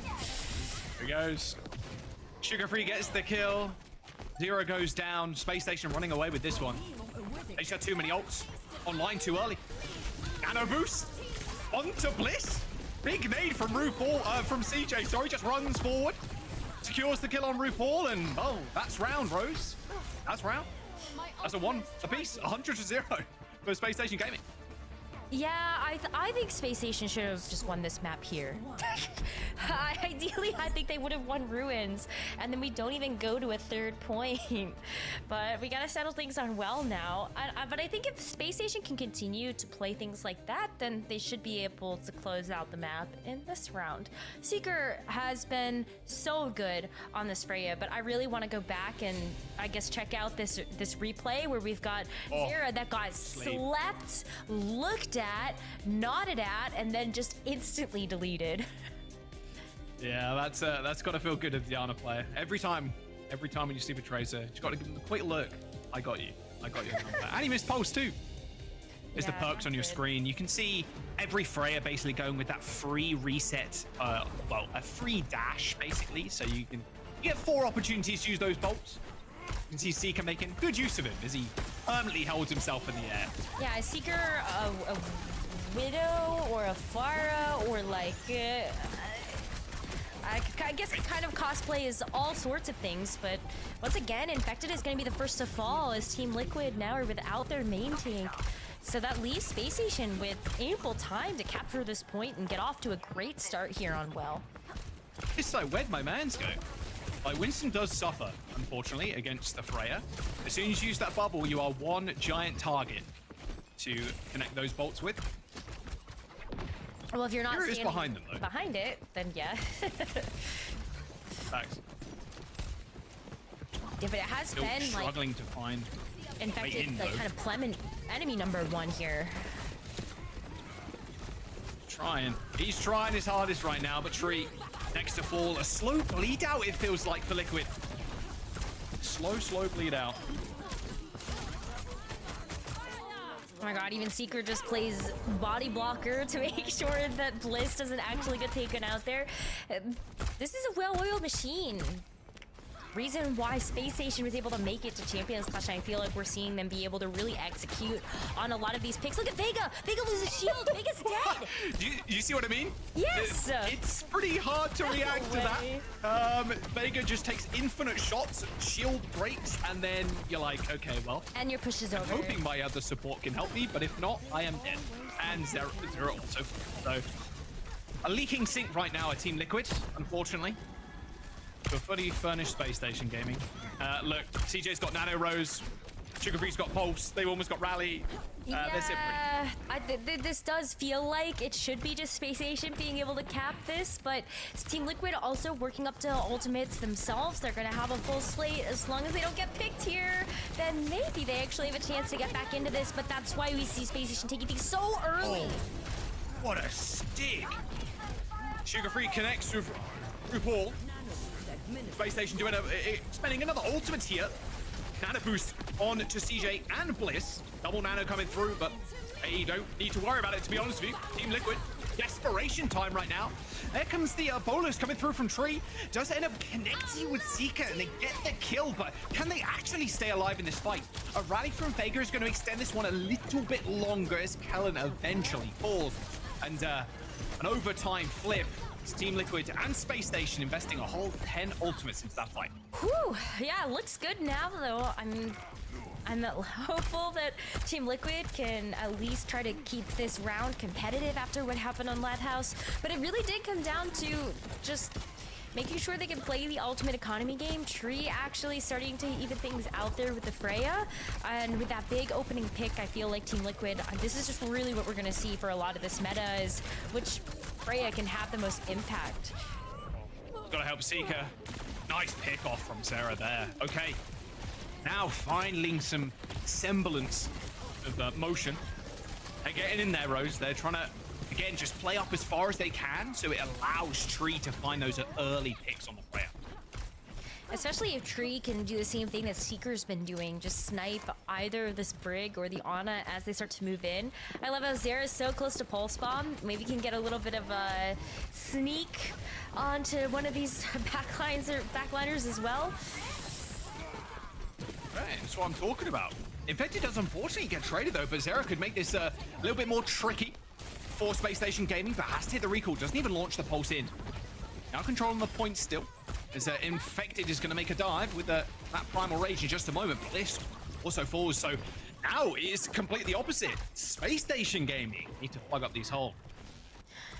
It's just tough when I think you have control like this and just the nature of these compositions. And we're once again entering into territory though, Jack. Like we're just going to see 8 ultimates get used in this fight. Nano boost onto Seeker. I mean, one deadly Freya now. He's hunting for somebody though, but can't quite land the shot. That right click. Asleep put into Infected. Not for too long though, but Kellen, he has found the Freya in the backline of Space Station Game. He end up finding the flip. It's all on the Winstons right now, and Infected versus Kellen. It's a duel of the ages. Unfortunately for Infected though, with 1 HP as Sugar Free hounds him down. As Space Station are gonna claim, well, a little 2-1 to start off the series. Ooh, a 2-1 and also a really nice foray into what we might be able to expect out of both of these teams. I think for the most part, it's very exciting to be able to see that that map was as competitive as it was, but also, I don't know, Jack, I still have some question marks over Ruins, and maybe I'm hanging on to it a little bit too much, but I do feel like Space Stations seem like they have a little bit of a better handle on this particular composition, and I wonder if maybe some of that is just Infected got Wrecking Ball taken away, and maybe as we move on later into the series, we'll be able to see some target bans onto a Kellen Winston or something that'll open things up a little bit more for Team Liquid. I wonder when the Freya ban's going to come through, because you know it's going to hit at some point. The carriage is just so, yeah, exactly. The carriage is just so strong right now. Yeah, I mean, look, you go into something like Lighthouse, kind of plays out. I feel like with the Freya comps, it plays out the same way every single time. It's just a slow slog for the team that doesn't have control to try and get back in, because you are just getting picked. Look at these shots as well. Yeah, disgusting. From across the map. It is a bit goofy though, I'll say. Seeing two Freyas across the map from each other, firing the projectile bolts, like hoping they can hit. No, listen, nice little stick from Sugar Free as well. How crazy is it that we actually saw from Seeker's, not even from Seeker's POV, but you can see where Seeker was on well, and then all of a sudden it's like, Vega's dead. Okay then, I guess we just have to wait for a Brig to come back out of spawn, because the Freya nailed her from like the center of the map. Hello? Yeah. It's the free dash. As soon as you get that major perk online, it's so easy to land those shots. Well, not easy to land the shots, but it's pretty consistent if you got aim like Seeker, right? Or like anybody, to be fair, like Tree, for example. But if you're just constantly pressuring that Brig, you destroy a shield with explosive bolts and then just pounding it, it's hard for even the other support to react. You need that like initial burst of healing. Otherwise, you're just going to explode. You can't rely on someone like a Lucio or like anything that provides gradual healing. You need the burst to like instantly get you back up. Otherwise, you're just going to explode into a large chunk of gore and viscera. I think we're going to a circuit royale now for Team Liquid. I was gonna say, like, it's really hard, because I think even when you have things like regenerative burst on Baptiste, or even just being able to have the instant 3-packs from the Brig, that it's not enough. Like, we even see you throw the bio grenade in and you're still able to get deleted, because not only are you getting hit by 2 shots, but okay, is it there's 3 hit now? And then there's 4. Whatever. And then there's 5. Right? Yeah. You're just getting demolished. So I think Freya can absolutely see more play on Circuit Royale, but I think this is also one of those maps. Do we actually see the ban go towards Freya this time around? Easily replaced by something like the Sojourn.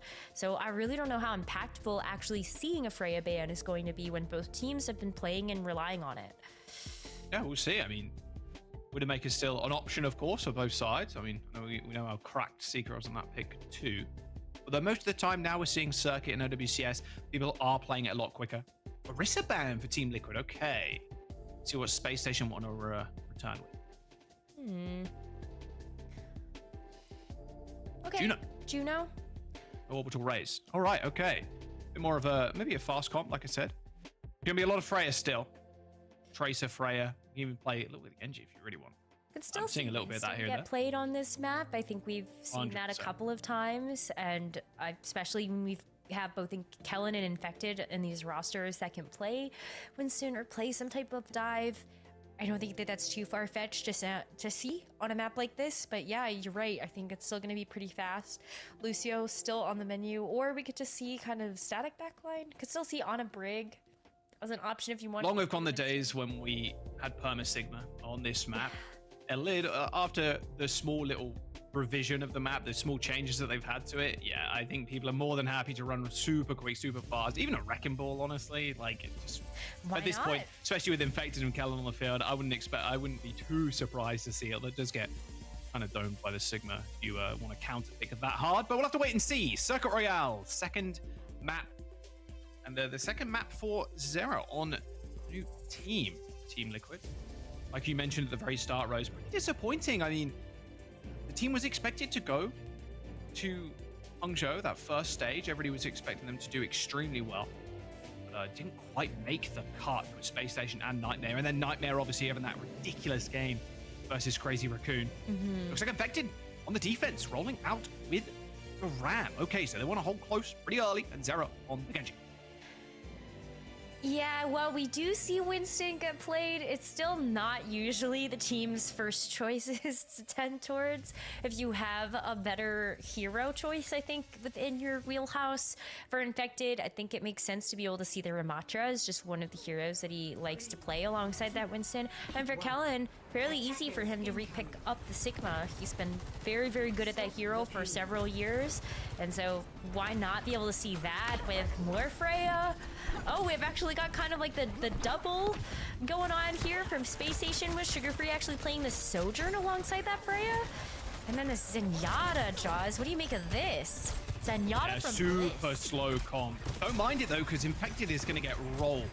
If that Discord orb is applied and then Seeker shoots at you, you're gonna die pretty quick. So I don't mind this whatsoever. Also, High ground control is really important though, that top left. Those picks become much easier as well if you actually have discorded somebody. I think like Infected got discorded, and then Kellen just goes in and gets a bunch of hyperspheres alongside Decretion, and you're dead. Oh, goodbye.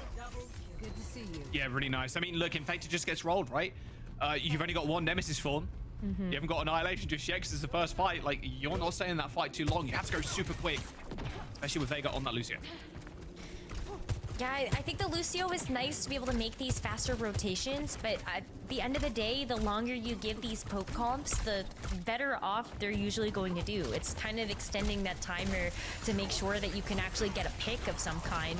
And look at all this mobility. I mean, Infected goes in, but everybody scatters. Does force out the lamp, though. Look at it, the health bar and Infected already. Yeah, again. Discord Orb applies, and then Seeker and Sugar Free just stare into his eyes. Nice double from Seeker. Oh, bonus sent out actually from Tree. An ult that you're going to earn pretty quickly, thanks to a Freya passive, of course, getting 3 limbs and a bonus ult charge. You're not too worried about throwing it out to maybe get a pick at the end of the fight to get a retouch, but no retouch comes through. 4 and a bit minutes now for Space Station. Both Seeker and Tree actually use their ults there, I think. But you're right, like you get the Freya ult, not usually by itself the most ultra impactful, so I think just throw it out, see if you can get anything, and then build it up again really quickly. I mean, Seeker already is 30% towards another one, but it's going to really be off the back of Space Station utilizing this gravitic flux, as well as this overclock, I think, that can send them through the second point pretty easy. There's the window for RuPaul, but a better one there from CJ on that high ground, and the railgun as the flux just exposes Tree, and he is cut down in the skies. And now Infected once again, popping Nemesis form, holding right click and holding S, and instantly dying anyway.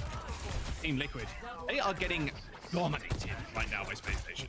Well, this is not close. This is just Space Station really cycling through their cooldowns, stepping 1 foot forward at a time, and really capitalizing on all of the space that they're creating. And look at how easily communicated this backup is. They know that they're going to have to deal with a couple of these ults from Team Liquid, especially the sound barrier.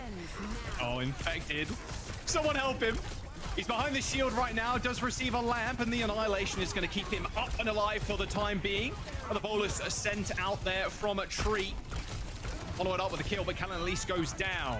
Nice little double right-click shot from Tree. He's going to settle the score with the backline. That has been an absolute menace for Team Liquid thus far. Space Station finally halted. Team kill comes in. Yeah, Team Liquid being able to utilize that sound barrier just gave them enough HP to work with so that Infected could actually utilize this Annihilation and hold strong. At that point, I think the Transcendence, unfortunately, just isn't saving you from a lot of that burst damage that the Freya's can be able to throw out. And seeing that that opportunity is now gone, we're going to see Space Station actually switch off the Zen and go over to Lucio. It gets you in a lot faster, too, and you've got like 2.5 minutes, which is a pretty comfortable amount of time to work with to actually finish out the second point. But ideally, you're making these as many fights as possible, and it also helps you just maneuver past a lot of this. No rock. Yeah, free blade here for Zera. Doesn't got to worry about that rock. Oh, that's a nice load of damage. Just slashing 2 people there, Seeker and Sugar Free, taking damage from 1 swing. Nice win there. And yeah, CJNW used the window. You could see they were kind of posturing for it rose, but honestly popped out a little bit too late. It felt like Space Station's still got that gravitic flux. That is going to be what sends them over the line for the second point, you imagine.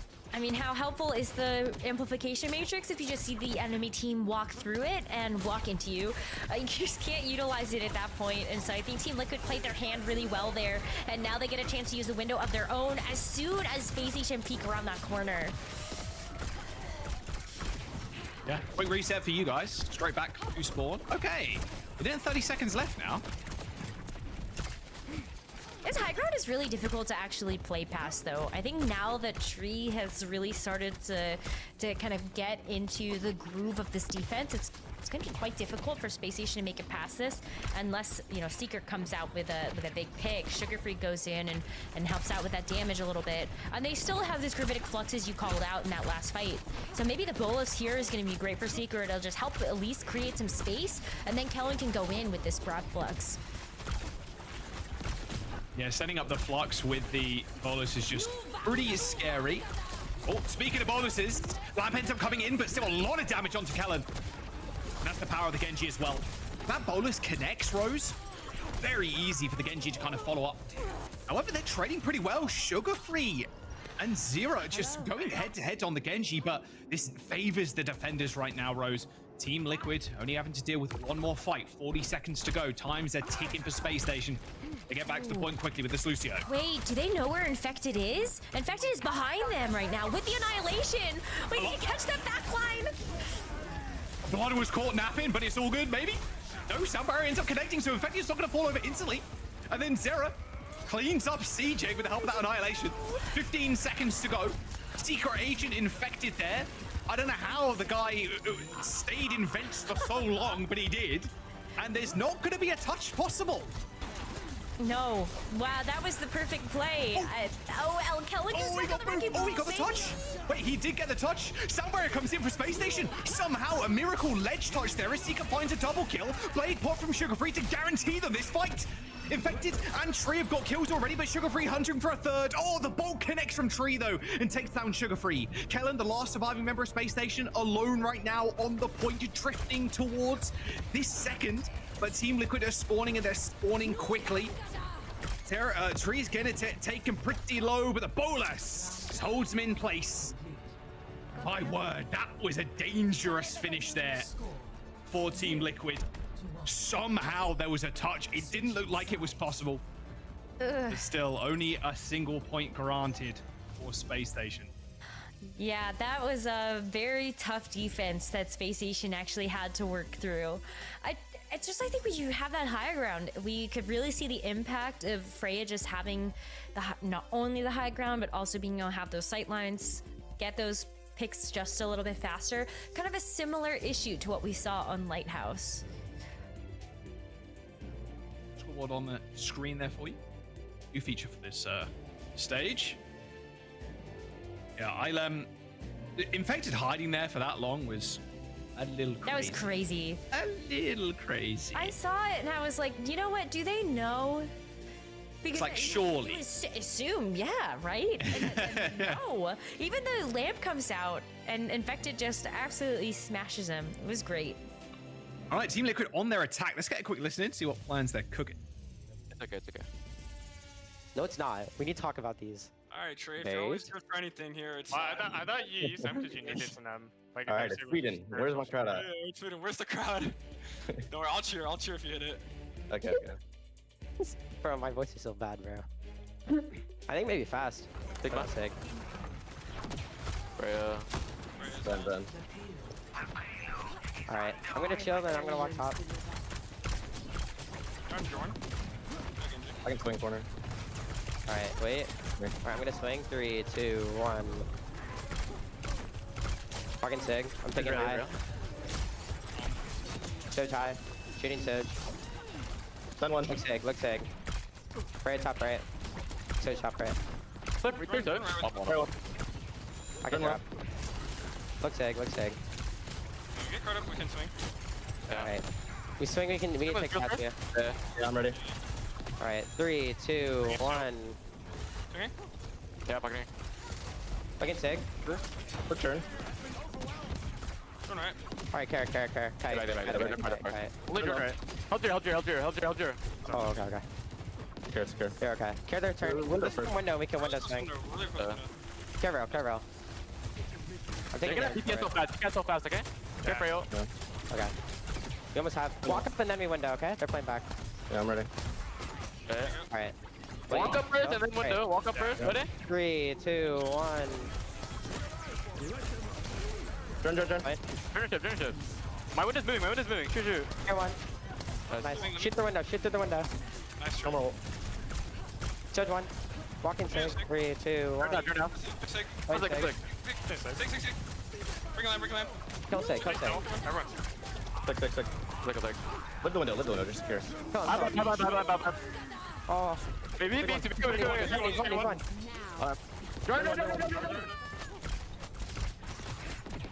I don't know how Kellen survived that long, I'm going to be honest, but Tree, Zero are going to be able to clean up in the end.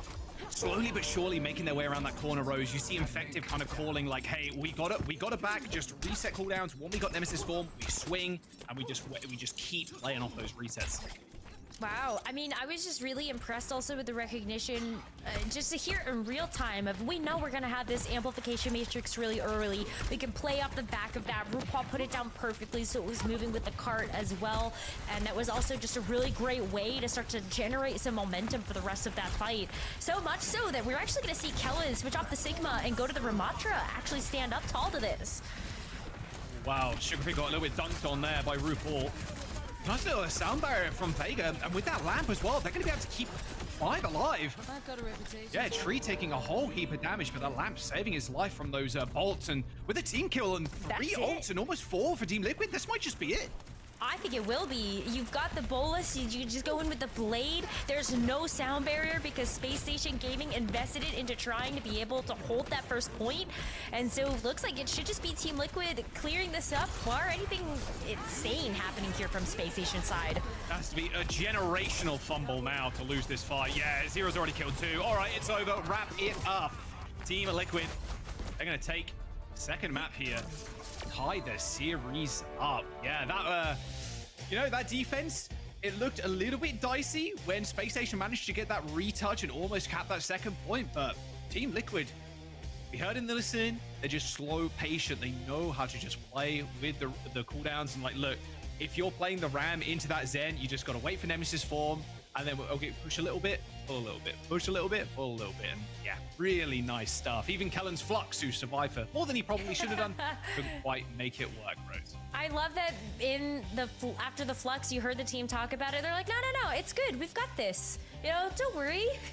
We still win this fight here. No problem. And I think it was the overinvestment of ultimates from Space Station that was ultimately their downfall on the defense. I think they had a lot more fight left in them, but they heavily invested into the end of that first point to just really try to stop the cart there. And I don't think that's necessarily a wrong thing to do most of the time, but it certainly worked out that way, that the Team Liquid just really clinical on that attack. Just wanted to point out a small thing with Freya and interacting with the other DPS as well. You see every single time, like one of those DPS, or even a support to be fair too, as soon as they get hit by one of the bolts, they have to just chill. Like, you cannot afford, with how quickly she can send the right-click bolts out with the resets, you have to just wait for half a second. And that half a second can cost you a lot. It can cost you a lot of space, and it draws the attention of your healers sometimes towards someone that maybe they don't really want to be pocketing right now. So you see the Gen.G peek out, Freya hits you with a bolt. Okay, I have to chill. Like, I don't want to get double hit and just like be eliminated instantly. So you can see, but most Freyas, they see a DPS out of the open, they hit one, they know they can go for a bit more of an aggressive angle because that DPS more often than not can't instantly respond with damage of their own. Unless it's the other Freya, who might also end up blowing you up. It's been cool to see the new hero being used so much. But we go to map number 3 now. Where do you think we go if you're to SSG, Rose? Obviously, Team Liquid, not that close, to be honest. They just can't run over them on Circuit Royale. I think you just want to go back to a dive map. You know, Circuit Royale, not necessarily something that worked out super great for you, but Ilios, pretty comfortable, so maybe we'll get a chance to actually see Hollywood. Oh, I'm so excited. Hollywood back in the map pool. This has been a long time since I feel like we've seen this map, Jack. Yeah, honestly, this map pool we're looking at right now, like, it looks pretty good. So good. I'm like, all the escort maps, they've got their own little, like, you can do your own little tweaks on them, a little bit more divey this time around. And with Freya, obviously, super high mobility. It really aids to the Winston kind of super aggressive style play. Circuit Royale, like we saw before, it's going to default to Sigma sometimes, but you still can play aggressive with something like a Ram. Hollywood's going to be fun. There's obviously going to be double Freya unless it gets banned. Here is the map pool, by the way. See what I mean? Escort, you got Gibraltar in there, Dorado, divey maps. And then Hybrid's going to be the best hybrid map pool ever made. Hollywood, Kings, and Midtown. Yeah. Oh, this is eating good, this split. Super peak. I'm happy to see any of those 3 hybrid maps get picked, and I think they all get the chance to show off something that's really just fun for teams to play. Also been a while since I think we've seen Watchpoint Gibraltar Gibraltar. So that's another one that I'm excited to see which teams actually decide to pull from. Smart choice there by Team Liquid to actually choose that Circuit Royale map. Take Watchpoint Gibraltar away for just a couple more map picks. But now we go to Hollywood, and we'll see if there's actually like a tank ban. Maybe you save a tank here just so you can actually play the Winston. Yeah, Hey, Orisa there's ban. the Orisa. Okay. Korea have been playing a lot of Orisa recently. Not too much RAM at all. More of a NA specialty. And an honor ban from Team Liquid. Okay. So, again, does kind of play into just want to play super aggro. We'll see if they want to rock out with Infected on the RAM again. I wouldn't be too shocked. Do you want to play the Ramattra Freya though ban if you just know yet. that Kellen might play the Winston? Because I feel like you don't. I mean, on first, the Winston doesn't get too much value. Like, that's true. Winston realistically is like, he's like decent on third, really good on second, obviously with a giant high ground. Yeah, But I think it's okay on first. I think you just have to, like, you know, slowly walk through the first part of the map, and then you're able to actually dive for the bag of points. I don't know. I've always liked seeing Winston on this map. No, Infected, no. Oh, come on. Well, we saw Malga earlier today. I kind of I expected know, that's why I'm saying no. Please. Oh, you had enough? You saw enough I've of seen it two in the games, I've had enough. Alcatia and Twisted Minds match, and now you're like, nope, that was enough for me. It kind of makes sense with the Anabam, right? Like, It Malga does. being antied. Obviously, you still got Kiriko to cleanse you, but it's kind of one little bit of a worry off your mind. Yeah. Space Station. They see Malga. I feel like they're going to switch up from the Kellen Winston. Yeah.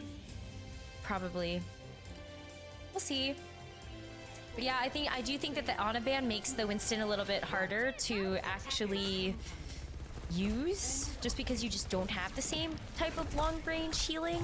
But they see it immediately. Kellen's not backing away from this challenge yet. Okay.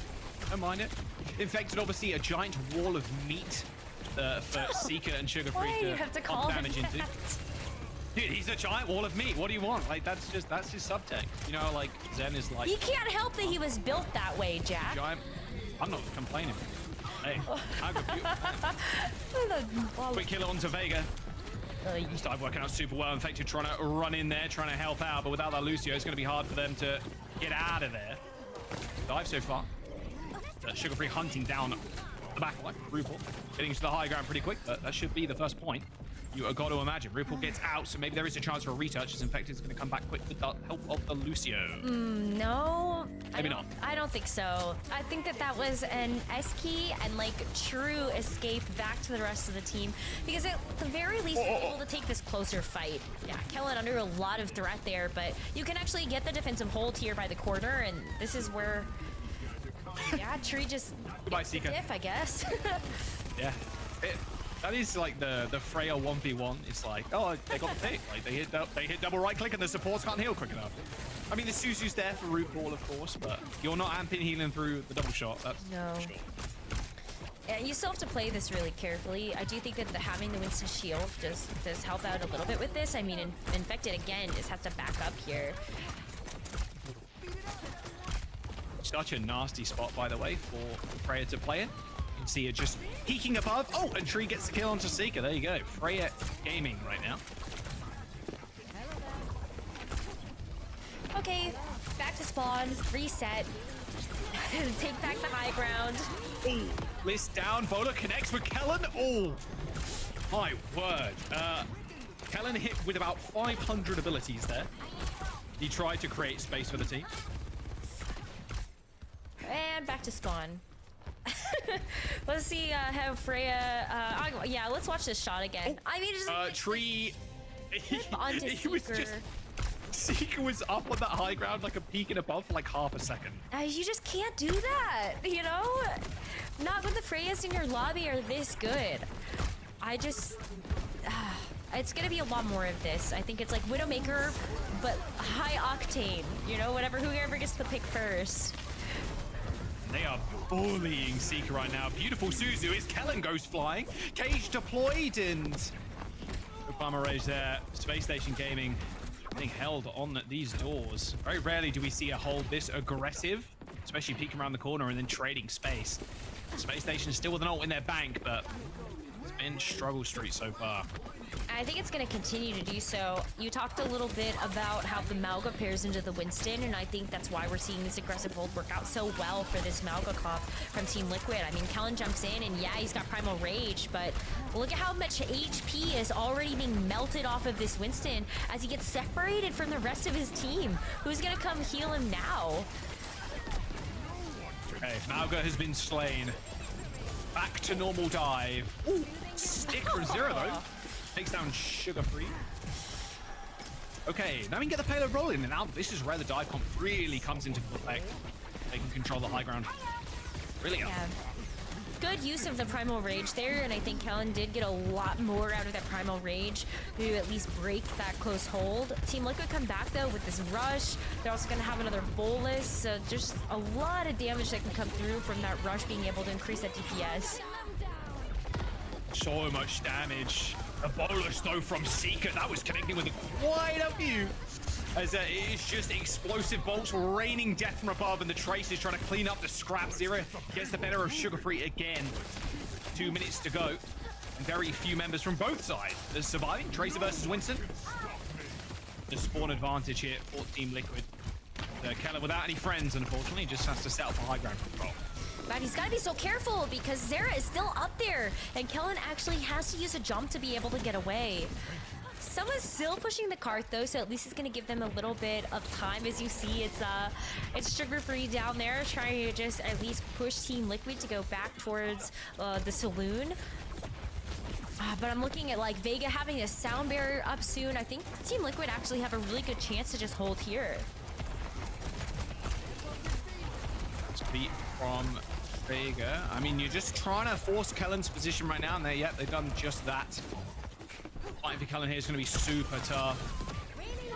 Good kill from Zero, though. And even hits the recall so it doesn't explode into smithereens, as the bolt did connect in the end. Gillen on a high ground. I mean, he's on jail right now, but again, can't interact with the payload too much because Infected has quite literally made it his home. Now Zera is just crushing it, just being able to play on the verticality of these rooftops, farming the Winston. It's like you look 1 second, Zera's on your left, and now all of a sudden he's across from you on the other building.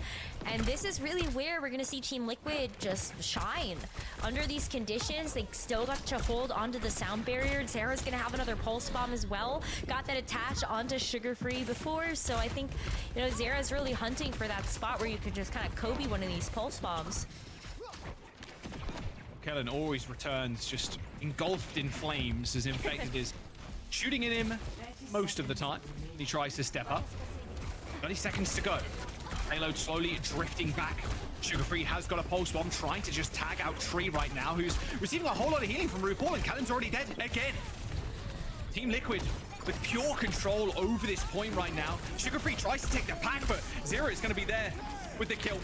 Sound barrier connects with 3 for Space Station Gaming as overtime approaches. That Lucio sailing through the air, but Tree is securing the kill.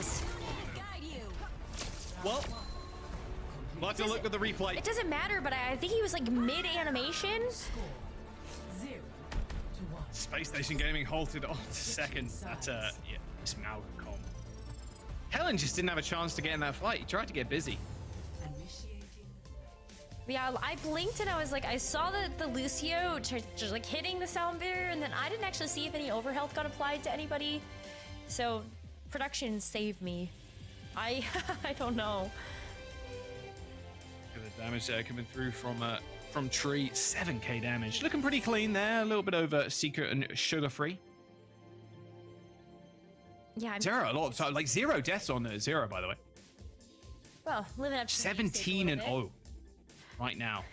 Just absolute beast. I mean, a lot of the time, yeah, you picked up on the pulse on Sugar Free. Like, he's just forcing Sugar Free's recall a lot of the time as well, which is so deadly for the Tracer, because you have to recall. As soon as those bolts start flying your direction, you get hit with the explosive one, you have to recall. You don't stand a chance if one of those connect. Yeah, I think even just all of the spam damage from the Freya onto a tank just makes it so difficult to actually execute on what you want to do.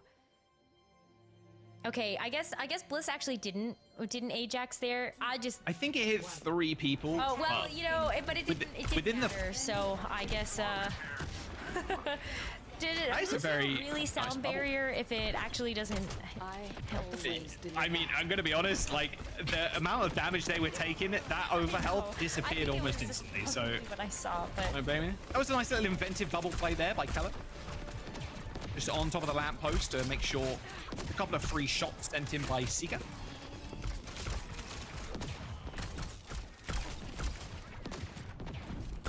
Oh, okay. Wow, 0 going down. Okay, yeah, quick reset from Team Liquid. Dill's there thrown away. This is a really nice map for Freya as well. Just being able to get over the top of the buildings and peek for like half a second to get maybe an instant kill. Ooh, that was a good shot. It's time to save the round. We should clap for that, right? Yeah. I mean, look, he got some damage on the Winston. Let's cheer for you, big man. Yeah. No, but I mean, it was enough at least that actually it got Team Liquid out of the spawn. That sounded really like sassy, but I didn't mean it that way. It's just like remembering the the listening comms from Circuit. So I was like, that's good. All right, attempt number 2. Zero taking an alternate route to the rest of his team right now. Is just trying to take that point and or at least put pressure on it. At the very least, stick onto Infected's good for 1. Another big trade though, 3 on 3. Fortunately for Liquid though, they've only got Vega for heals on that Lucio, and CJ has got the rush. So I mean, Space Station right now, they can't just play as aggressive as they like. So still gonna be scared of 3 there. You will one tap somebody, especially with the bowler. I mean, Seeker's gonna have that shortly as well, but I think it's really Space Station having a good handle on this defensive dive. This is why I really like seeing Winston on this particular point. It's just how much territorial control that you can get from having this Winston be able to clear so much space. Connects with Infected, but it got instantly Suzu'd. Oh, that's a nice shot. Yeah, that was a guaranteed kill there from Tree. Seeker too low, and Helo's nowhere to be found. One connects onto Kellen, might force the Primal Rage, and it does, but Bliss is already dead. Minute and 40 seconds to go. Kellen now health bar just melting in front of the Malga. Tree falls at the very least here, but Kellen has to get back. Can't afford to die right now. Gets the mega health back. That should be a tick for Team Liquid. I don't know if there's going to be a retouch here from Space Station. I think the fact that they do have the Winston is nice, but they're still missing CJ, and the Swift Step isn't going to be able to get you out of spawn fast enough, I don't think. They go in, and this is super risky, Jack. I don't know if I agree with this, because Kellen just dies. Trying to force ults, maybe. Vega had the beat, but knew his fight, had full trust in the rest of his team to win that one. Need to use it. And now Team Liquid with that kill onto Kellen Rose, they're going to be able to get high ground super quick. I mean, good luck if you Kellen right now. Like, yeah, Rose going to jump high ground, instantly die almost, and have to pop bubble, and then drop down to low ground. Yeah, that was rough. I already hear what the comms were like from Team Liquid. You know, it's good. Kellen, just focus Kellen. We're good. He's dead. Focus him again. Just like no stress or pressure coming through from this Team Liquid squad. They're on such a good pace right now, still with 3 minutes to work with, and just shy of that second point. Seeker does get a pick onto Tree here, but I think this is still like a Team Liquid holding strong. This cage is so powerful. Yes, they do end up investing the sound barrier into it, and a late beat from Team Liquid, so Kellen has to get out. The rest of the team from Space Station Gaming splitting up as far as they can as Zero tries to hunt for some kills. Payload still contested. Gonna be hard to get this Malga off of it. But at least Space Station Gaming are holding out for now, but for how long, especially with Kellen dead? No, I think this is just Space Station really have to wait for Kellen to come back, and I think that's a wait that they can't afford because Team Liquid capitalize on that. They do find Zera though, so Seeker at least gets a chance to get away with his life, and now Team Liquid are missing a pretty key piece to their damage, but it's not going to be too long before Zera gets a chance to come back. But in fact, it can't die here. That's going to be a big stagger that they can't afford either, as that's another minute taken off the time bank. Team Liquid now with 2 as Space Station try to get the jump on this and take that space back. Dead, okay, good picks. Yeah, you're guaranteed that kill. No way of Freya surviving that one. Yeah, 2 minutes to go. Forward hold. Ooh, that's an attempt to. No, a little bit too scared of Infected.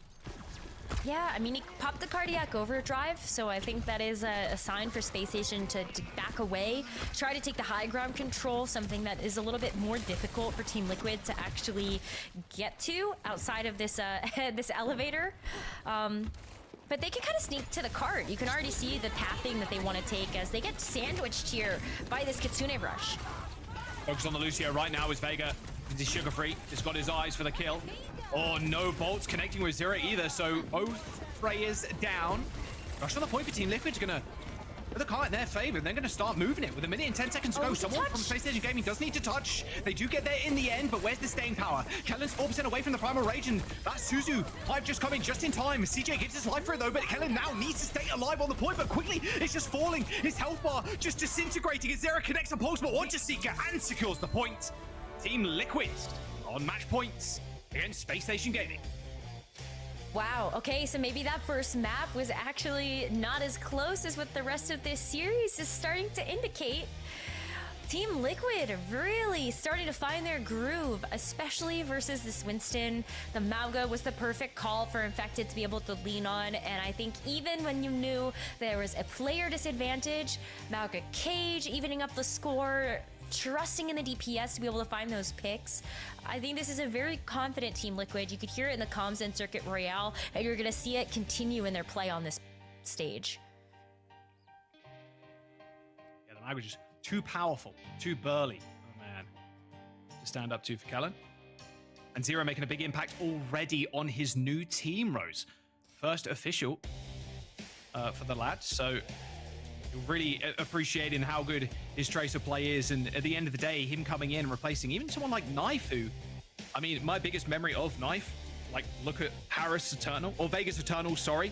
He was coming in and people were like, this guy's player of the match every single match, like hard carrying. Zero kind of replacing him, at least for now. I mean, just looking clean with it on the Tracer. And it's a difficult matchup against the Freya, but still happy to take that duel, still happy in his movement. And they look good. Team Liquid off to a flying start. Only one more map here to shut down Space Station. You best bet that Zera has had the practice, especially in ranked games, to be able to actually play against Freya.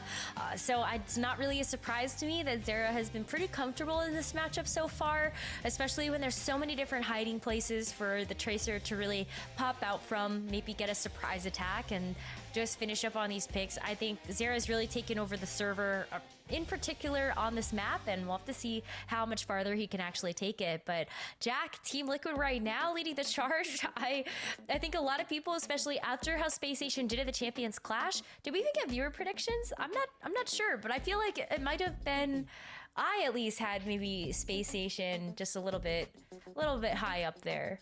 Little 3-2 action, maybe? Maybe. I would love to see that for our first match in North America. Absolutely. Yeah, it feels good. It's a banger, that is for sure. Potential final map here is Liquid might be able to round out the series. A quick reprieve from the action, though, as we jump to a quick break. Don't go anywhere.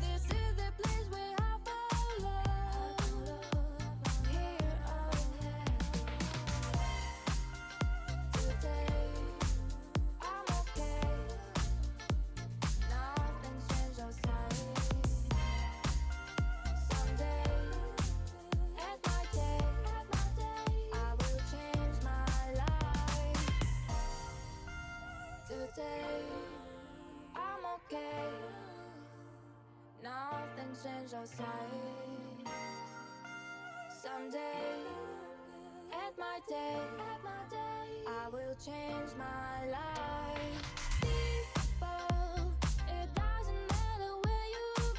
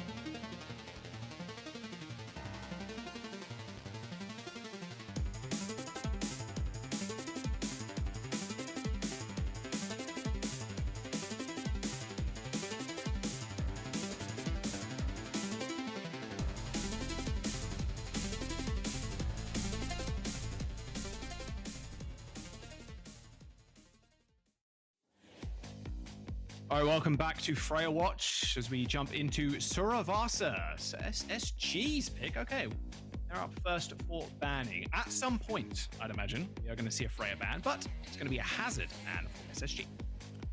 Okay, so maybe Infected being able to play Mauga here. We've got the Sojourn ban from Team Liquid. So hoping that we don't see, I guess, the Sojourn and Freya combination of DPS. Sojourn's always been so good on Suravasa, but it's really hard to gauge how the pro teams really want to try to approach this map now. You know, classically seeing Sojourn and Gen.G, but maybe it's now like a Freya Gen.G angle as we see Suravasa from these North American teams. Freya Gen.G, Freya Tracer, Freya Pigeons. It is Suravasa. So Wait, we are getting pigeon give cam. Freya a pigeon skin? Staged. No. No? No. But she has, like, I vote. wings. She does. Please stop giving them ideas, Rose. Yeah, you know, birds of prey. Yeah. Birds of prey, birds of Hawk paradise. skin, a falcon skin, a pigeon skin. Because, you know, pigeons, very classically birds of prey. Classic. No. Rats with wings is what they are. All right, you called it, Rose. Infected on the Mauga. Seeing Zera and Sugarfree back on the Tracer head-to-head. Yeah, the Tracer is just so difficult to argue with when you've got Zera and Sugarfree in both of these teams. But this is where I really want to see, like, Kellen kind of make some quicker decisions. I think with the Mauga, you just have a lot of explosive potential if you're able to get in and just make sure that you can utilize these cardiac overdrives with the rest of the team. So when we've got such a sharp shooter like RuPaul.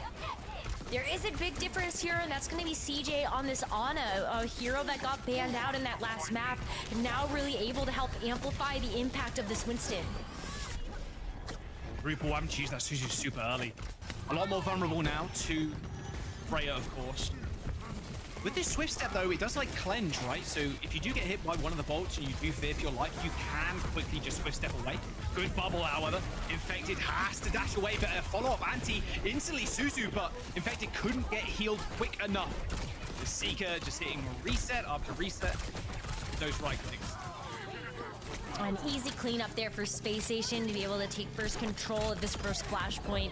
And yeah, that was the key. You know, CJ being on this Ana, I love the reaction time that you called out, seeing the nade and then the instant Suzu from RuPaul, knowing that that's something that you have to save that cooldown for. But if you're already taking so much damage, I mean, Freya is just so instantly able to get the picks. I think same with Sugarfree. Tracers being able to blink in so fast and make sure that you can actually follow up on those slow health targets. So Team Liquid can't take their time too much here. They got to get in and kind of just like focus on one person. And that could still be quite difficult when Seeker just gets to throw out the bullets quickly. No, but that's a nice start. Spicy stick from Zera. Had a highlight of available sticks already this series, I'm going to be honest with you. Rush on the point is going to make sure that Mauga gets healed up, but Antides, they can get some sweet revenge there. Helping Infected to secure that kill onto CJ. And now Infected's gonna actually have the cage for this next fight. You know, solo cage the Winston. You can also, I guess, really take a Tracer in with you if you want. Team Liquid are already making a wraparound here and chasing Kellen down. They really hate Kellen. Man, like a Vendera or something, please. Oh, well, if you remove the tank from the fight, you remove the shield. It's so much easier to get the cleanup onto the rest of the team. Oh my gosh, look how much splash damage everybody took on Space Station. It is wild how much the bolts do, splash damage wise. Not even just connecting them if you're close. Well, that's the Freya moment. Seeker dead. Off the rip. Rally popped though from Bliss, but a sound barrier from Team Liquid to keep this competitive. Remember, Space Station Gaming have to be able to touch now, but look at Tree's positioning right now. No one can see where this guy is. He's hiding up in the rafters. Well, Ezio, the way he's just up there and just dishing out an unbelievable amount of damage. I mean, this is what Freya does. As soon as you get into the midst of the fight, Rose, if you hit that updraft, no one's able to kind of tag you out because everybody's just looking forward, beelining for somebody. And it's so free for the Freya to basically get away with what she wants. 30 seconds now into the next point unlocked, but that was all Team Liquids. And Rose, they even saved the cage. Saving cage, they're gonna have a pulse bomb to throw to that. Oh my god, Kellen. They hate Kellen. They hate Kellen. And Nate does end up coming in and connecting with the man, but yeah, he's dead. Oh. Wow, where did this Kellen hatred come from? Like, let the man play the game. What is happening? I think Kellen is the correct target, but like, jeez. Pretty decent ult. They're going to be able to get on the point first, but they're going to be able to recontest at the very least. They've got Mano as well, so Kellen might just instantly get blown up. Speaking of which, however, a swift boot there from Vega. Zera caught in the line of fire. However, they're still backing up, giving Team Liquid a little bit of time. But a quick recontest, perfectly juggling the point there, making sure Team Liquid don't get a free cap. I mean, the cage was good, but with the follow-up stick here onto Infected, you're pulling Team Liquid away long enough that maybe this is going to be Space Station taking first capture. Team Liquid are taking a second to regroup, but they can't come in and actually get the recontest. Kellen is in that corner right now, taking 1 million damage. There's no pop of the bubble, but another nice nade there from CJ. However, Seeker opens this engagement up. Point still not taken. It's been unlocked for what, like good 20 minutes now? Sleep, nade in 3. Ready to rock and roll back into the fight. This is not where you want to be if you're Infected right now. Straight into the waiting arms of CJ's anti-nade. There it is. That should be the fight cleanup for Space Station. And the first capture progress of this last point. These fights can really drag out if you're not actually able to clean up these kills quickly. But I think after such a slog, Space Station do come out the winners at the end of it. CJ had so many good antis. A lot of healing investment into Kellen is also going to net a nano boost for this next fight pretty fast. And you also have your sound barrier. Oof, that's rough though. That is rough. Yeah, they're not gonna have to invest anything into this fight. This is just gonna be a clean one. A recall on Zero, needs help, needs some heals. There you go. They end up coming in just in time, and just a clean neutral fight there from Team Liquid. I think this fact that Seeker went down so early, good recognition from Space Station to play with patience, not actually expend any ultimates there. They still got 50%, and that's nothing to scoff at. But now that Team Liquid actually have control, Space Station have 5 ults to throw at this. So you'd think that maybe they'd be able to muscle their way through. Right, post one. He's waiting for a target, spots Diana, trying to dip and dive around him, doesn't connect. Sound barrier did though, on both sides. Cage deployed, and nano boost onto Seeker though. That's a whole lot of damage from Sugar Free. A connection with the pulse more onto Tree as a follow-up kill comes through onto Infected as the point. Is eventually gonna get capped here from a Space Station. A Cage there working against Infected, it almost felt like. At nano boost onto Seeker, keeping the Freya alive and everybody fighting in that cage. The splash damage is just insane, Freya. She just does so much when everybody comes up like that. That's why we were like kind of half joking around. Oh, you know, a little bit of Widowmaker, a little bit of Pharah in her. But I think she does. Oh, what a kill! And oh, what a bullet from Tree! He's disgusting with the Freya. Nice tag, and that's, hey, if you're half HP, good luck. Tree just absolutely farmed Space Station, knocked them clean out of orbit with a nice 4K. Yeah, give them the bag and then some. Come on. Team Liquid, they're going to be able to fend off now. Space Station might be able to get a touch, but it will be a desperate one. And it looks like they're not even going to bother. Yeah, just lay the weapons down. Arms up, just surrendered to Tree's Freya. Wave the white flag at this point, I think. Team Liquid are just really starting to figure things out, and especially when you've got the Freya alongside this Mauga. I think the cardiac overdrive has been able to be so impactful in a lot of these close quarter fights as well. So of course, as we say, the glaze for Tree. There goes Seeker being able to get a one-up on him. But it's like it's still really going to come down to the impact these Freyas are going to have. And right now, yes, it's going to be Seeker getting the better of these fights, but it's not like Team Liquid don't have fight to actually give for this first splash point. They just got to wait for Tree to come back, and then maybe Bolus from Tree is going to open things up next time. Sugar-Free looking for an early pulse bomb. Found his way into the backline already. Tickling RuPaul a little bit. More of a tickle, really. Did like 50% of his HP. Here's the pulse bomb. A rush is already used. Tree pretty low, but this rush is going to be tough for Space Station to deal with. In fact, they're not even going to bother. Kellen dead, and no even nano deployed there. So happy with the 30%. 30% is good enough, but For now, but when you take a look at Team Liquid on their final flashpoint of this map and also on match point, it's not going to be good enough. Space Station have the Nano, they're gonna have this Primal Rage, but I feel like none of that is actually able to convert over to these quick team fight wins that we need to see Space Station start to rack up. Even Kellen going in and getting the Primal Rage, everybody's getting shattered around with this Kellen. and tough. Sorry.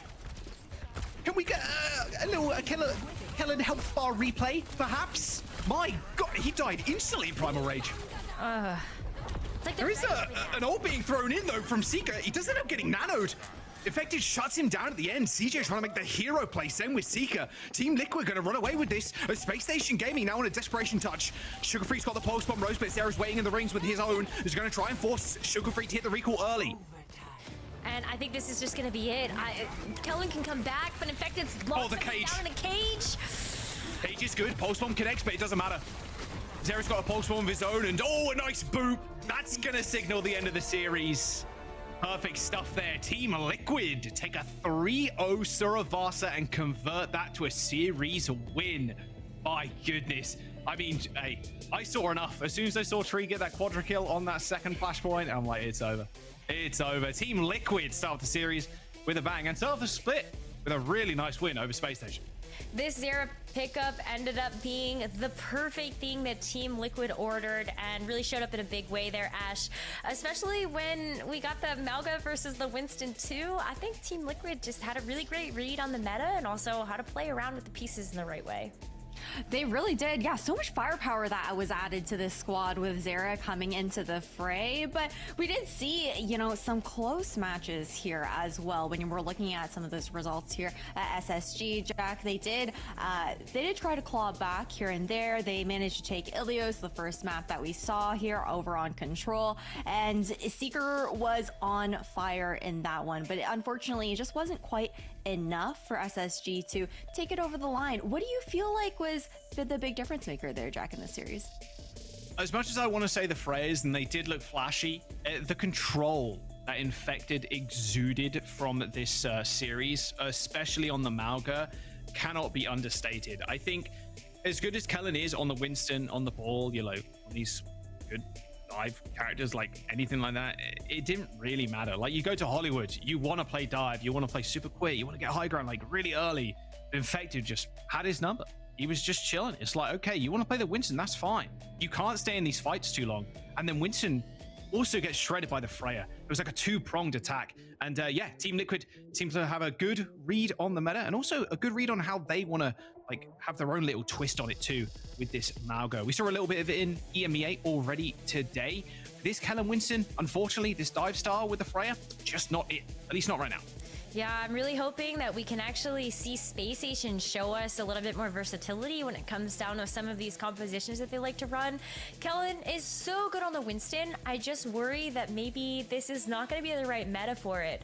And it's also very possible we're getting ahead of ourselves, and this is just the first match. And we know what happened in Stage 1 with the NA equilibrium. That could come into effect again, but I do think that right now, Malga looks great, Freya looks great. Being able to burst the instant bubbles were perfectly timed, and Kellen had a pretty rough day being focused like that. Hey, it is what it is sometimes, right? You also have to consider, aside from Zera, this SSG squad is also coming off of just the 2 weeks that they, since Champions Clash as well. So it's been a little bit of that adjustment. I don't know about you guys, but I had a hard time adjusting my sleep schedule personally. Imagine having straight back. Oh yeah, feel the jet lag. Absolutely. Yeah, exactly. But overall, I think that right now, it's a good litmus test to see how these two teams are going to be faring up against each other, and I think that as well in this head-to-head there's still a lot of time. It's just the beginning of Stage 2 here as well. Yeah, let's not overreacting Oliver's here. It's only the first series. No, I'm a first series second split. We all know this. I get with the recency bias. I look at these matches as a one individual lens, That's it. Do things that it's like season called. Yeah, it will be Team Liquid taking Split 2 and Space Station somewhere in second or third, maybe. Like, I don't know. It is nice to see how each team is kind of adapting to especially the tank role. And with this map pool as well, it can't be understated how different these maps are. Like, especially Escort, it's like, okay, super dive heavy. And then you have Circuit Royale, which is like kind of slow paced. You've got a little bit of Sigma here as well, potential. You could potentially play the Rush like Invective was doing. I mean, it looks good so far for Team Liquid. Let's not count Space Station out though, just yet. Come on, it's one series. It's a slow roll. It's a slow burn here for the start of stage 2, right? But someone who did not have a slow burn is going to be Zera, because he came out the gates shooting, and we're going to have an interview with him. Congratulations on kicking off stage 2 with such a brilliant start, Zera. And I just want to know, like, how's it been now kind of, I guess, like, adjusting to this new team here within Team Liquid? What's the experience been like slotting in? It's been, I don't know, like, I've had very little kind of time to adjust, so it's been a bit rocky, but overall, like, everyone is like really nice on the team, very easy to work with, and I think I've been doing an okay job at slotting in. It's not been bad. More than okay.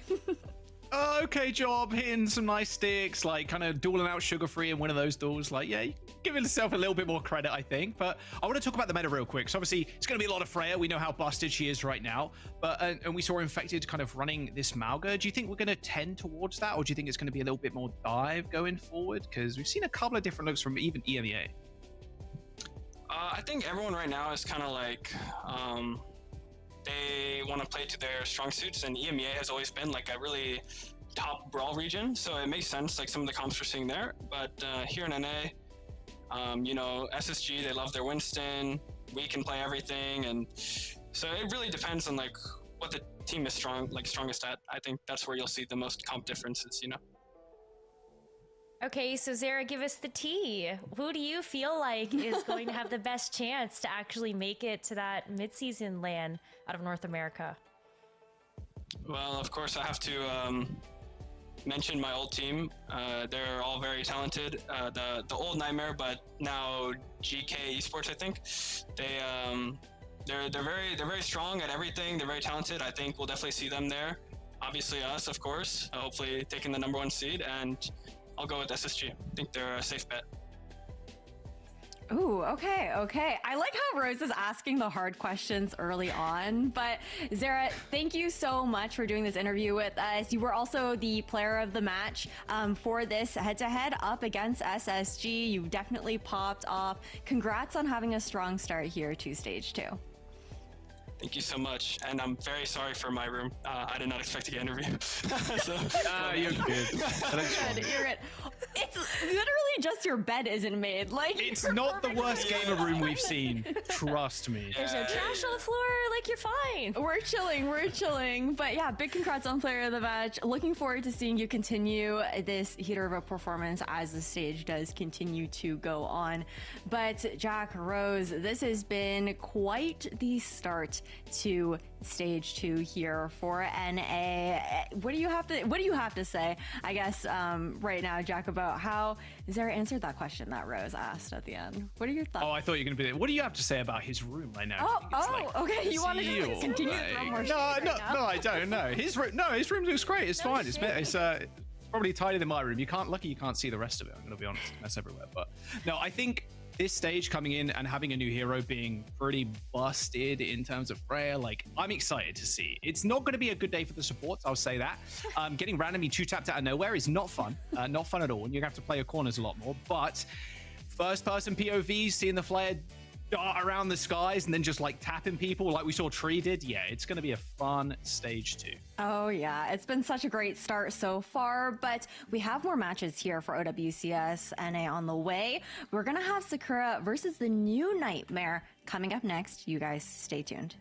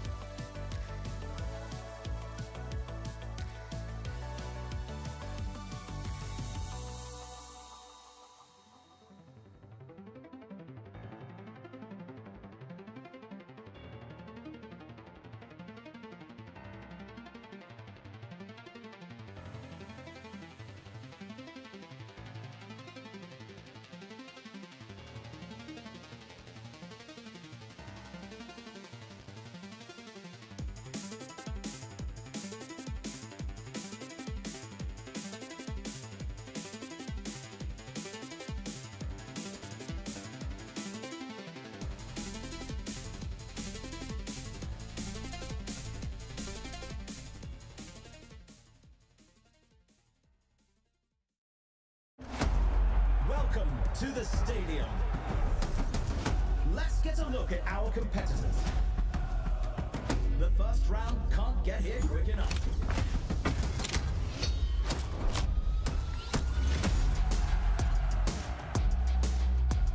And we're diving right in.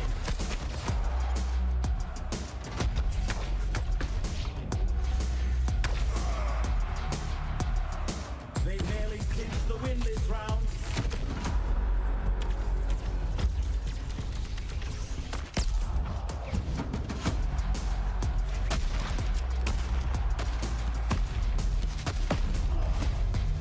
This is a round you won't want to miss.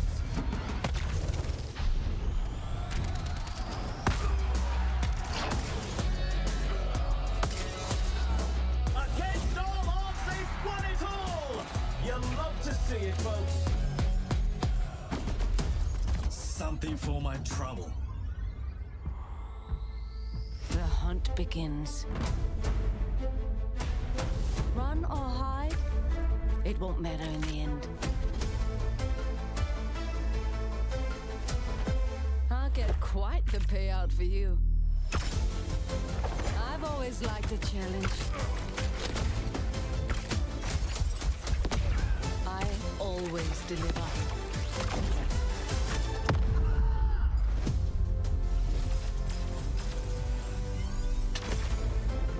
Goodbye. Cheers, love! The cavalry's here! Nocturna is leading the Hollow Hearts to corrupt the world with woe! Only our combined power can stop her.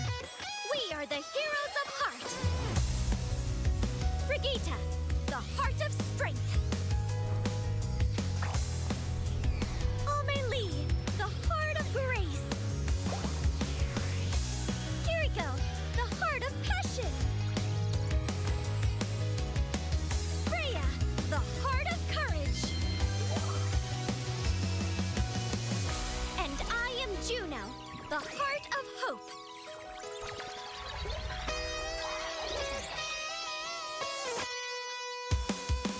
Together, we will take down the Hollow Hearts!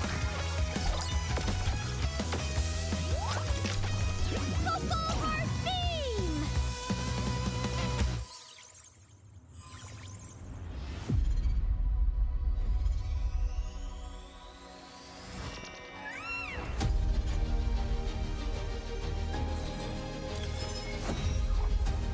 I run this show. My spirit grows strong.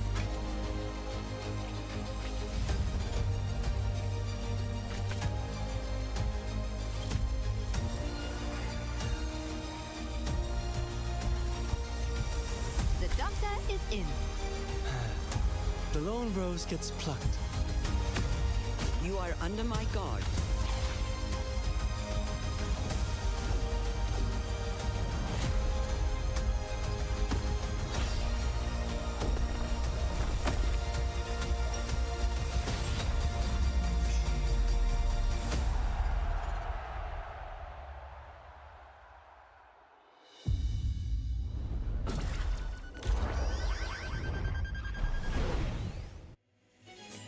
Welcome back, everybody, to OWCS NA. Again, I'm Ash, joined here by Jack and Rose, but it's actually not just us for this next matchup. We've got a very special guest tuning in with us here as well. We got to welcome OC onto the desk. OC, thank you so much for coming and for joining us. How are you feeling about this upcoming stage here for OWCS NA? Because in NA, there have been a lot of roster shuffles, a lot of rebrands and whatnot. Who are you leaning towards maybe as some favorites here going into stage 2? Yeah, I feel like Zira obviously going over to Team Liquid, and we just saw a great performance from him. I feel like Team Liquid are a lot stronger now. They can play a lot of different compositions, right? They're probably one of the most flexible teams in the entire OWCS. They're just not the best at anything in particular, right? So they're just super flexible. I want to see how they can do, though, because that's really interesting to me. Okay, love to see it. Love to see it. But now we got to lock into our next matchup here between Sakura and Nightmare. This is a really interesting one, OC, considering the fact that Sakura and Nightmare both have pieces of that old Rad Esports roster here as well, now going head to head up against each other. Right. Yeah. It's interesting to see how like Nightmare kind of pulled together bits and pieces of Timeless and Rad, and they've kind of come together and created an interesting roster. You have Sakura first up, and Sakura, you have Clear, who I'm really excited to see play because Clear was kind of stuck on the bench a lot of the time on Nightmare in the previous stage. So I want to see how he can perform. We also have X10. I know they've been very dominant in calling all heroes, very strong on the hit scan role. So seeing them play in OWCS is going to be really exciting. Same with Peace, who is also stuck on the bench on Rad Esports, right? So a lot of players, we kind of have like the bench team here, players that haven't been able to show themselves off as much. And then for Nightmare, Rocket, of course, great on the Tracer, very, very strong flex DPS player, and Chronic on the hit scan, super, super powerful, super strong. Interested to see how good Chronic will be on the Freya. And Lukmano Lep, you're kind of just mashing together backlines. It's one of the most interesting things. It's like, okay, let's take part of Timeless, let's take part of Rad, or I forget who else, but yeah, like you're taking parts of different backlines, and it's working. We'll see how it works. We'll see how it works. Yeah. Yeah, I mean, look, go on, Rose. Oh, I just wanted to ask OC because you touched on the fact that we're gonna see some Freya. Obviously, we've seen a lot of Freya already in EMEA and NA, and because we just have a new hero and she's come out super strong, I'm kind of wondering where you feel like Freya does fit into the equation for a lot of these teams. Is it a must pick now over something like a Sojourn, or is this something that you also see as a great target for a lot of these teams to try to ban away?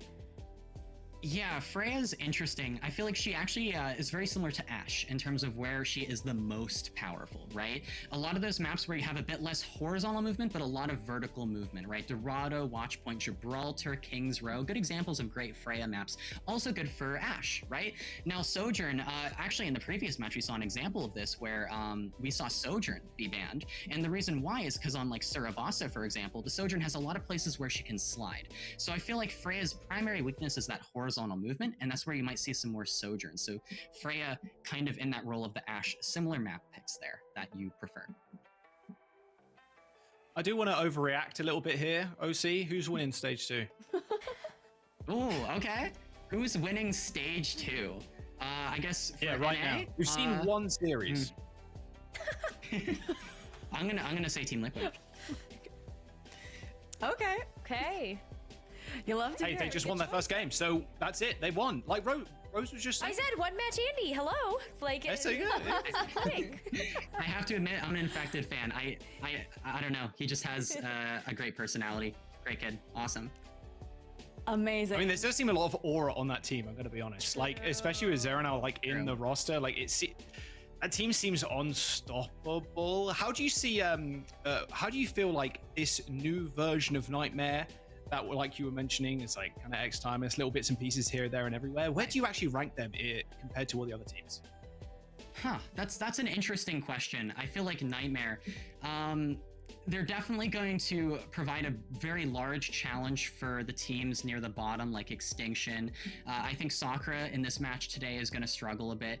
Supernova, it's going to be tough competition for them as well, same with Dill. But for the top teams, like GK, Space Station, Liquid, I feel like Nightmare, it's going to be a challenge for them. It's not going to be as easy, especially now that they've lost Zera. Okay. Or no, sorry, well, that's really great. not. Oh, I got myself mixed up. I'm sorry.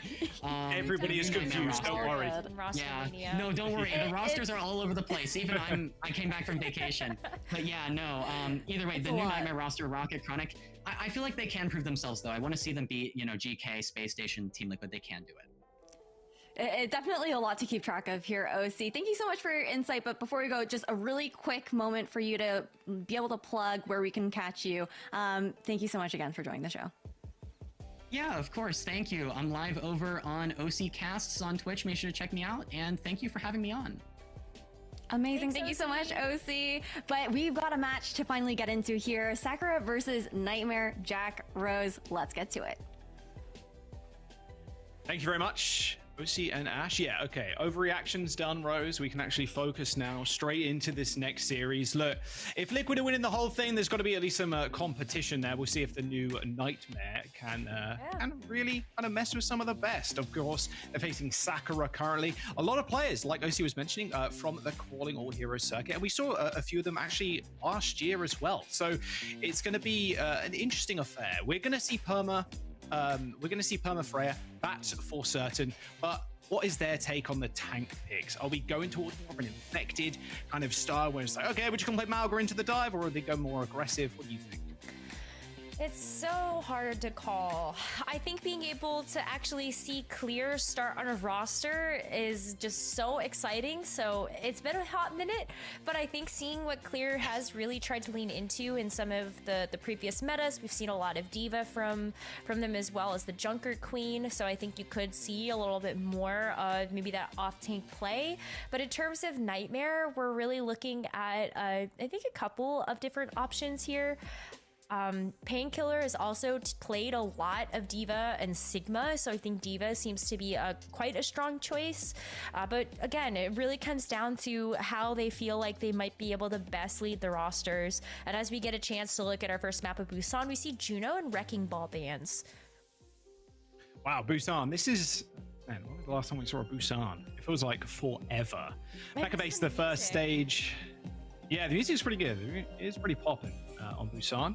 Yeah, Wrecking Ball ban, Juno ban. We're going to see a lot of Wrecking Ball bans, I think, especially in NA, especially against teams thinking like Callan, I'm going to be honest, an infected Wrecking Ball specialist. Looks like Painkiller, though, is going to run out with the Orisa for Nightmare.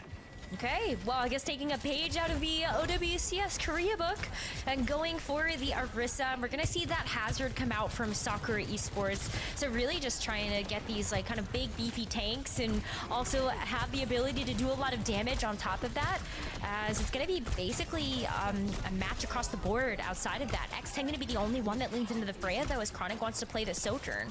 Sojourn already showing up in a big way here as Chronic gets that big pick onto Clear and Nightmare to make their way to the point.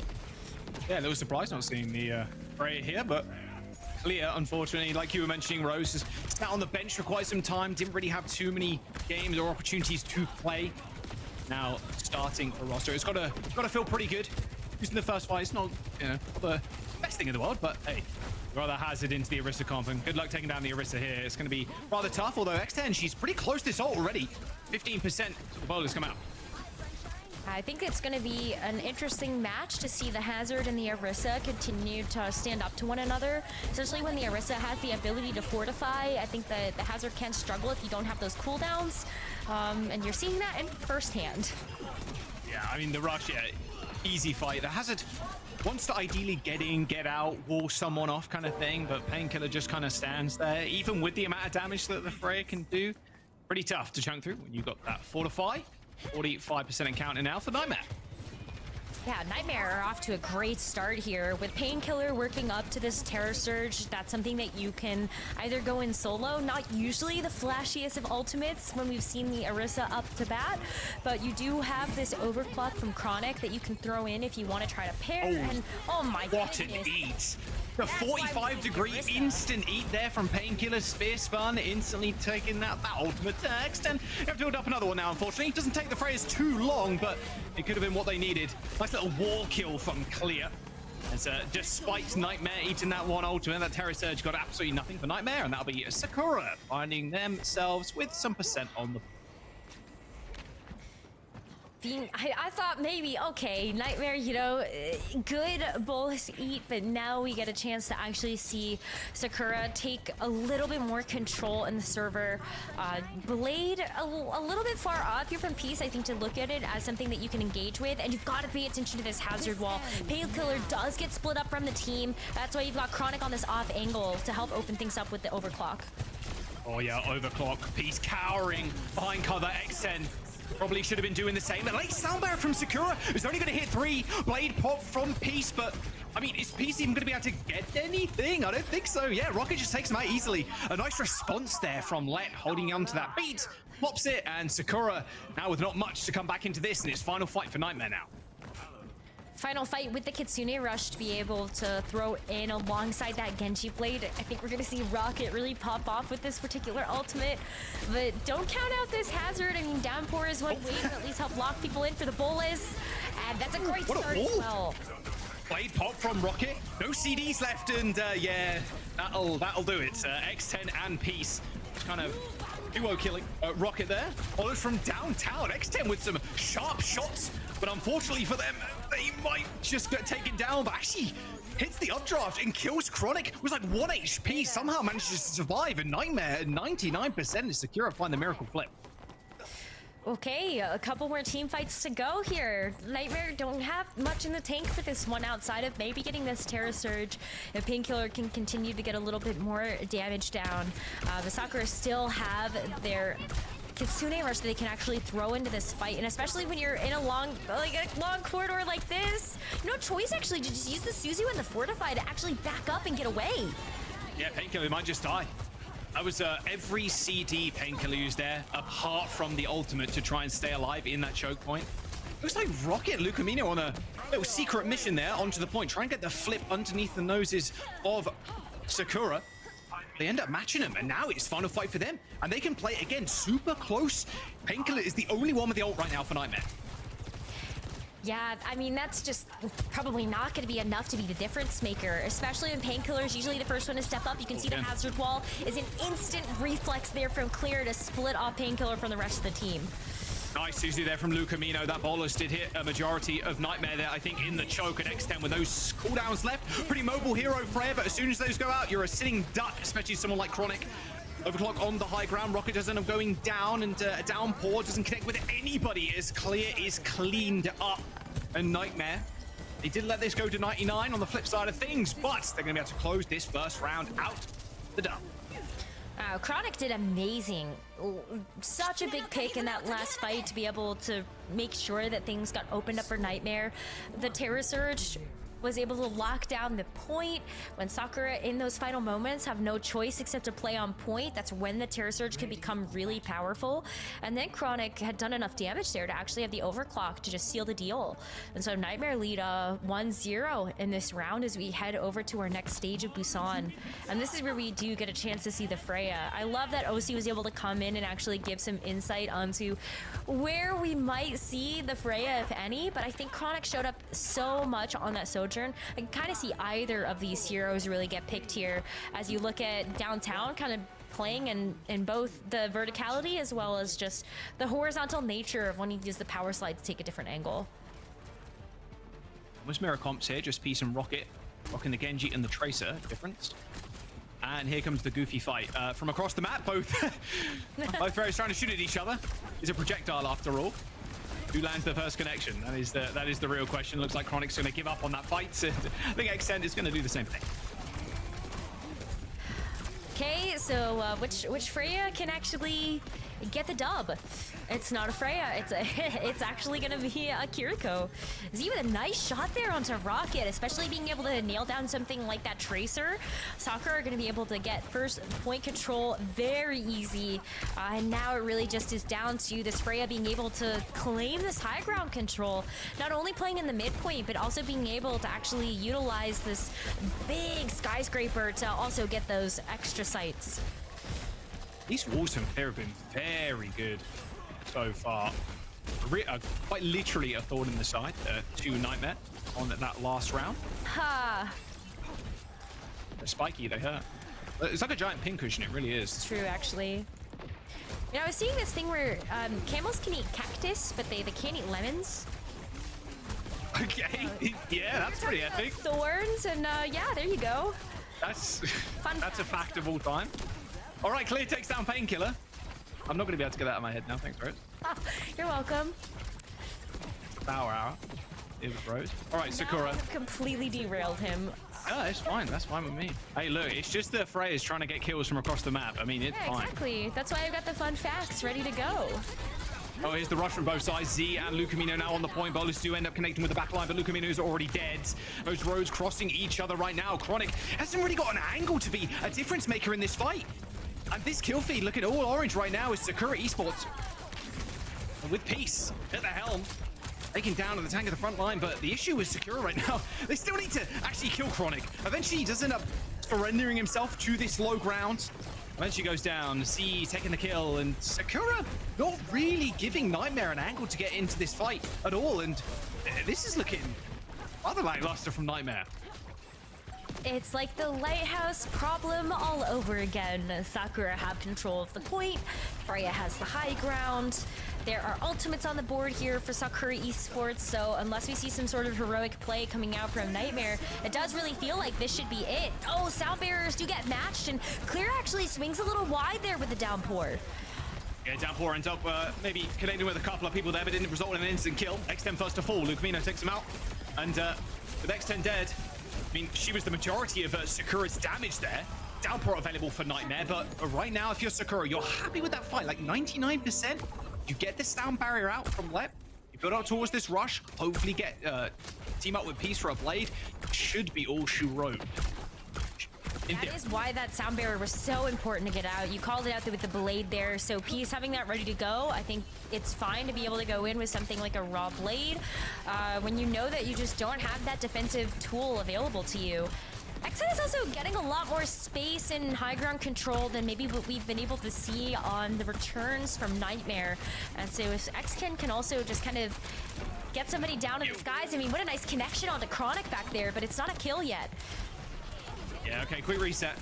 Yeah, Peace dead, Clear dead. Okay, get back, get back. All to the spawn room. Pangolin going on a little bit of a tear. So many ults now for Nightmare. That wasn't exactly a fight Sakura wanted to lose, considering they had that blade advantage over Nightmare. Now Nightmare is sitting on 4 ults, sitting pretty.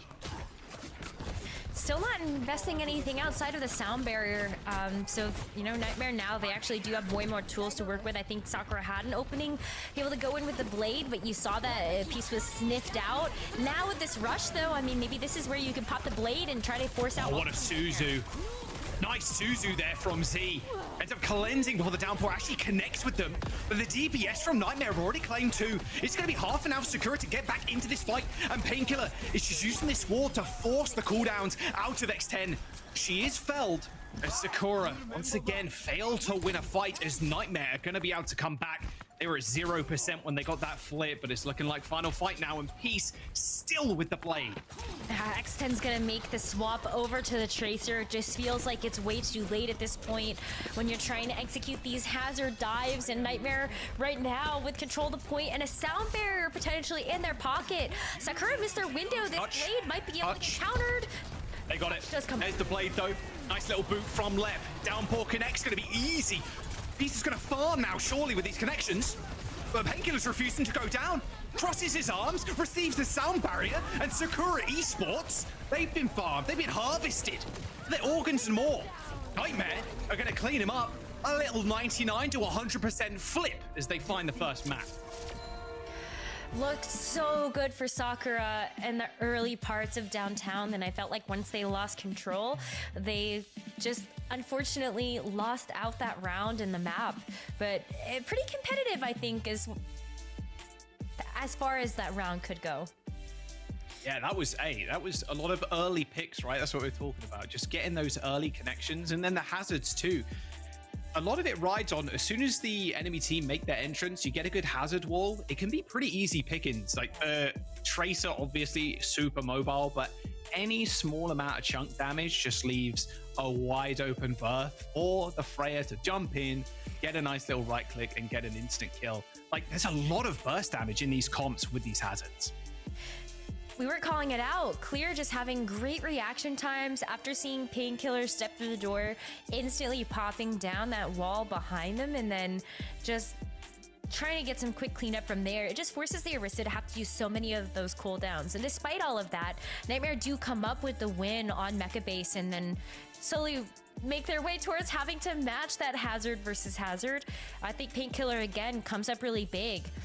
Not just with the hazard walls, but I think being able to execute on a lot of those big leaps forward and all of the extra damage follow-up with something like the Freya or the Tracer. I'm really impressed right now with this Nightmare squad. Painkiller should have died there. We saw Peace like holding onto the blade. It's like, okay, we're gonna come back in. We're gonna use the rush. We're gonna use the blade. And then the downpour connects with Painkiller. and you're like, okay, Peace has Blade, he should die. Like, Painkiller needs to just evaporate into thin air, go back to spawn. But the connection from the soundbar from Leb saved him in the end, and that was a wrap. That was done. Killing a Hazard that early on into a fight is a nail in the coffin, because then your DPS, and especially a Freya, who is very mobile but very squishy and susceptible to a die from the Hazard, they just get hounded down. You just like can't really survive too long, because you need your Hazards like going at each other, not looking at you, you know. Good start though from Nightmare Rose. Different team completely from last stage, but some very familiar names on the board. Where do you think now, if we for Sakura, where do we go? What game type and what map? It's again, I think just a super tough call. I mean, just without really having a whole lot of experience with this particular roster, with all of these new heroes that have come in, 2025 has been a wild year for Overwatch. I even just think back to what we saw in January, and now all of a sudden we've got like new game modes and we've got new heroes, and there's just a lot of things that really shake up the top level competitive Overwatch scene. And some things do never gonna say no, and some things don't. And I think just seeing King's Row is one of those things that will always be what it will be. Yeah, I'm happy with this. That's fine by me. Little King's Row, I mentioned it before, but I think the map pool is a banger for Stage 2. King's Row picked by Sakura. How do they approach this? Because it seems right now Clear happy to run Hazard, at least on control. So we'll see if you can pivot to something else. More often than not, kind of an off-tank player. For Nightmare, on the other hand, in Painkiller, decent at a lot of things. Like even going back to something like the Orisa, Korea's been playing it a whole bunch. I wonder if he just rocks it out. I think Orisa is a great choice here. If it's not going to be the Hazard, I think Orisa makes a lot of sense. I also could see Mauga. Like, I know you don't want to hear that. Painkiller's a good Mauga too, to be fair. Yeah. The last couple of times we have seen Painkiller, I think like Mauga does jump out at me as kind of one of those heroes that really, really stood out. I think the rest of it, Freya. Yeah, I mean, Perma Freya. Really like Tracer. Gen.G, Tracer. Not complaining. But yeah, I think it is quite pivotal right now for tanks to have a fairly large hero pool. We heard Zera obviously talk in the interview, like, hey, at the end of the day right now, it's about finding your comfort and your place where you want to put yourselves. Do we want to be this more Mauga style, like, or do we want to be like a Kellen, like we're playing a little bit more dive? But with an Ana ban on Sakura's side, maybe we are seeing a little Mauga. We'll have to, at least that's giving that away a little bit. Ana very good on King's Row though, to be fair. Nightmare going to respond with a Gen.G ban. I just like want to touch on what you said and kind of tie it back to what OC was also bringing up on the broadcast. Speaking about Team Liquid having so many different compositions, I think you can either be a jack of all trades, which sometimes means you're the jack of none, but you could also be a specialist team and really just stick to your guns, stick to one or two compositions, and sometimes that's going to be what helps get you over that finish line. You know, practice makes perfect in kind of a sense there.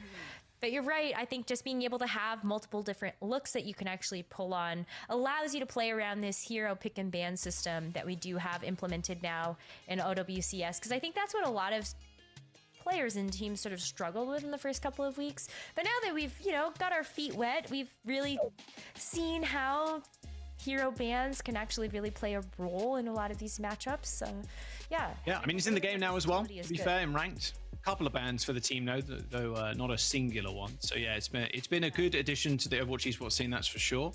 With the Gen.G ban, yeah, it's going to be a little bit more Tracer. Even Sojourn, Freya, wouldn't be too surprised to see a little bit of that, but Tracer, Freya, a lot of burst damage, and that does mean obviously Clear can continue to play the Hazard. Still pretty decent on King's Row, especially first. You can get to those high grounds pretty fast. But if EU has anything to say, maybe it will be something like the Mauga, especially with the Ana banned. Although, again, Painkiller's kind of happy with that too. I think it's fine. I mean, the Mauga versus the Orisa, is that something that we actually want to start to mull on a little bit as a possibility? I'd rather not, but I'd rather see more dive, to be honest. You just don't want rather than two Malgas shooting each other. Look, I watch you know, EMEA, wake up, watch some EMEA, and on King's Row, what do we see? Double Malga, yeah, shooting each other. A lot of sim walls, a lot of cages, and yeah, it gets quite chaotic. A lot of visuals on my screen. Looks like Painkiller though, rocking the hazard so far on the defense, and then double flex to let them Lucamino. Ooh, I like this as well. Having the Ana band out, I think you should maybe expect like have a little bit more mobility. But I want to hear how Sakura are actually going to approach this as they start to sort of pick their heroes. So let's get a listen in and see what they're thinking. Or do we want to just play the D.Va? Probably just try the D.Va. I think I'll play for especially in a double flex. I think. Yeah, it would be easier for me. Just carry their hazard, one shots, guys. I can't like help too much with it. Yeah, I'll give him respect. I'll let you know when I can't walk when he's holding me. I will. Has top right. I'm gonna force him out. I'm going for it, by the way. Tracer Freya. I'm going guys. Are they double flex? Shooting has. Three bottom left and top, by the way. Okay. Green has no armor. Pass move. I can speed you whenever, Kerr. Give me healing. Carry far. Gotcha. I think Megan took mini. Trey half. Get there. Train array. I'm forcing half for you guys. One or two. Can't make it. She goes Trey, man. No TP, man. Trey, whenever, Kerr. If you keep, yeah. When they touch, we should do. If they're chasing, not gonna have reach with their touch. Shoot. Yeah. Wow, they got out completely. Okay, no real casualties there whatsoever. Sakura gets that point with ease. Pretty good, and now they get to roll into the second point. I love the call-outs to be able to try to push the hazard out of position, especially if you can force out that wall. The hazard does become way more susceptible if you don't have cover to play around. And I think that's where Peace and X10 can really make their mark on this Pharah Freya combination. So much burst damage here, Jack. I mean, we've talked about maybe being able to see like Tracer Freya, but the Pharah Freya? Yes, count me in. Right, Pharah dead though, unfortunately. Yeah, I mean, Painkiller did end up dying in that fight, but he had a chance to get back. But you heard it in the comms, like, Tracer, we're just not re, like, we're good. She's not going to be able to triple blink in and touch. Like, we're happy just to sit on the point. Now Nightmare get that chance to hold this corridor. The Painkiller taking so much damage initially. And there comes the bolus. Instant cleanse though, so Painkiller gets to walk away from that one scot-free. Now the D.Va's in so deep and getting blocked off by the hazard. Oh, but while that's all happening, you just see this Kitsune rush get laid down by Lucamino, and not really much else actually comes from it, as Sakura did get a chance to dive in, has to get cleared and back away, and they still have ultimates to throw. But firm hold here, Jack, so far by Nightmare as they look at this downpour on this long, straight street space. Dead though in such, or Z, sorry, in such a, that's my British coming out, in such a good spot right now. The orbital ray, you just can't fight it in these streets at all. It's going to be a tough thing to match if he does end up pulling it first. They can match it with got one of their own, of course, yeah, but pull it first, you're going to instantly die against anything that's got burst damage, and well, Sakura Esports have got a lot of that. Unfortunately, they do lose Peace early again, so a quick reset, back to choke. The Pharah might prove to be cumbersome in the streets phase. I don't think there's a lot of different ways that the Pharah can actually play safely across from a Freya, but let's see what they can make do with these dueling rays. Nice pulse. Like Peace and X10 though, they got this on a lot. Orbital Rays are traded. Like I said, that burst damage from the Pharah and from the Freya, there's no chance for you to react. If you get hit by a right-click bolt, get hit by a rocket when the orbital rays pop in, yeah, good luck. There's no saving you. 3 minutes to go. They won that fight. 3 players from Nightmare spawning. They still got the downpour to contest.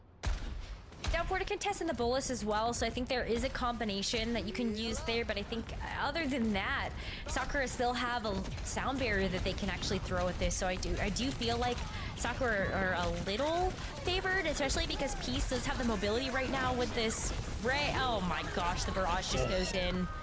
Oh, beautiful stuff from Peace. The bolus connects, but damage done, unfortunately, there. Chronic with an attempted hero play. Good use the soundbar from Sakura. They do lose both of their DPS, however. Rocket with no recall and no blinks left. result in a Sakura taking point B. Very speedy fashion, 4 minutes to go. Mission last. And you see Peace actually think about the Sombra there. Thinks better of it just to go back over to the Pharah. I think the Pharah was, especially when you already have that perk unlocked for the barrage movement, you could see just how far forward Peace could play with so much comfortability and confidence, and that barrage ended up doing some nice work there. So if Peace can get another one, I do feel like this third point is in pretty good favor to actually get finished out. But this is where Nightmare, like, they have this defensive advantage with these respawns being closer. So these fights from Sakura do have to be pretty concise. Great gaming, Painkiller, like, with the wall, trying to get an isolation on somebody to set up the Freya. Literally just waiting for a Freya pick.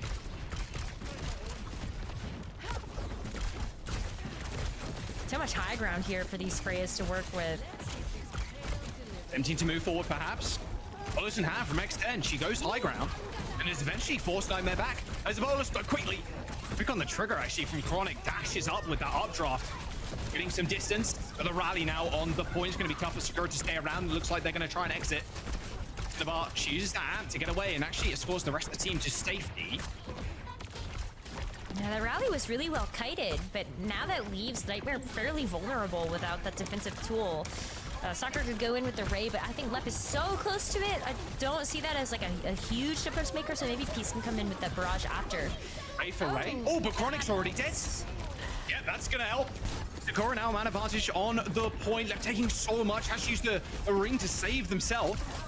Lucamino does trade for Peace, and the downpour in Painkiller's hands just kind of isolated himself off to a sideline. 2 minutes to go for Sakura. Nightmare of health off for a couple of minutes, Rose, but they still need to make it through this final hurdle, but Painkiller is going to make it difficult.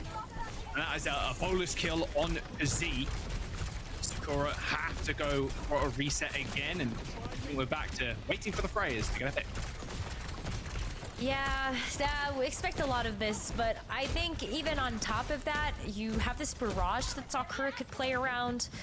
There's also just an extra life and that Diva remake being available with the bomb. But I think it's like Sakura with this bank of ultimates that they have with the sound barrier. I love the aggressive push with it. Their sound barrier and barrage let down. Exactly what they did to unlock that second point, right? And there's X10 with the kill. There's no response there from Nightmare, really. Even if they had that rally up, sometimes a beat into a barrage is just an overwhelming amount of damage to sustain that. Even a rally can't save you if it's used a little bit too late.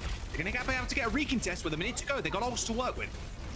Yeah, still ultimates here from Sakura that can help push him over the line. The Bolus Clear still has that remake available, as well as Painkiller is now going to be the one to match that Diva for Diva. But these gotta be decisive, clean team fights, and it's starting to walk away from them. Sure where the Bolus went, but I didn't connect, that's for sure. Self-destruct on the point, clear now, trying to contest. Only a couple of meters to go, but X10 hunting down Chronic, and now in a beautiful spot to be the difference maker that Sakura need right now. A quick focus onto Lucamino, even with the rally, even if he pops that, your life's gonna get cut pretty short as X10 takes over this final point. Even a Sombra coming through from Peace, a rather vintage look, hacking Painkiller's mech. There's a bonus coming through, and here comes the rally from Lucamino, but too little, too late. That's Orbital Ray, just so much work as Lucamino just hiding for his life behind that payload. A 6-second time bank, pretty important, Rose. Sakura at least finished with time. Yeah, it doesn't seem like a lot, but when push comes to shove, if you can at least match the completion for completion with time left, does give you that extra chance after these second rounds conclude. But yeah, what a slog. That was such a long third point. I mean, wow. Sakura... Wait, Clear didn't die? Nope. That is kind of insane. Okay, all right. And even X10 with a single death, and they still only had 6 seconds. That is honestly incredible prowess there from Sakura, just knowing when they want to take fights and how long they want to take fights for. That's why you're seeing such low deaths there. Even Z, only 2. Yeah, not too many. Poor Peace. I think the yeah, Peace letting the team down. Peace has got enough deaths for the rest of the team combined. Well, listen, Farah can become a clay pigeon at some points. You know, you just for sure. sit there, and unfortunately, you just get shot at, and there's not really avoiding the unfortunate downfall. But I have a feeling these numbers may shift as we take a look at the second attempt. But it does look good so far. Doesn't really surprise me too much that Sakura kind of want to put the Farah into the back pocket. Peace actually going to start with the Sombra this time around. Farah can be harder to run in the defense, and with Peace showing off that Sombra look at the very end of that first round, now you just can work towards those EMPs. But curious, like, you know, seeing the Sombra versus up against something like the Freya or the Tracer, sometimes I feel like Sombra can take a little bit of time to actually get rolling. 100%. You're really looking to capitalize on those manual hacks, and especially you're not being able to stay invisible for eternity anymore. Tough for Sombra to get a ton of value, but again, manually hacking Painkiller, stopping the forward momentum from Nightmare is what's going to be important. But unfortunately, the carry there for Sakura X10, she does end up falling down to Painkiller. Painkiller even DMX clear. So yeah, the Sombra just not finding right now as much value as they perhaps want. It just takes time to actually get the hack, and then by that point, the front line is down, and so that's a really quick take here from Nightmare. Almost as fast as how Sakura was able to take it. You can see Peace decides to give up on the Sombra entirely and goes over to the Mei for the Streets phase. I like Mei. I think Mei can have a lot of impact in some of these fights, but I think really you're gonna want to try to play around this Diva. Not as much like backline shot. Oh my gosh, look at Z. Cower. Cower, let your Lucio help you. Both X10 and Chronic right now playing with Pixel. They're just pixel angling each other on these rooftops. It's going to be tough for the Mei to get big walls, and like you have to go for the backline, right? You have to try and wall off Lucamino, wall off Leb. You trade. That's a good trade though. You taking down Leb. Lucamino's almost got no heals. End up popping the rally anyway. The post one from Rocket connects with Cinnabar. A remake from Clear keeps them in the fight, but for how much longer? But even with Lucamino dead, Nightmare with Leb coming back in just a moment, and with Painkiller almost full HP, you're chilling if you're Nightmare. Easy cleanup. Yeah, this has been pretty quick goings for Nightmare as they round this corner on the second point. They still have the orbital ray. It's gonna get matched by Z if they go fast enough. Yeah, Painkiller still with his Diva and remech available too. It does feel like this should be Nightmare being able to close the gap and also close out the second point with the bolus as well. I think this should be good for Nightmare. Let's see if Sakura can kind of even things out, especially with the Mei's defensive capabilities with these corners to play around on a second. Look at how deep they're going. Yeah, he's on an off angle right now. They're struggling to get healed. You can see Z just trying to focus him. There's the kill though. There's the diff. X10 takes down Chronic. And an orbital ray from both sides. Got to run though. There's a lot of explosions happening as well. Pulse bomb thrown in. 7th tough to struck, but it's all Sakura and it's all X10 all day right now as Lucamino falls. Quick reset from Nightmare, just jumping off the map, knowing the fight is lost. You can see Z actually kind of like give up on the pulsar torpedoes too and decide, okay, orbital ray, time to send it. I can't heal you guys fast enough. There's just so much damage from Nightmare, and it's pretty bad that they lost that fight with so many ultimates. Now Sakura are going to be the ones that actually have the ultimate advantage in their economy. Nightmare are making swaps. Painkiller going over to the Orisa. And they used up everything, all the gas they had in the tank. Still 3 minutes, and that's a lot of time people to get a second rotation of ultimates up, but you're kind of working up a creek with a paddle. I mean, that was the cheapest fight possible, right? But Rocket and Chronic, well, I mean, with a couple of kills, Sakura maybe thought they had them beat. Like, we know you got no ults. We'll see you later. But Rocket showing his prowess on the Tracer as a Nightmare, despite the ultimate disadvantage, still ended up winning that fight. I mean, Peace didn't even have a chance to use Blizzard. No. No Blizzard, no remake. They knew the fight was over. Just didn't have time to actually invest it because there was going to be no value conversion if you use the ultimate there. So may as well save it for this 3 minute and 40 time bank that Nightmare have now accumulated for this third point. But yeah, I just felt like, you blink and then the fight is over, and Nightmare have already started to work their way into this third point. Clear's getting focused so hard too. Well, there's the sound barrier. Find a little bit of control in the fight. Lucamino pushed all the way to spawn, and now Clear focusing on Veronic. Veronic's so nimble though on the Freya, it's hard to really shut him down. They're just slowly but surely kind of punishing Sakura for their aggression. This is a two fights back-to-back rows. Sakura have pushed the advantage. They've used an ultimate to try and like catch Nightmare off guard, but Nightmare, they win the fights anyway. Yeah, that's just not a good sign. I mean, Clear was pushing so hard after the backline, and usually I think that's okay, but barely got away with the mech. Didn't even have a chance to actually use remech there. And now you're looking at Nightmare walking this payload in, still with ultimates in their bank too. X10's almost dead. X10 takes down Rocket though, and here comes the Blizzard. However, Terror Surge is going to grab a couple of members in, and Clear does get remake, but they've still got ults to work with. Self-destruct on the point, same with that Ray. Lucamino swinging for the fences on that Brigitte, and that is an ult of all time there from Chronic. Everybody huddled in that small back room trying to escape Painkiller, and a perfect bolus to grab everybody together and finish them off. Sakura, they're thanking themselves that they had those 6 seconds rows, because they at least get another attempt at an attack. But it's a minute to versus 3 on the side of Nightmare, who honestly were just beating them out time after time. No matter how many ults Sakura have thrown in, Nightmare was winning it for free, basically. Yeah, no ultimate investment required to actually match any of those ults or even just win out those fights. And I think that's where you've got to maybe give a leg up to Nightmare for now. We have seen teams take a minute and turn it into a lot. But as we actually start to see this defense get set up, we're going to see Painkiller actually make a bit of a difference here. Go over to the Ramatra, as the rest of the team is going to kind of look to start rounding that out with the rest of what they have.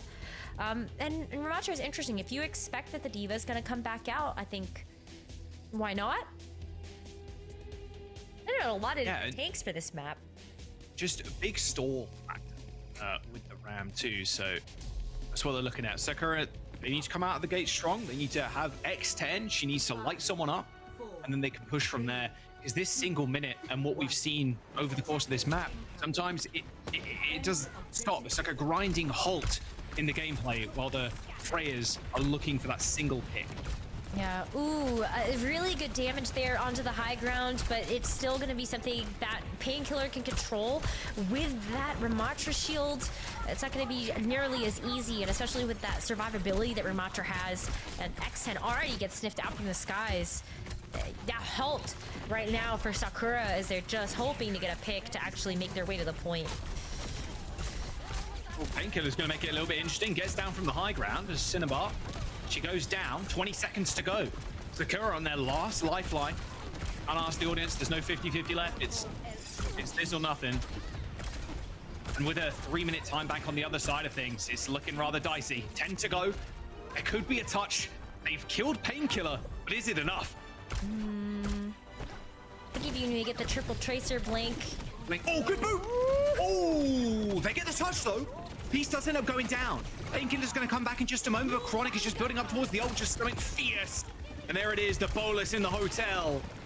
That is goodbye and good night. Sakura will go down on this first point without single ticker percentage, as Nightmare have 3 minutes to get 33. Yeah, I want to give hope here for Sakura. I really do, but I just feel like Nightmare had such a quick attack that there really should be a quick take here. Maybe they can pull out something special, but I just like with the attack advantage, usually the reason why we give it over to teams that have such a big amount of time is you can get ults up, you also have the spawns at your back. You can make counter swaps if you need to. So it's kind of interesting because we were looking obviously at the scoreboard going into the attacking round for Nightmare first, right? And like, bam, Sakura, like, you know, X10 died once, like Clear didn't die. Like the stats look good, the damage, the LMs look good. It's just Nightmare winning the fight where it matters. It's always about the KDA that you got. I mean, Clear's 29-7. Like that is crazy. I mean, Panka not too far behind, 27-8. But Sakura, they're rocking out with this, Rose. This is their last hope for a defense, at least on this map. Nightmare will be on match point if they secure that 33%. They've got a little bit of time to play with, so a big ult dump fight for Nightmare. Maybe just a single pick from Chronic will do it. Let's find out. Nightmare come out of the gates with this Ramatra again, and Sperm sights set on being able to take out one of those backliners. As Clear makes presence known, you got the wall out already, so I think this is where he snipes it. Ooh. Goodbye, X10. Shot into a different dimension. I don't think Cinema, she's not going to survive too long either. I mean, it's Chronic. It's all Chronic at this point. Rocket's going to at least get a sneaky kill in there, steal that one away. That's the 33% in a blink of an eye. Nightmare on match point. Oh, Chronic's just so clean with it. I was thinking, taking a look at this squad, it's a little weird to not see Chopper and Rocket playing side by side, even though they're on the same team, but this is why. Chronic able to bring out the Freya alongside just so many other bags of tricks, and with those clean shots, finishing out the map strong, and I'm excited to see what else Chronic is going to be able to do with this roster too.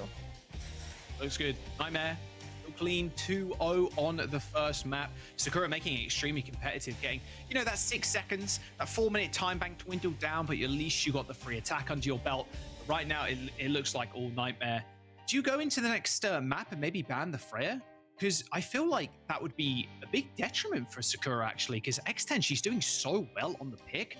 But like I mentioned, going into that attack, right now, Nightmare are just winning fights where it matters. Sakura, I feel like they're biting off more than they can chew. They're investing into some of these early fights, and they're losing them. And Nightmare are winning them for free. They're not even investing ults. I think if you really wanted to ban out the Freya, I think X10 still has looked very comfortable on things like Sojourn, and as well as, you know, Ashe, the thing that Freya has oftentimes been replacing, that I think that Sakura would still be okay, but you got to think about your map choice alongside of that. Suravasa might be the right call when we saw this, you know, the Sojourn ban as well on that map in the previous series. But yeah, this was a tough map. I think it looked so good for Sakura on that defense, but once they started to actually go, or yeah, on their attack, but once they started to go to the defense, I think it just looked like Nightmare all day with Chronic being able to play the Freya. Yeah, it really did fall apart. What map type? Maybe you want to take it a little bit slower, maybe ease off the gas a little bit. I mean, obviously we've done to hybrid.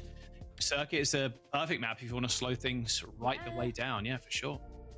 I think Circuit, if you want to, again, I think Suravasa is not a horrible choice to pick if you can put X10 on the Sojourn instead, and wanna ban out the Freya. But I think there's a couple of other maps in the pool that I was looking at. Obviously, we can't play hybrid again, and we can't play control. But you still have things like Gibraltar. Maybe do you go Gibraltar and play? You could. I think D.Va.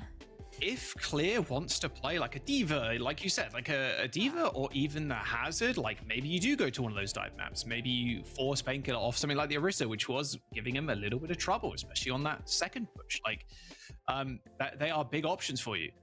Your cat is huge, by the way. He's ginormous. That's Bear. That is a monster cat. he's like 14 pounds. And he's like 14 pounds? Yeah, he's 14 pounds. That's a cat? It's like a tiger, like a miniature tiger, or like a lynx or something? Wild tiger. Where is he? He's back there. He's eating. Right, that way. Like, which way is he? He's there. We need to put the foot. Okay, for next broadcast, we're putting the food bowls in the center so we can see. Or like a little bit more to the right or left. Or yeah, do you want me? I could get like a ruler or something, and I'll show you. He's a long boy. Yeah, and he passes the wiggle test. Damn. Oh, hands down passes the wiggle test. You can pick him up, you can like, you know, wiggle him around, no hesitation, no resistance. Down for it. He's the sweetest cat. And he's super chatty. Maybe we can get him talking too on the broadcast. Get him on the mic. Yeah, get him on the mic. All right, Sakura choosing circuit. Yeah, okay, perfectly called out, Rose. So slowing things down potentially here. If they do want to run the hazard, I think a decent map to do so. But I think my only fear would be, well, Painkiller could just run an Orisa. Like, you can run these like slower comps on your side of things too, where Orisa's just there to just take space every single corner, fight for territory. I don't think we're going to see something like a Mauga. Sakura, they're on the final life here. That King's Row, especially that last bit of defense, didn't look too pretty. It was Chronic just taking him to pound town, unfortunately.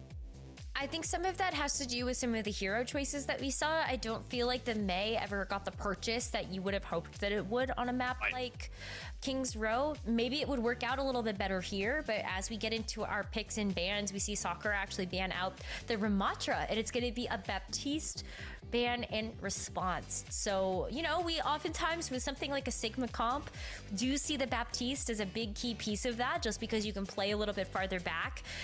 So we'll have to see how both of these teams decide to actually play around this. No Ramatra, I think you could still play, you could play Sigma, you could play Diva, Orisa, still on the table, of course.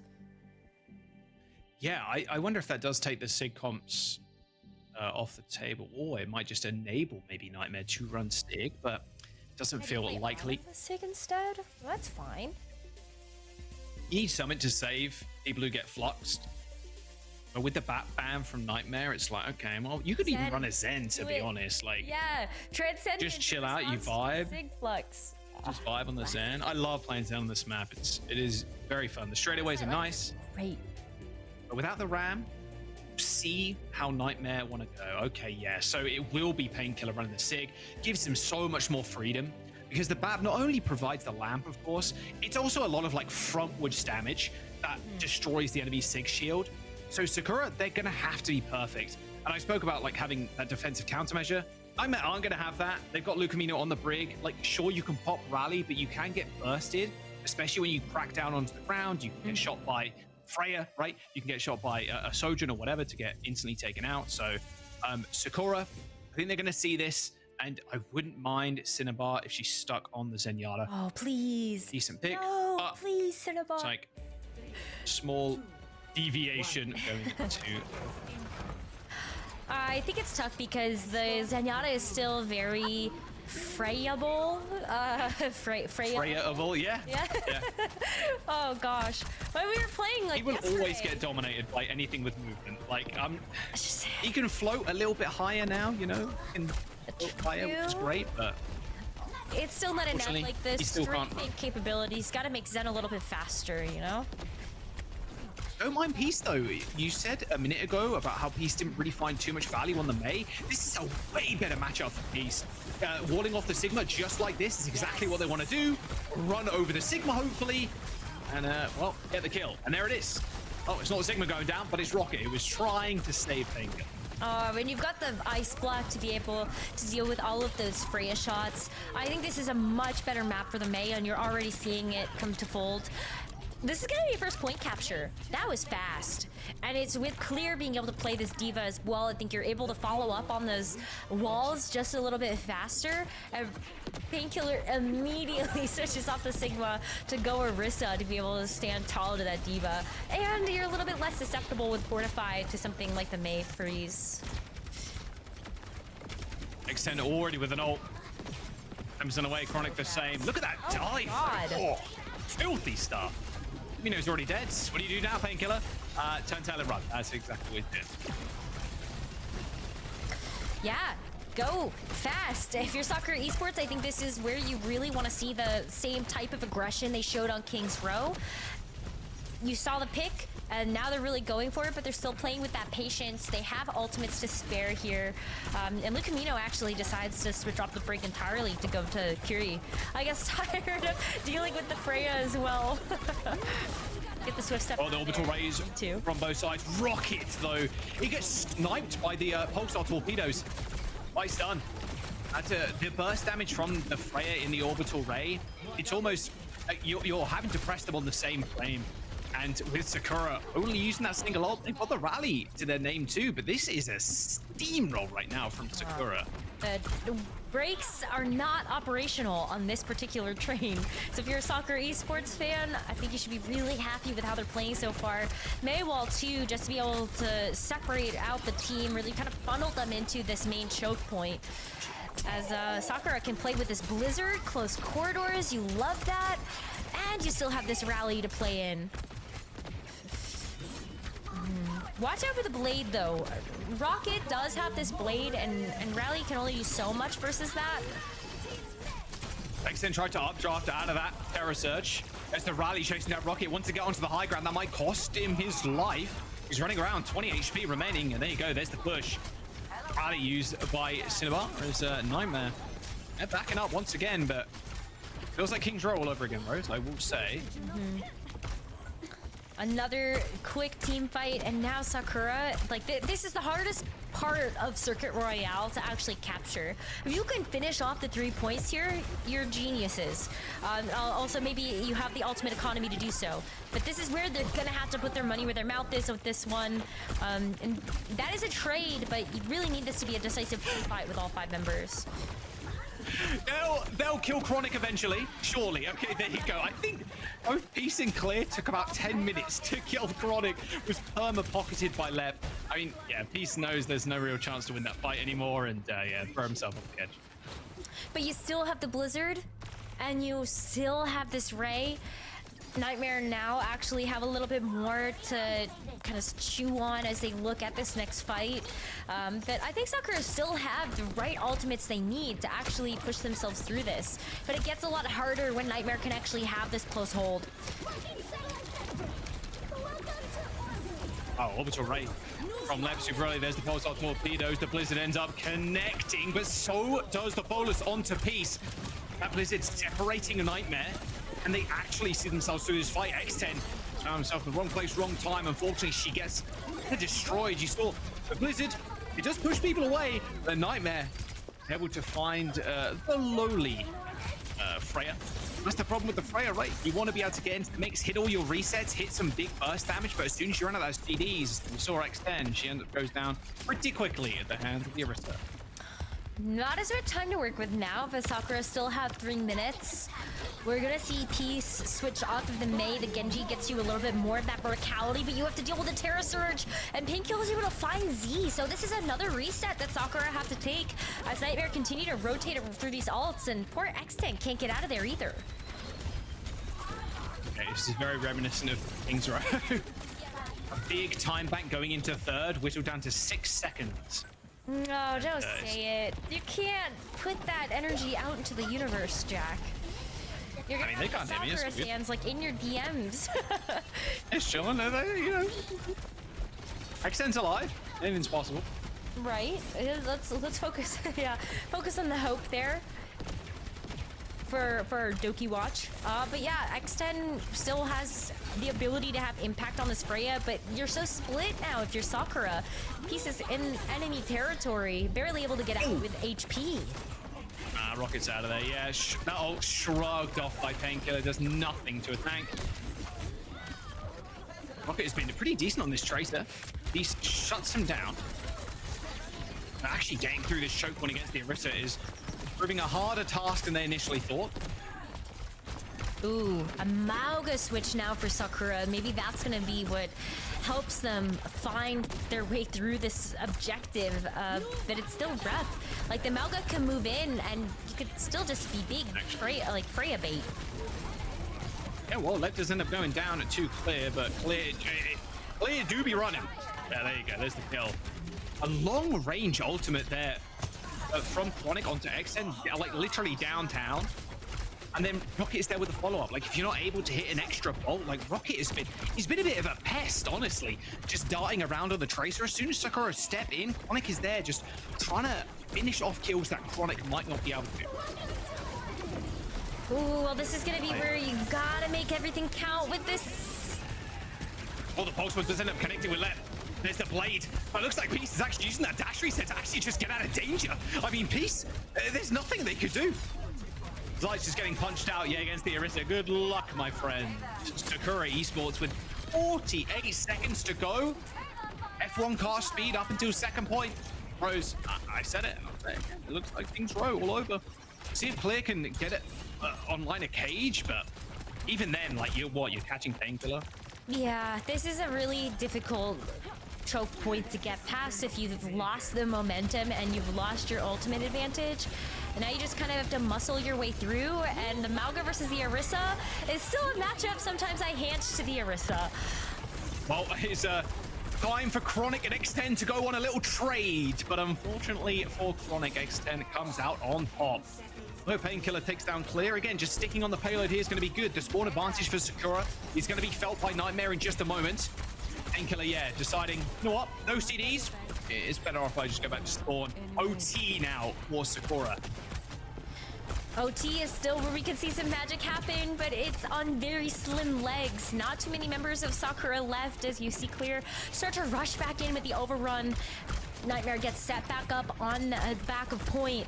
With this Terror Surge from Painkiller, that could just be that final nail in the coffin here for Sakura's push. Not really much that Sakura can use to stand up to that. There's the Terror Surge. Oh, Rocket's already dead. Chronic is high in the sky right now. Does land a connection on to Z, but they get the second one. Lukamino takes down X10 as Chronic's on the point. Oh, wrong place, wrong time. Instantly caged, and see you later. No chance for the Freya to escape there. No movement abilities allowed to be used as Sakura try and sink this payload in, but Painkiller refusing to die. But unfortunately for Nightmare, Lep is so low, and there's a blade coming up for Peace in just a moment. As soon as that ticked over to 100, Peace pulls the blade, and that just might be it. Final dagger in the back. Nice little swift step away there from Lukamino, but without any CDs left, and now Clear able to cycle through these cooldowns. This cardiac overdrive should be enough to them through the fight. Chronic is back into the action though, and ends up using the bonus to take down Cinnabar. I might have spoken a little bit too soon. There's only 2 points earned there from Sakura. 92 meters, 0.7 is what they'll gain. Basically a third cap as Nightmare are able to hold on. Oh my goodness, it got so close, but I think you just see the problem that a lot of teams run into attacking on circuit. The defenses can be so overwhelming and the respawn is right there. And so Nightmare eventually able to hold on strong as Chronic gets that big pick onto X10 and then helps the squad to finish up the rest of that push. Unfortunately, Peace just not able to clean up the rest of those picks onto some of the squishier targets. And yeah, Chronic gets to play a little bit of a tank there, being so strong. I was kind of farming, honestly. Looking really good with Freya. I think Chronic and X10 just kind of going at each other right now. Stats in favor of Chronic, but only slightly. Let's get a quick Nightmare listening though. Their attack. See how fast of a pace that they can set. Although I say fast of a pace, they actually don't need to get too far. I mean, look, at the end of the day, if you just get the full cap, then the series is yours. And that will, what a start to a season that would be, getting a nice little 3-0 against a Sakura, who are quite the formidable opponent. What? Can you hold top right? Like at the very start, top right? I feel like they can't walk. I could, but I can get my eat force really easily up there. They just spam me out. He's okay. Can do for. You know, do you want to walk past? Yes or do you? No. Just push right the corner. You push. Don't need to make it hard. But you were close. I can swing in 3, 2, 1. Speed up. Get you one. Try one. Right up. Nice. We get 3 on. I go there. Get you top on me. Get back on me. Get you one. Turn forward. I'm staying on here. Shouldn't give up. That's second. They still have one more fight on card. Yeah, remember the rules of stepping circuit. I want to play to just Vader. Taking down 50k. Just stick angles. Yeah, I'm playing top right. Just get the Freya. Poke T-Van up if you can. I'm poking your herd. You get a ring, whatever. Poke T-Van. They're going left side. Now to left. Walking up, and you see me. 3, 2, 1. Give me speed. Get you low inside. Come out of the room, I keep you alive, man. Come in. Get you one still. Get you one. Help PK. You're really weak. Keep a half. No, Give one. Slow. You're making it in now. Do one. Walking. Just clean. Gino. No trades, no trades. Alright. Thanks, Fred. Fray one. Okay, we know the rules, guys. No dying. Whoa, Chronic is on fire. Like, that's Freya Gaming is where you call the kill before it even comes through because you know you connected with the right click. You hear it too when you're playing that hero. You can hear it, like you feel it through the PC that you've actually connected that shot. Feels good. I also wonder who the voice of reason is on that team. Who was that? Who's like slow, slow and steady. Rules of Circuit Royale. I mean, you're fighting in the same spot every single time you play this map. To be fair, it's White Blade's gonna get popped though. Oh, Terror Surgeon Blade. What is more beautiful than that? Oh, the orbital right on top to give you just that extra little bit. Oh my goodness. Yeah, I mean, that's a quick team wipe. That's just gonna be a point capture.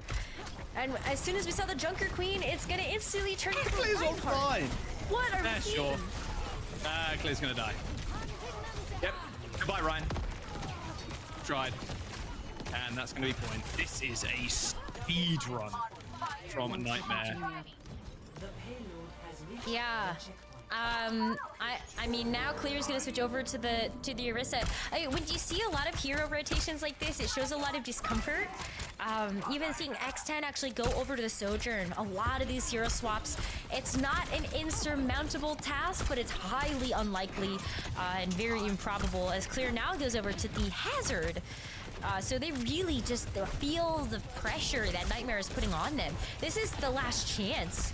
Nightmare are up 2-0 in this series, and another team fight win here. I think they're gonna win the map and the series. So Sakura really just gotta focus up. Peace still has his blade to work with. Chronic firing at Phantoms there. That ult onto the high ground. Cinnabar does go down. They do trade, but the forward momentum from the Orisa, Clear can't stay in. Clear, you want to get in there, right? You want to get in there, man, to hit the blade, right? Hit the Manta's blade, just knock someone on the head, have your Gen.G kind of follow up, get an instant kill. Can't just be like standing in the neutral against the Orisa comp. It's not going to work out too pretty for you. But this is it, Jack. This could be last fight. We see Sakura being able to throw the orbital ray into things, but into the Terror Surge. Right on the high ground, 4-piece. Okay, support line down. Nice blade. Terror Surge traded. Well, they do end up using the orbital ray though, so this could be a rather bad omen for Sakura Esports. I mean, maybe a sound barrier for the orbital ray, but even if you use it, you're going to get torn apart anyway. Nightmare. They're staring down the barrel of victory right now as Sakura Esports. They're fighting on death's door. Yeah, but you can see that they're already starting to look at playing a little bit more up. That's why Rocket's gonna try to take the flank, but Peace gets scouted, and that might just be it, Jack. Well, not over just yet. I mean, the fight is on the corner, but yeah, I mean, the likelihood, Rose, is pretty high at this point. I definitely agree with you. Blade in the spawn doors. That's really how you show it to him. Yeah, good luck getting out now. Some fine Japanese still there, keeping him inside the spawn, and a spear spin as well. I mean, this is over. Rocket, Chronic, Painkiller, just keeping them all at the spawn doors, and Nightmare with a bang. Finish that map. Finish the series with a 3-0. I wouldn't normally call it after seeing that first pick, but just with how much confidence Nightmare were starting to play towards the end of that series and just how many kind of panic swaps we were seeing from Sakura, I just felt like that was going to be the final elimination they needed to really finish out the map. But Nightmare with a nice 3-0. I think there were a lot of bright spots from Sakura for sure, but Nightmare looked like almost like the old team that we saw. Ash, it's hard to say it's the same Nightmare, but it's a completely different squad, but it's the same org, so...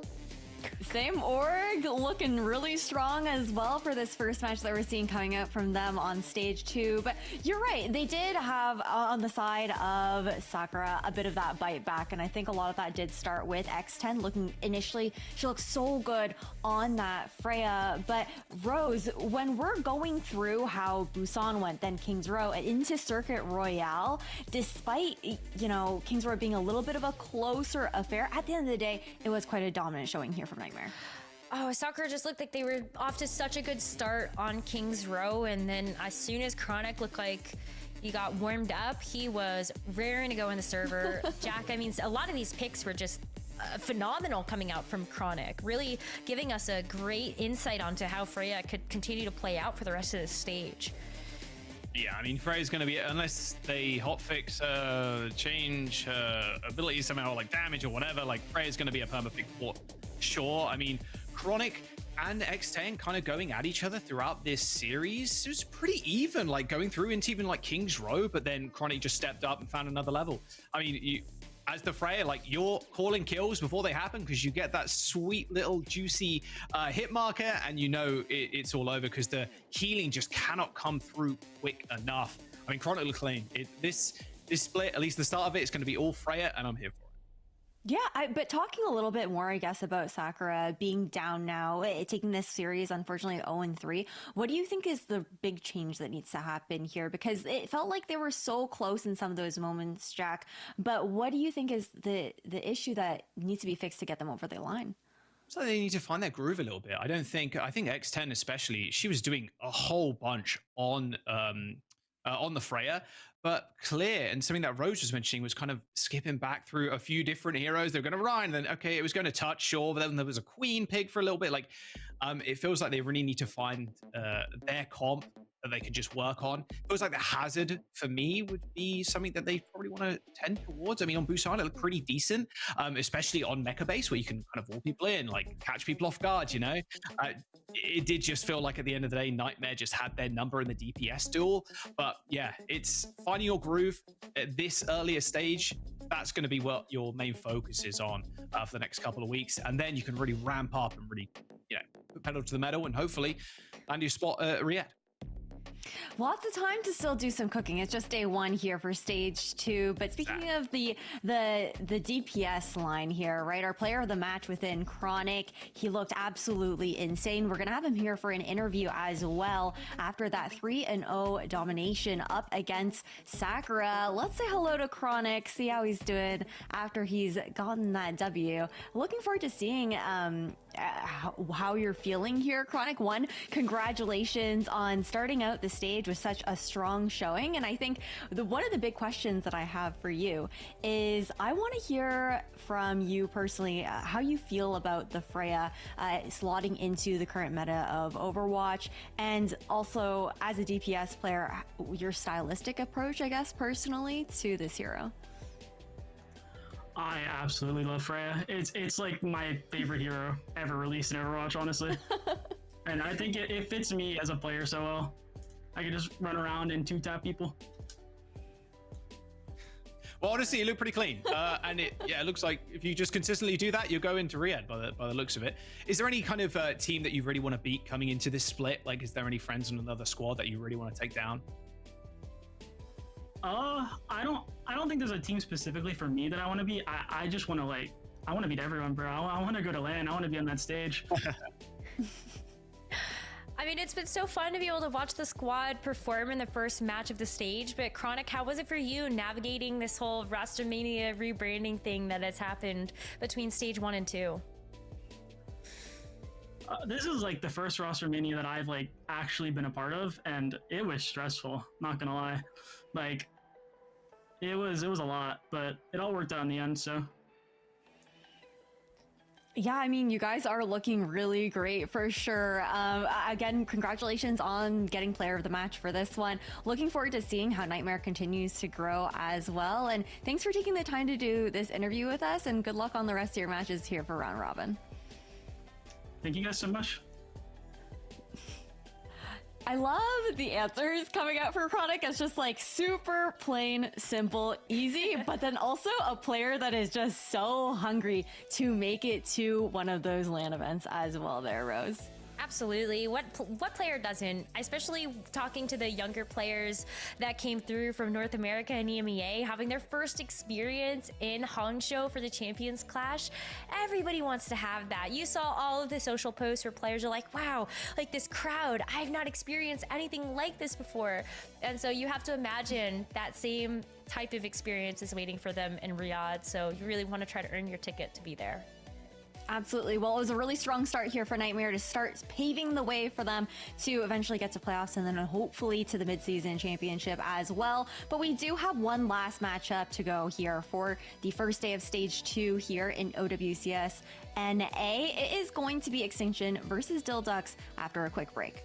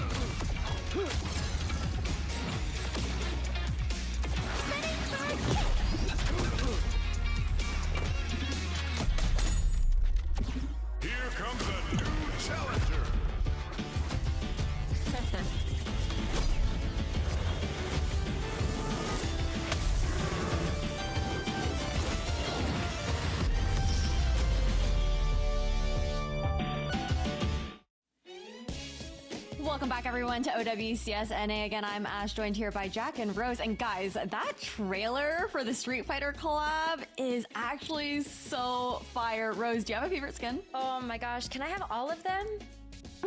There are so many, to be fair. All of them. 8. Yeah. Can't pick a I mean, favorite. the collabs are like 4.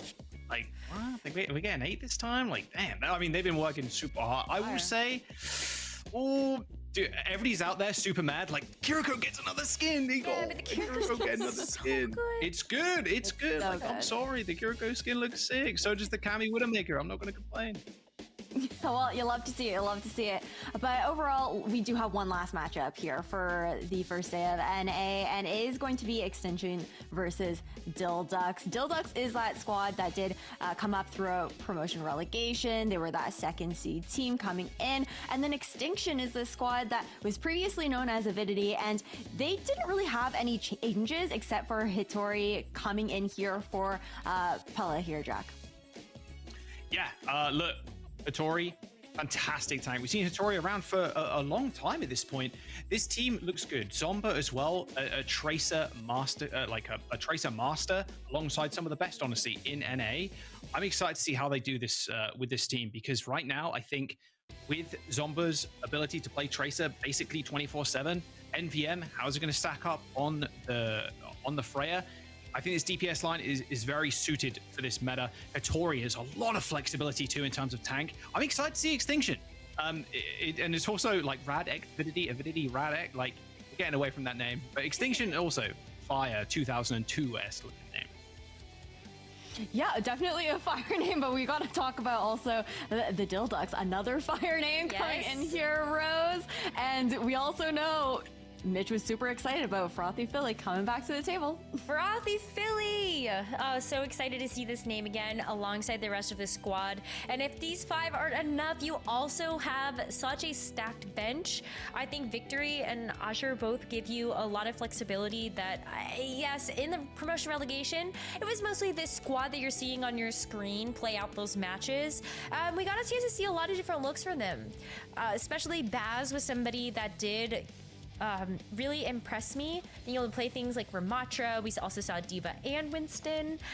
We also saw the Sigma coming out on Circuit Royale. I think Baz has a lot of different heroes in the wheelhouse, and I'm hoping that Dill Ducks is going to be one of those rosters that can also give you the variety that you need to really thrive in a meta like this one. Well, looking forward to seeing it, because things have been really dynamic right now within the Overwatch meta. Let's get into our last matchup of today, though. Extinction versus Dill Ducks. Jack, Rose, take it away. Yeah, thank you very much, Ash. Let's get into this, Rose. Lighthouse, first map picked by Extinction. I want to see a lot of Tracer. I want to see a whole lot more Freya. I want to see a whole lot of Frothy Philly in the backline, that's for sure. I mean, played on Blast Off Buds for a little while, and obviously originating on Dill Ducks, one of their first competitive teams. But it doesn't look like I'm getting my wish, at least on Ilios. Freya banned by Extinction, Ana, Dill Ducks. Wow, the first Freya ban in North America finally comes through, and I feel like this is a really great map for it. But then that kind of leaves me with, maybe we see a little bit more of a Sojourn. We can also see Ash or Cassidy, depending on the actual stage. And so I just love to see where the teams actually decide to settle. Because Ilios does give you quite a lot of verticality, but you also have great angles around well. So I think there's a couple of different ways that you could approach this. Yeah, I mean, I think Dill Ducks pretty happy with this as well. Like, PDK is a really good Sojourn player, so see how they end up dealing with this. Ruins, by the looks of it, is our first stage, and we'll see where teams want to lie on their tank picks, because we know the DPS are pretty set in stone. We know it's going to be like Gen.G, Sojourn, Tracer, Freya, like that kind of vibe. Where do the tanks lead us? Are we going to see more Hazard? Is this going to be like the NA specialty? No Hitori, and I spoke about before, she's extremely versatile. So having a Wrecking Ball in your arsenal, like an Orisa, like a Hazard, like things like this is going to really work out for you at the start of this season when the meta is still in flux. Absolutely, and especially if we decide to look a little bit outward, other than being one match. Well, I'm calling myself out. You know that last matchup that we had, I don't think we should be one match Andy Esports, because I think that Sakura is one of those teams that it is just the first match. We have a lot of teams that were in flux for roster mania, so I think we have to give them a big grace period when it comes down to these first couple of weeks. But you're right, I think this does give them a lot of time to actually try some things out and see that, yes, there are some stakes being able to get a win under your belt, but it's really important to think about the long game. And so seeing Extinction right off the gates with such a big fight. Yeah, maybe think twice about the Wrecking Ball. I think that one might be tough. Yeah, I mean, Hattori looked like she missed like 3 buses and a train getting back to the rest of her team there.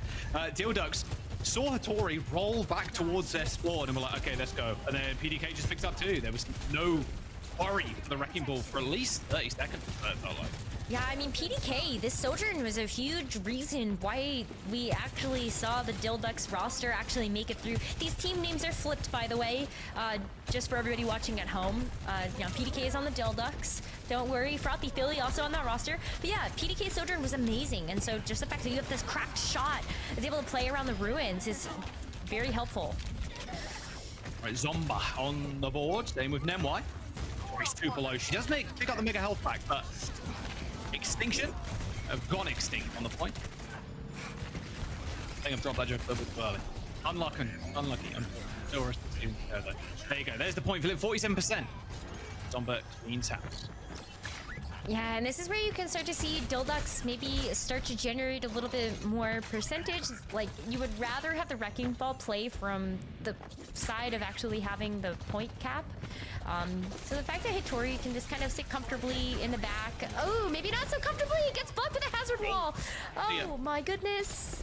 That's the perfect thing about the hazard. We spoke about it in the last series, right? Just like walling someone off like that and a Wrecking Ball. Good luck. Extinction. Yeah, good luck. Unfortunately, with you know, you're 47% right now, but there we go. Good luck. Extinction are going to make it a little bit tough here to flip. Hattori was high HP. I'm surprised she ended up slamming back in to solve for some more time. I think she knows that you just aren't really getting a lot of value when these fights can finish up so quickly. I guess Freya isn't a part of this particular map, but you really need to make sure that you can actually play as a full team of 5, and that's really where we're going to see these teams work out the couple of cakes they could potentially have in these first weeks. Just play with that good team synergy. Overclock does get completely negated here, it feels like, as the mines go on the point. Rory got rolled and smoked there by PDK, but Zomba and Nenwai they're using that sound barrier in. Oh, Redex with a 2-person sound barrier.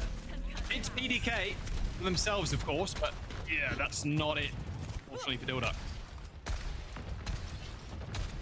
Right, Extinction, yeah, Dildux in last fight territory as Extinction now take back control.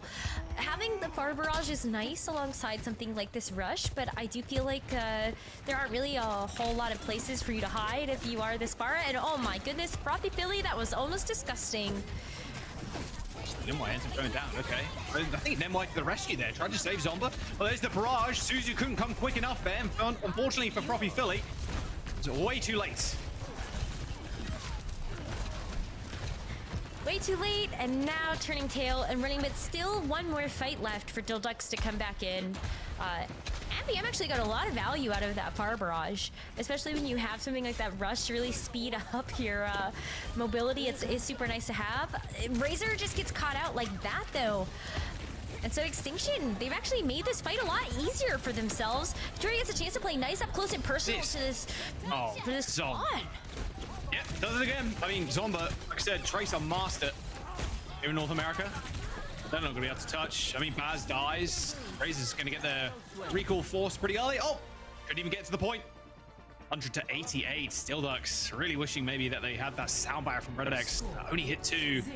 A snowballed out of control from there. And Extinction will pick up the first round. Yeah. I want to see how this evolves over the course of this map. Like Ruins, we have these really nice long straightaways. Now we're going over to Well, where you have to play around these corners and these angles a little bit better. Let's see if any like particular hero swaps come through. The ball worked out way better for Tori, I think, after we did see them group up and work around that. So I wanna see a little bit more of this wrecking ball.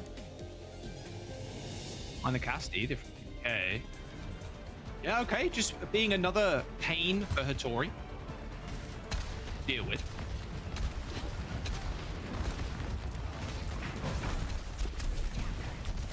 Ooh, the hazard wall is nice to block up some of these Pharah shots. Oh, nice slam from Hattori. Renek's already dead. Still going down there. It's going to be hard for Baz to close the distance as well on the rest of Extinction, as it does want to lock people down, right? But it's almost impossible against Extinction's top. You've got one in the sky, one that can recall back in time, one that can blink away across the map, and then Nenwa, who's just going to be in the skybox. Like, yeah, it's going to be rather tough. Oh, okay. She's safe. It's all good. Baz is not, though. Yeah, it's like, don't worry.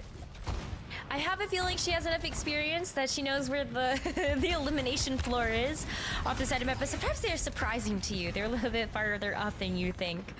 But already Extinction off to a great start here on Well. And I think with the Wrecking Ball too, wow, the Suzu was used so early. Did you see that? Yeah, and it's not going to be available now for PDK.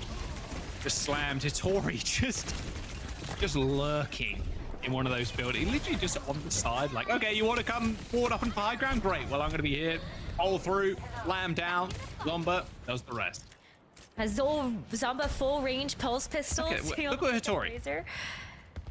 Yeah. Oh, she's just up there. She's playing prop hunt. I don't know. Disguised herself as a lawn chair, a sun lounger even. That PDK's dead again already.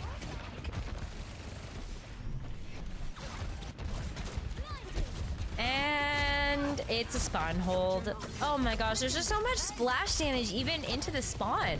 But I feel like you're using all of your healing resource to actually just get out. Where Baz is isolated. Like, Hattori sees this, tries to bowl Baz even farther away from the team. Isn't unfortunately able to actually follow up on that, but it doesn't really matter when you've got this sound barrier too. And Zomba's POV on the tray, so the tracking is just so clean. Oh, Swamp from Razor. It was Denwai. Still need to touch though. 5% to go. Kitsune Rush in the spawn. There's another slam. Kitsune Rush as well from Frothy Philly. Lucio's going to be able to get into touch, but maybe not actually. Redex does end up getting taken out midair, and that was... yeah, that was an Extinction level. That was not close. Yeah. An Extinction level event, did you just say?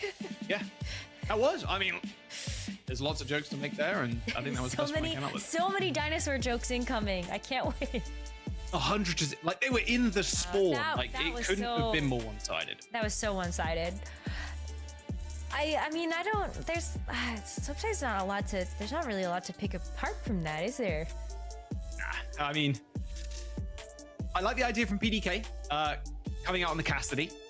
If the Wrecking Ball is giving you that much trouble, that Hinder Grenade can really set you up with success. But the ball, more often than not, if he's not chunked in any way, or if there's no like follow-up with maybe a wall to stop the ball getting momentum, the Hinder Grenade doesn't really do much. Like, sure, it holds momentum for a little bit, but you need then the, okay, boom, everybody jumps on them, gets the ball kill, like stops him again, like boops him away, or like something to stop the Wrecking Ball from getting away with murder. But Hattori, she was just in the spawn on the buildings, waiting for the Alex to just kind of walk up and then just bowling through them. And then Zomba is there with the follow-up, the classic Tracer ball dive. You can see in the stats, 40 deaths to 15. Extinction gonna take the first map. Super clean on Well. It was a little bit closer on Ruins, but I think some of that you can chalk up to having a good read on how to actually use the ultimates in a lot of those situations. And then for Well, it was just completely lights out. I think you called it perfectly there with the Wrecking Ball. I think in tandem with something like the Tracer, there was just so much follow-up, and Extinction was even going up and touching the spawn doors. I hope that isn't foreshadowing of what's to come later. But as a reminder to everybody, this Extinction roster, formerly Avidity, did get like 5th, 6th place in North America last stage. So yeah, not having to face promotion relegation, they were very safe, and I think we get a chance to see this squad level up even further with having Hitori come in to play one of the tanks. Yeah, I think it's a really good addition to the team. Like I said before, the versatility that Hitori brings is just exceptional. Playing a Wrecking Ball on a map like Ilios, and then yeah, you can jump over if you really want, go to something like Orisa, go to pretty much play everything, right? Yeah. And it's up to Dildux now to try and find a way to not make it as one-sided. I mean, maybe the Freya is your key to success. Maybe PDK is just a god-like Freya coming in. It was banned, obviously, on that first map, that's why you didn't see it. But we could definitely see it on King's Row. Like, 100%. Look at the King's Rows that we've already seen, the verticality on this map to be able to play on the high ground of the windows on the first point, and just the streets phase. I think this is a perfect place for Freya to come out. And then we can really see how teams decide to tackle the challenge of actually dealing with a super competent Freya. Is it really going to be more of the Wrecking Ball? I think it is a possibility for Tori to lean into, but she also has a fantastic Winston. So if you wanted to play dive, that's certainly on the table. Yeah, a little bit of dive and go too far and miss. I honestly don't. If you're going to stick on dive, just stick on the ball. Just go ball, Wrecking Ball dive. True. I don't mind that at all. The slams and then comboed with the Freya, the right clicks, the explosive bolts. Like, yeah, it's a death sentence. There's no coming back from that. Even getting hit with an explosive bolt and then getting slammed, like, you're dead. Like, there's nothing you can do. Maybe you get a Suzu or a nade or something. Like, maybe something can help you out. A shift from a BAP. I don't know. Such slim margins, though, because we've been talking about this all day. Like, you can have all the burst healing, but how much life does that really extend for you when there's going to be other follow-up there outside of just the ball slam, right?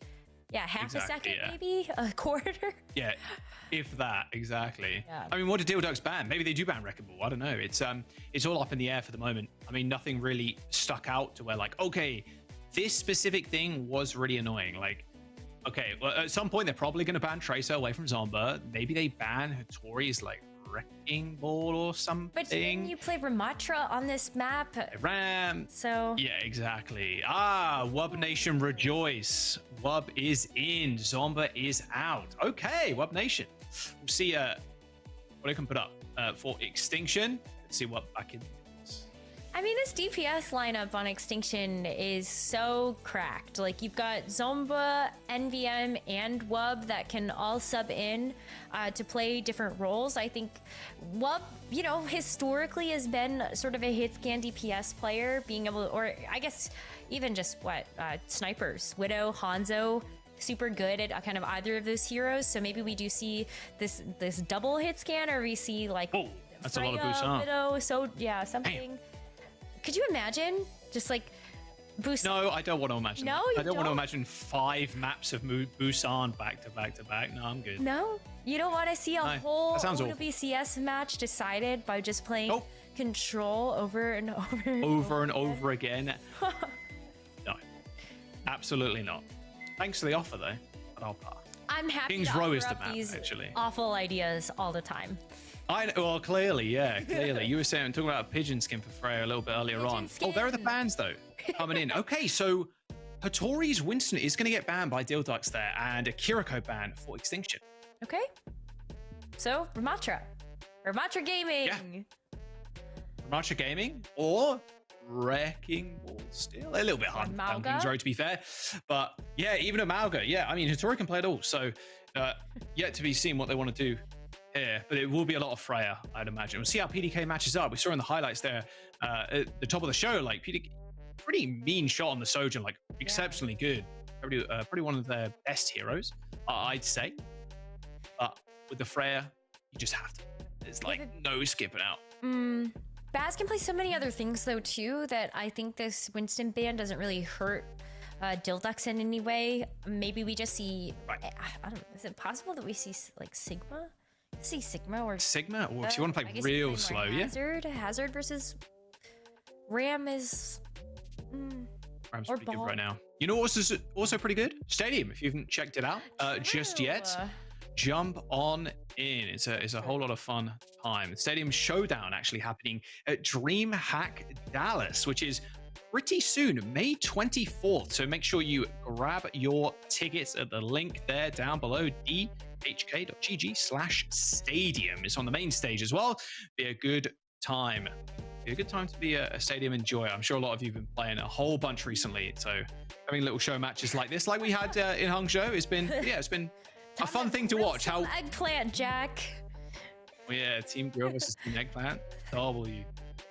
Yes, that'll be a good time. So make sure you tune in. Free in my head. I'm sure a few of your favorite creators will be playing in that one as well. But for the time being, just getting the players situated, just waiting on a couple of them. Just going to jump to a quick break. Don't go anywhere. We got Kings Row up next.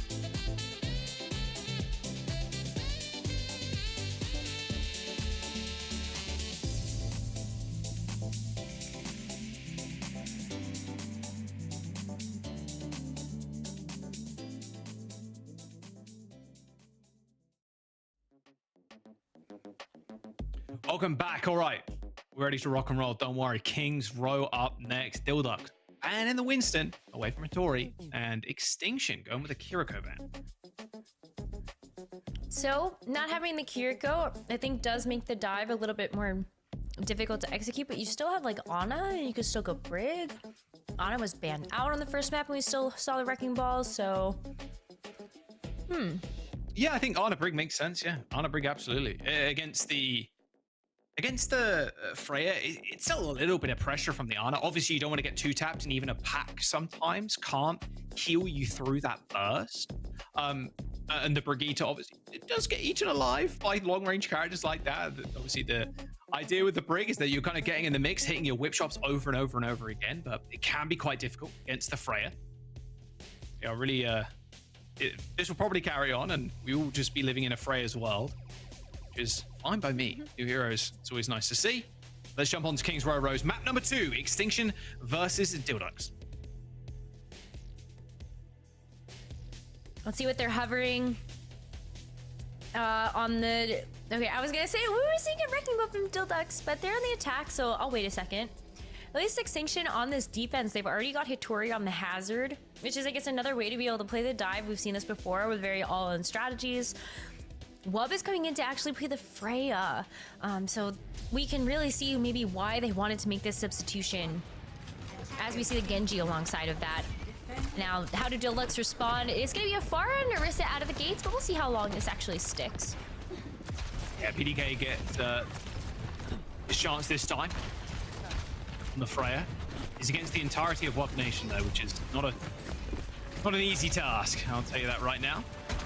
It's going to be hard for MVM here to get a lot of value on this Gen.G. Easy kind of follow-up targets when you do connect one of those ult throws, but you are against a Pharah and you're against an Orisa. Like, the gap closing potential, nice on the Gen.G, but it's not going to be an easy one.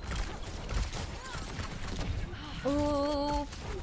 You can see how much fire PDK is playing with on this Freya. You want to try to kind of balance the responsibility of peeking your head and actually getting these picks while also making sure that you stay safe and you can actually keep yourself involved in a lot of these fights. You can see how Wub is peeking around the corners to try to do exactly that. As we haven't seen a lot of movement so far from Dill as they try to make this rotation around with this Juno ring. Okay. This is like, what's all that movement back there? Yeah. It's like wraps around onto the high ground and Extinction go, oh, okay, well, no Orisa means 3 quadra kill for us. Yeah, I feel like that was a risky maneuver and unfortunately did not pay off as the rest of Extinction found their way to get those eliminations. And another reset here for Dill as they try to make another move. It's gonna be... it's so hard because you're kind of waiting for these ultimates to come online too. All the while, Hattori's going violent leaping into the back with the Gen.G. Floppy Philly. I mean, that's pain up there with getting your heart broken, right? By your first crush, like getting chased all the way to spawn like that, and the wall is tumbling towards your face, and you eventually get pinned. Oh dear, not good. Dill end up getting team wiped there. 2 minutes to go. Extinction. I mean, they're chilling. Vibing. Thriving in their lane. You know? Lots of grass for the dinosaurs to eat. But Dill have to walk out of spawn and actually into ults. Like, did you just see Hattori do the longest violent leap I've ever seen from across the map? NVM. I mean, an easy triple kill with the blade. Hattori grew wings and flew around the statue to help MVM set up those kills. It's like Stadium has encroached into our pro competitive Overwatch. All of a sudden you're gonna see Hazard flying through the skies and not just Reinhardt. On. Oh, straight into the statue. PDK slain by Wub. An orbital ray into the spawn. He knows there's gonna get health back there. Grab that. Still got a violent leap in a couple of seconds. Wub does throw in that bolus, connects with Baz, and Dill even jumping over to Widowmaker to try and get an initial pick. Yeah, PDK unable to do so. Going from bad to worse, sadly. The Ducks. Oh, look at Hattori's positioning. Oh, they she's know. waiting. No, they don't. They don't know. No. Straight on top of PDK. Didn't see that coming. Not talking about the blindfold on.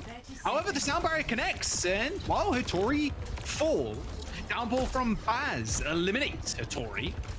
Now Extinction are running for the hills. They've got a lot of time to play with though, Rose. Hattori is not going to be too far behind. They're going to be able to get back to the point in a moment. And she's got ult. Felt like it was a little bit dangerous to play so far forward, and now Extinction are getting punished. Both from Razor 2 if they really want to use it. There's the downpour. Connects with Baz. However, that wall is going to help him survive for at least a brief moment. Rory's out of the fight though, super low. Same with Scuffed, eventually chased down. Extinction biting off a little bit more than they can chew, going to the spawn doors for the 17th time. That'll be the cat. Dill up. Yeah, I think that could have been total domination, but it felt like Extinction were getting a little bit too comfortable with their opponents and overstepped their bounds. With the Streets phase though, Dillducks only have 2 minutes, and so I think this is still where Extinction could stop them in their tracks, but you've got a nano boost for Frothy Philly. It seems like the Ana is working out a little bit better than the Juno is. I think Juno can sometimes be a little bit squishy and susceptible. And Razor does have this blade, so if you could... Oh, anti, the anti, it's so good. Rory's 1 HP, does manage to get the mega health back. Nola's thrown in. Nano, blade though, straight to the back. There you go, we're dead. Okay, this is what we want to see, Dillducks. Give us some more of this. Ori though on the other side though, the spike guard kills both PDK and Redex, and now it's MVM's turn to show up with the blade. Rizzy get 1, how about I get 2? 1 minute and 30 seconds to go. MVM, you're dead, son, unfortunately, but it's all good. The Extinction have got a couple more fights here before the second point is capped. I think it's a good effort, especially if you think that Redex doesn't have the sound barrier yet. Go ahead and invest the blade, since you think that that would be countered later, and you still have this orbital ray for the rest of Extinction to play in for this next fight. 1 minute now left in the time bank here for Dillducks, as they're still working with their back against the walls, it feels like. Oh, that's good. And what? Never mind. And why in a different postcode? Nice direct hit onto PDK there. Woohoo! Deflected back straight in his face. Nice stuff from MVM. Wow, Hattori's still getting away with kills though. Baz finally finishes off the hazard, but not before we still got a couple of members taken down with Hattori. And so 35 seconds left. Dillducks still kind of on the final approach here for the second point, and only a downpour to their name. Same with Hattori. Wub can maybe throw on a bolus on top of that, as Nenwai also gets very close to the sound barrier. But it still looks like it's going to be a tough fight here for Dillducks. Downpour. Now Baz trying to make a face in the backline. Then White dead. No sound barrier available for Extinction now. That's big. Dillducks, they're pushing on. Hattori is super low. Both spike guards used to the full effect. Point has been capped. 1 minute and 30 to go. Okay, and what was a pretty devastating first point, Rose?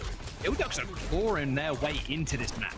It's looking a lot better. I think just not having that sound barrier to answer the downpour, great recognition there from Dillducks to be able to push on that advantage, and now they still have the nano, they have the blade, great combination of ultimates for Dillducks, especially if they can find themselves on even footing. But there is that sound barrier as well as the bolus from Extinction, so it's still not like a clear-cut team fight here for Dillducks. No, they're chasing trying to save Scuff. Good one. Well, they do trades, but unfortunately, Hattori's just right out of position there. Not even the aura healing from Lucio can reach Hattori. There's going to be a bolus thrown in, though, as Wub clears PDK. And they're still pushing up. Like, despite Hattori going down, well, she'll be back in a couple of seconds. Wub has held down the fort. I don't forget favor. Still not investing the sound barrier either. Neither has Dillducks with this nano blade combo. Dillducks are starting to build up to quite a hefty ultimate bank, but only 20 seconds left. Nano boost. Razor pops the blade, trying to match NVM. There's the chase down. Scuff almost breaking Razor's angle. Ankle's firmly still in place though for Razor, luckily. We're kind of owned by that small wall. 5 seconds to go. There does need to be a touch, by the way. for Dill. They do end up getting it, so overtime will trigger as Wub is on the point right now in the little 1v1. Still can't really mess with the Gen.G. Gets the bolt reflected back to him. Oh, he gets taken down by Razor. Nice 1v1 win, but Hattori there with the downpour does hit Baz and actually jumps straight into Baz downpour. Managed to connect with both hazards as the orbital ray was hopefully the difference making there for Extinction. A couple of members left for Extinction to actually hold on as Dill reinforcements. They're coming in thick and fast. I mean, there are some pulse sword torpedoes that they don't had people there. They had people there. C9 PDK, I think. okay, everybody. First C9 of the season, at least in NA. Come on now. And it's the first PDK blinked. Blinked off the point to try and chase the kill, hit the recall, time ticked down, and boom. Let's get the replay here. So look at PDK's positioning. PDK trying to chase for a kill, hits the recall already, and yeah, tries to go for the chase, the follow-up kill onto the Juno, I believe, or was it the Gen.G? Someone was super low. Maybe just blinked forward a little. Here you go, yeah, chases the Juno, and then Frothy Philly was like an inch too far away. Little C9er there from Dill, unfortunate.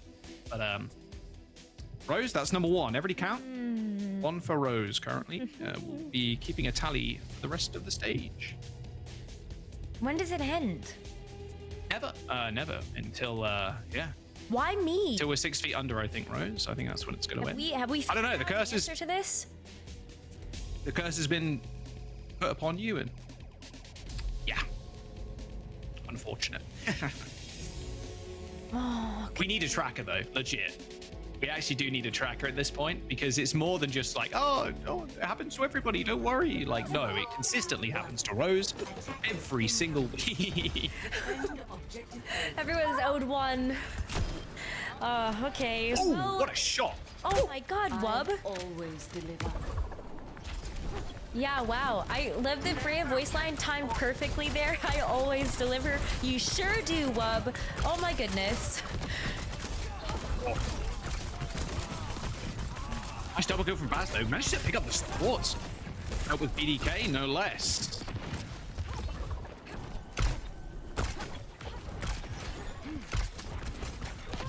All right, reset.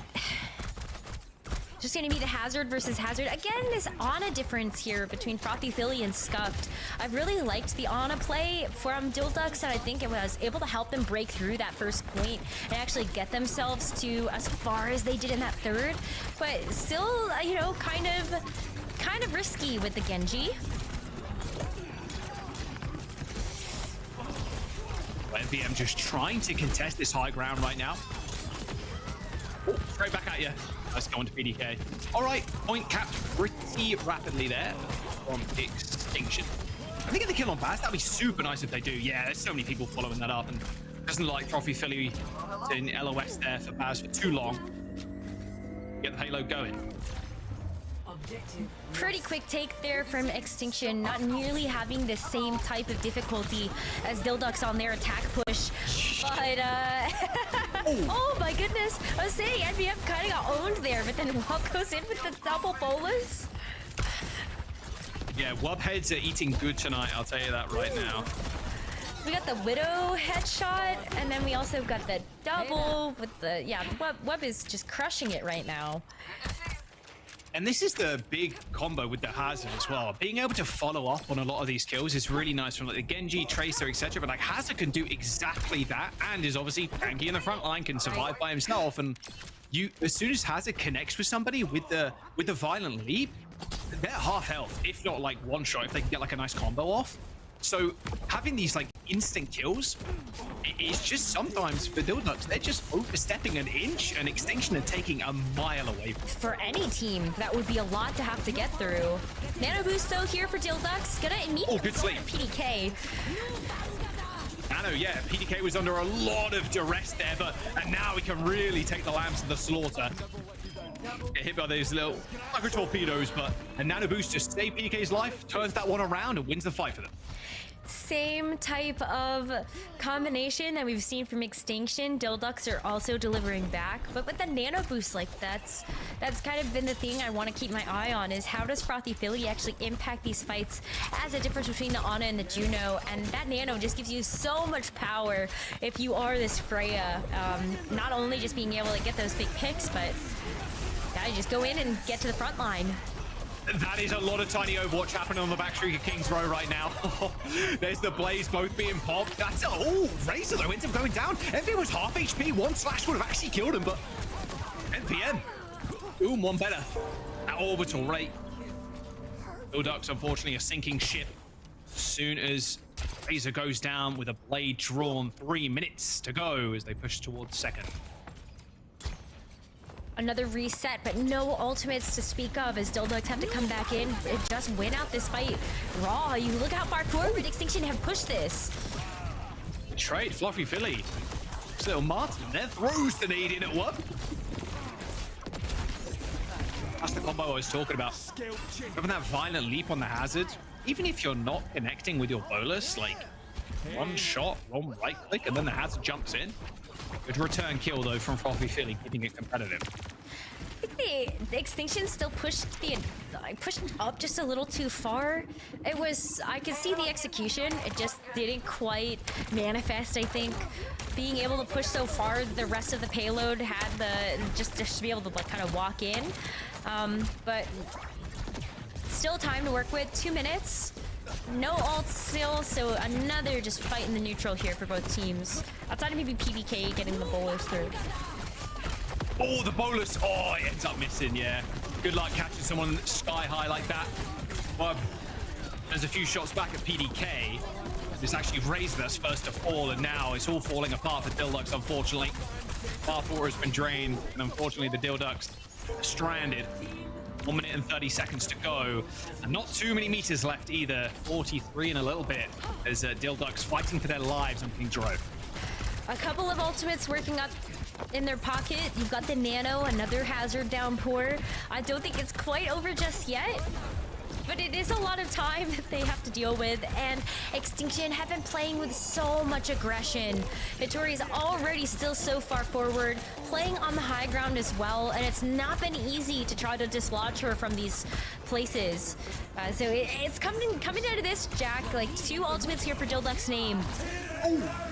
Oh, Razor got instantly killed. They're going to nano PDK again, trying to get in there below. Look at what? He was just waiting on the sidelines, waiting for the aggression from the enemy Freya. An orbital rate from Scuff just means it's a slow walk in for the payload as Extinction are just going to walk this one in. Just easy pickings. Dilducks end up falling down. Extinction, they're going to be on match point as they're going to map 3.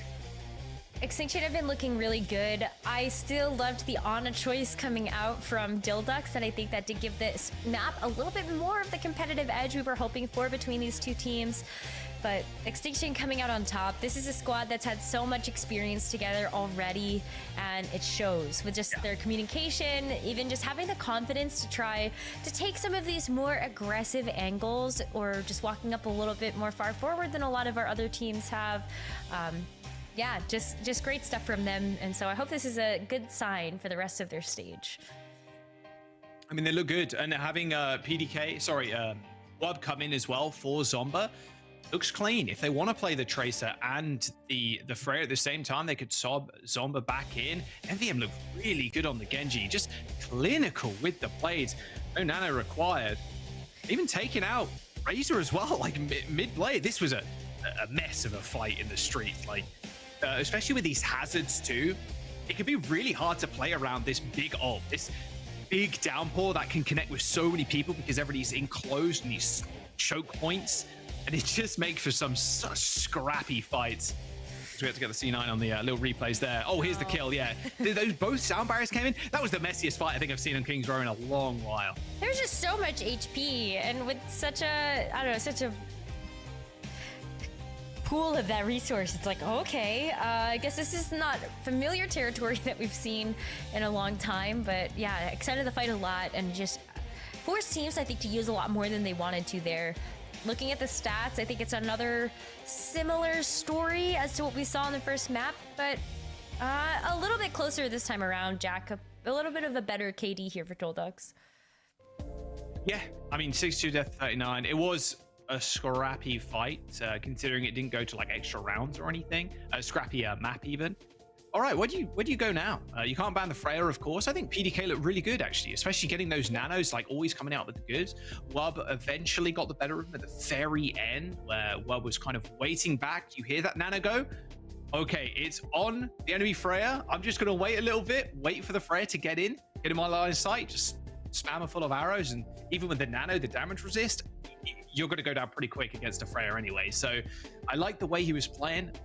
Maybe PDK just continues to try and impress on the Freya, because I think that's the right spot right now for Dilducks. So if you want to enable the Freya, then I think we're looking at like Dorado, Watchpoint Gibraltar. Obviously, we've seen some Freya play on Circuit Royale as well, but it's hard. I don't know if we go to Coliseo. I think that maybe not push.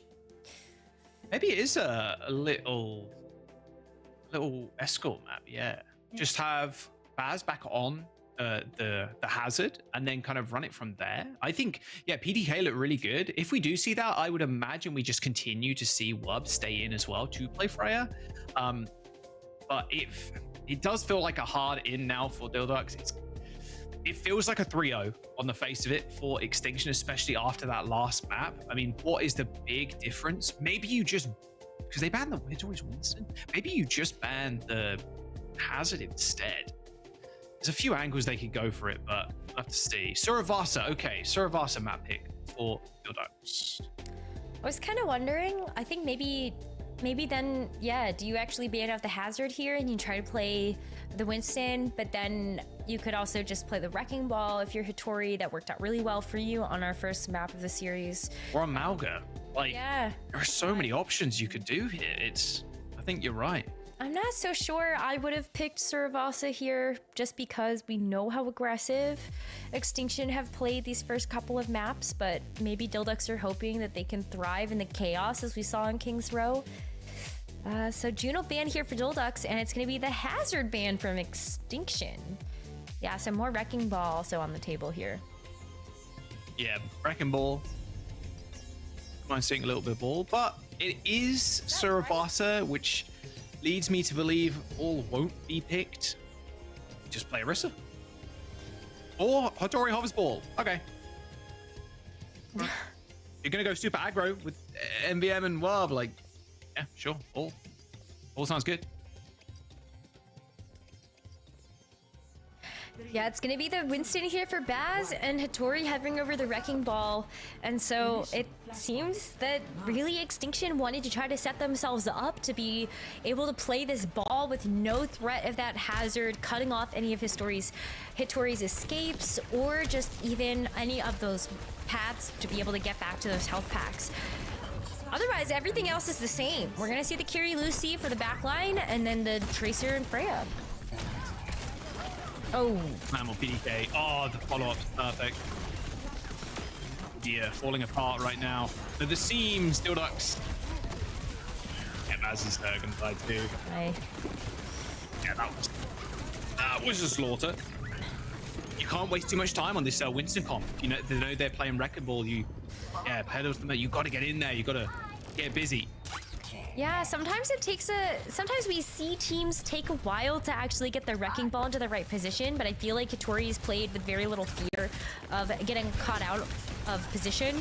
And now you get the slam down. I mean, yeah, the Winston is going to come in and bubble, but you can see even just how the execution onto the Freya at the beginning of the map. I mean, you're just going to see a lot more of that when Wrecking Ball slams down, pops somebody up, makes them easier to take out.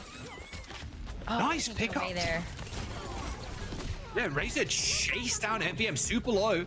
Managed to get away with his life. And then also James down Hattori. She dies, which means easy cap for Dilduck. Just lose straight off the bat there. And they're even going to get a couple of little staggers too. Then why? They're not. Surely they don't get out. Yeah, okay, Redex there.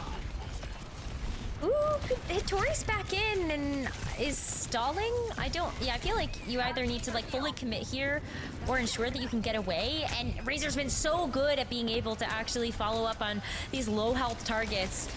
Almost just like a miracle that Hitori got out of there. Back though, ready to go in with this Kitsune Rush. Good slam, but MVM didn't look like he was there to follow up with the kill. They do get a flip as the rush was laid down on the point. Sound barrier connects, but it's only with 4 because Baz has already fallen, and PDK halted in his tracks. Oh, but just pure domination from this high ground. Oh, and another slam down from Hitori. It's really all starting to come together for this team. All they have to do is invest that Bola shot as well as this Kitsune Rush, and Extinction are going to walk away with the very first flashpoint. It has been tough for Dildux to get in and find purchase. Hitori's been playing with such high mobility with this Wrecking Ball, and especially making it difficult to actually, get in with the the Winston. I love that Razor's like, yes, I see you. Don't worry. You can't just hang out here. That is good. Nice, like forward thinking there from Laser, knowing that Hitori is going to be somewhere on the high ground. Yes. Exactly right. But how do you get it from here? I mean, Baz is taking a boatload of damage every single time he peeks around a corner. Hitori's already laid down the mines. He's going to get capped for free if they're not careful. Profitability using that to rush on the point now. Hitori's super low. Ends up getting the sound barrier though, and the fight will continue. A slam into the back, and PDK uses that overclock actually to chase away Hitori. Everything from Extinction actually pretty low in the health bar department right now, so Dildux might be able to capitalize on this. Hitori is still pretty low, but still willing to fight. As PDK tries to take the fight, the backline as that Primal Rage secures the kill onto Wub. Dildux finding some control in this fight now at the hands of Baz. Oh yeah, good stuff here from Dildux to be able to follow up. Didn't even have to use the sound, well, they didn't have it, but like not having to use a sound barrier there when Extinction did invest theirs gives you a little bit more leg up looking at the rest of the second flashpoint. And that was such a big tussle too. So Dildux actually get a chance to build up quite a bit of momentum here. Still with the sound barrier, they've got this pulse bomb from Razor as well, but look at this angle that Wub is taking. While the rest of the fight is happening in the front though, Wub is not here to actually have a say. Well, they do trade though. Razor for MVM. Okay, 4-on-4 now. There's the rush from Scuffed. Sound barrier from Dildux. But kind of cowering in the core, using the bolus more defensively, thinking that Dildux are going to try and get the kill. Low on cooldowns, not so much anymore. Swab takes to the skies. Almost gets picked clean out of it though. Hitori 8 HP. No running from Rudex, however, as Dildux are winning this fight fairly handily and without the Wrecking Ball to really worry about. I mean, Extinction are going to get chased off this point. And that might just be the flashpoint. It's going to be really tough for Extinction to come back in and get a full cohesive touch. Scuffed and NY are still out of spawn, but where did PDK go? See ya. Straight up. Where did that come from? Yeah, okay. Overstayed is welcome a little bit there. Lines on the point. They're going to continue to try and make this competitive. I mean, NY has got sound barrier in 10%, and with the Wrecking Ball, Rose, you're probably going to be able to hold on. There's some serious burst damage hits Hitori now, and then NY just making sure they stay alive, and Dildux are now going to have to fight against this sound barrier. Ooh, Winston has a lot of HP left though, and we have the overclock getting ripped from PDK. All right, it's been pulled, and NVM trying to mess with the best as PDK takes down 3. Should be enough in theory, as Hitori is 1. Ends up backing off. They do end up stalling for a little bit, of course, getting the flip, but this is Dildux getting a point on the board. Oh, wait. Oh. Or gets a touch. No, Hitori's gonna get surely not. They have bolus. They have bolus, but another touch from MVM. Hitori is full. Pulsebomb connects from Baz, who's got a little bit mad. Pops the Primal Rage. Hitori dies. They need another contest, though. Okay, it's over. It's all right. There we go. Eventually done. Trade a couple of ults, but Dildux with a point on the board. The biggest spaghetti drop of all time if Dildux had not actually. Yeah, if you lose that, like, my word. I'm just saying. Little desk. We've had a C9. We could have the spaghetti. Yeah, we can see anything at this point after we've had that. Anything is possible. But no, Dildux finally get a point on the board, and with no time to spare, Extinction are still on match point, so Dildux can only have perfection from here on out. That's a great start as well. Salvo from Dildux hits 3. Bolus available. Trying to stop the Winston. Oh, a kite there. It's, especially when you're on the point, even in the rush, it's hard to get away from the Winston and Tracer. Nice cap from Dildux. Okay, and they've got rush for this next fight where Extinction have practically nothing. Extinction are also going to start from a different page. Dory actually switching over to the Winston, so going into a new chapter of this map. And yeah, no ults, but this is where you've got to kind of figure out, okay, well, if the wrecking ball isn't working, how are we going to deal with this? So Winston can certainly be one of those ways. But can this Freya continue to find purchase? I feel like PDK has been doing great work with these charged railgun shots from the Sojourn. Right, there's the rush on the point as soon as Extinction make a move. Eraser's already dead, and in fact, Extinction is taking the fight off the point completely as Redex falls to Hattori. Wow, Dildux are like, okay, they're going to definitely fight us on point, guys. If we rush, we win the fight, but complete opposite just happen in front of your eyes as Extinction just win the fight, win the point. Now they've got the sound barrier too, so while they didn't have anything before, this is a great resource to have for the next fight. In fact, they might even just have double support ultimates. Scuffed is very close to that Kitsune rush. So, I mean, 76%, very good here for Dildux. Maybe this overclock is going to be what helps to even up the playing field a little bit. Those charged railgun shots can still do a number despite all of this overhealth. NVM needs real help right now. Razor is on their case. PDK dead again. Second time in a row there, PDK has been killed first. Rush is all they need for that fight. Another chance though. Dildux have one more. Pulse bomb thrown out by Razor. Yep, got nothing. And one fight away here from Extinction being able to take this next flashpoint. I think they have a lot of tools to be able to do this too. Like, still no support ults online for Dildux, and Frothy Philly can't make it to the point. They're playing up to the spawn again. PDK uses the railgun, but I mean, the overclock only gets one. A sound barrier from Nenwai coats everybody in that overhealth, and it is Baz on the point that gets the flip. It's got Primal Rage, but Extinction, they got one of their own. They got a pulse bomb. Like, they're gonna force Primal here. Oh man, I mean, Primal gets used. Dildux just have to get to the point. Hang on a second. Nenwai ends up going down. Overtime here, and Dildux in control of the point. Hattori does even the score though, as Redex also goes down. Pulse bomb connects onto Baz. He's so low and no bubble. Okay, Baz falls. There's the cleanup from the Tracers. And Extinction, they're getting a second point for themselves. Oh, that was so close to another C9.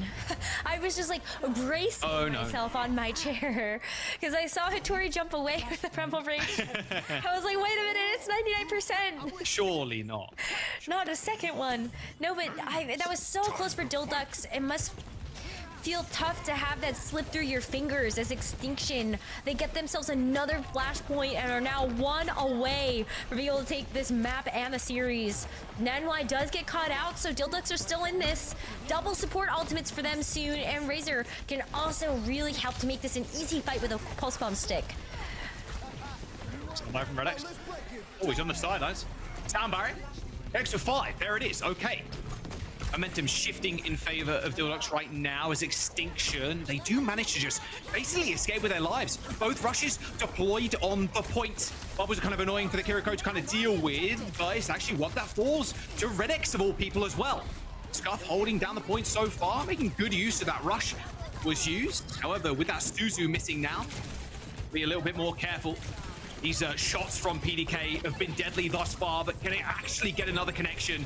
A pulse bomb slammed straight down on the floor from NVM as Dildux stalling out for time. They're going to at least get a bit, almost 50% online. There's a Scuffed. My word, not sure how Scuff managed to survive, but they did. Yeah, they're at the end of that fight unscathed. Good use of Suzus and also Swift Steps to make sure that they could keep themselves at a dodge, and also some really great marksmanship with those kunais just to help out with that extra bit of damage. But it was, you know, still a hard-fought battle. another overclock here earned for PDK as we enter into the next fight and Extinction. I mean, like, one overclock to rule them all, it feels like at this point. That's going to be really what helps keep Dilldux in this match. Otherwise, up in the trees, can you guys see anything? I half guessing. Maybe it's not there on low texture moment, maybe. I don't know. Wub was just firing through the leaves. Oh, doing a little bit of forestry. PDK deads. Disaster. Dilldux. They've still got this overclock, but if PDK just keeps dying like this, it's going to be all over. 80% on the board now for Extinction, Rose. This is looking like it's all but over. Taking the spawn holder. Dilldux. They know the Lucio has to touch. I don't even know if they can touch. Oh, Redix is dead. Nope, that's it. Yeah, PDK rips the overclock, but he's already dead. And just like the dinosaurs, the Ducks go the same way. Extinction with a 3-0 over Dilldux. Wow, what a statement here from Extinction. Rebranded from their last squad from OWCS Stage 1, adding Hintori to the roster, and it feels like they have just really set themselves up for success for this stage. I hope that this is a really good indicator of what's to come for the rest of our matches. I mean, Hintori, the perfect final piece, it feels like, to the puzzle there. Flexibility looks good. I mean, Wub looks great on the Freya. Like, yeah, what more can you say about this roster? I mean, Zomba too, just summoning in, like, hey, first map, get Tracer, and they spawn hold him. So, yeah, this roster is looking rather clean. It really is, and the fact that we have that added flexibility within that DPS to have kind of those abilities to rotate in different kinds of heroes and whatnot. And I'm also learning now, after Champions Clash, I didn't quite believe it, but Rose, your curse is real. Very, very real. It's not just a joke. It's a real thing that has happened, and I think it's like at least double. It's absolutely double digits at this point, but 1,000%. We're almost in the triple digits. Like, come on, the amount of C9s bold words. Bold words, almost being triple digits. I was gonna say like 40. We'll get a count. Okay, maybe a little too high, but still. We'll start counting. We'll start counting. Catalog. For sure. But that was such a great match coming out from Extinction. We definitely saw, I think, the perk of this roster being able to stay together. And then for Dilldux, of course, they did go through like the grueling promotion through that Faceit League, but those reps not quite coming into form going into today's matchup. And Rose, how do you feel like Dilldux looks to close the gap after a loss like this? I think you just have to brush yourselves off and say, GG, go next. Go to the VOD review room, actually take a look at the things that were working really well, try to focus on those. And I think, honestly, where we really started to see some big moments from them is when PDK was able to just play the Sojourn. Yeah. I would love to see more of that. Freya is obviously a very strong hero, but PDK looks amazing on the Sojourn. Try to see if maybe you can find a way to really support that in the next couple of matches. Yeah, support that. Maybe even look to protect it as well after seeing how strong of a hero pick that is for PDK and something for other teams to keep an eye out for as well here, Jack. But I think it is undeniable the synergy, the cohesion that we saw coming out from Extinction to net them this one. Yeah, I mean, their dives look really good, especially with the Wrecking Ball, like Zomba with the Tracer, like Slam, Zomba's there always, MVM with the Gen.G as well. Like, the roster just looks good. Dilldux obviously coming into this series being the underdogs, coming through that promotion relegation stage. You are expecting them to have a hard-fought battle against a lot of these teams. I mean, Extinction is a squad that, if they want to be punching up, need to be able to beat. First game, you know, get those jitters out the way and then move on. We'll see how they end up doing later in the split. But yeah, relying on PDK, I think, is going to be the key to success. I definitely agree with Rose. Just put him on the Sojourn. His Sojourn is very good. Definitely his best hero. So yeah, we'll see how they end up doing later on. Yeah, that is for sure. Definitely got to keep an eye out on that potential Sojourn pick going forward here. But then also just generally taking a look at the next matches these two teams have to look forward to going forward. Week 2 is looking tough for Extinction, but hopefully maybe this momentum can net them a closer matchup up against Team Liquid there, Rose. Oh man, I mean, Team Liquid I think is going to be the true test of strength here for Extinction. If they could take maps off this team, if they could take the win, like this is their stage. They're really set up here, and they already looked quite good in North America, coming in and doing as well as they did last stage with the squad, 5th, like 6th-ish place. I think you have to say we can still go up from here, and they're already doing a great job in this first match. So hopefully they can show us those bright moments again versus Team Liquid next week. Yeah, for sure. All about trying to carry those vibes forward and then looking to see what you can continue to improve, because it is just the beginning of this stage, the beginning of regular season here for stage 2. But then I guess talking about that Dill Ducks matchup for them going into next week up against Sakura. Jack, how do you feel like those teams fare head to head? With Dill Ducks against Sakura, it's still going to be a tough match. Like, really tough. So too. We've spoken about it before, but like finding the right place in the meta right now, they've tried a little bit of everything. Little Winston, little Hazard, this, that, and the other. Really seems like Razor pretty damn good on the Gen.G, right? Good on the Tracer, but punching up for this team, you're always going to be in a position where your schedule, it feels like, is only going to get harder and harder and harder as the weeks progress, because everybody gets more in tune with the meta and more in tune with how their look on the meta is, right? And I think for them, it's about getting map wins on some of these stronger teams. They're going to be able to beat Sakura. It should be a good series, but it looks a little unlikely that they take the win as a whole.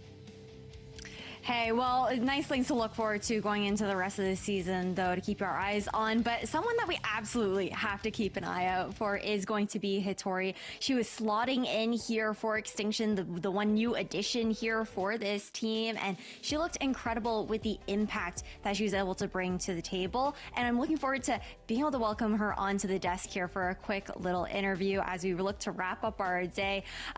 Hitori, congratulations on your first win with the team.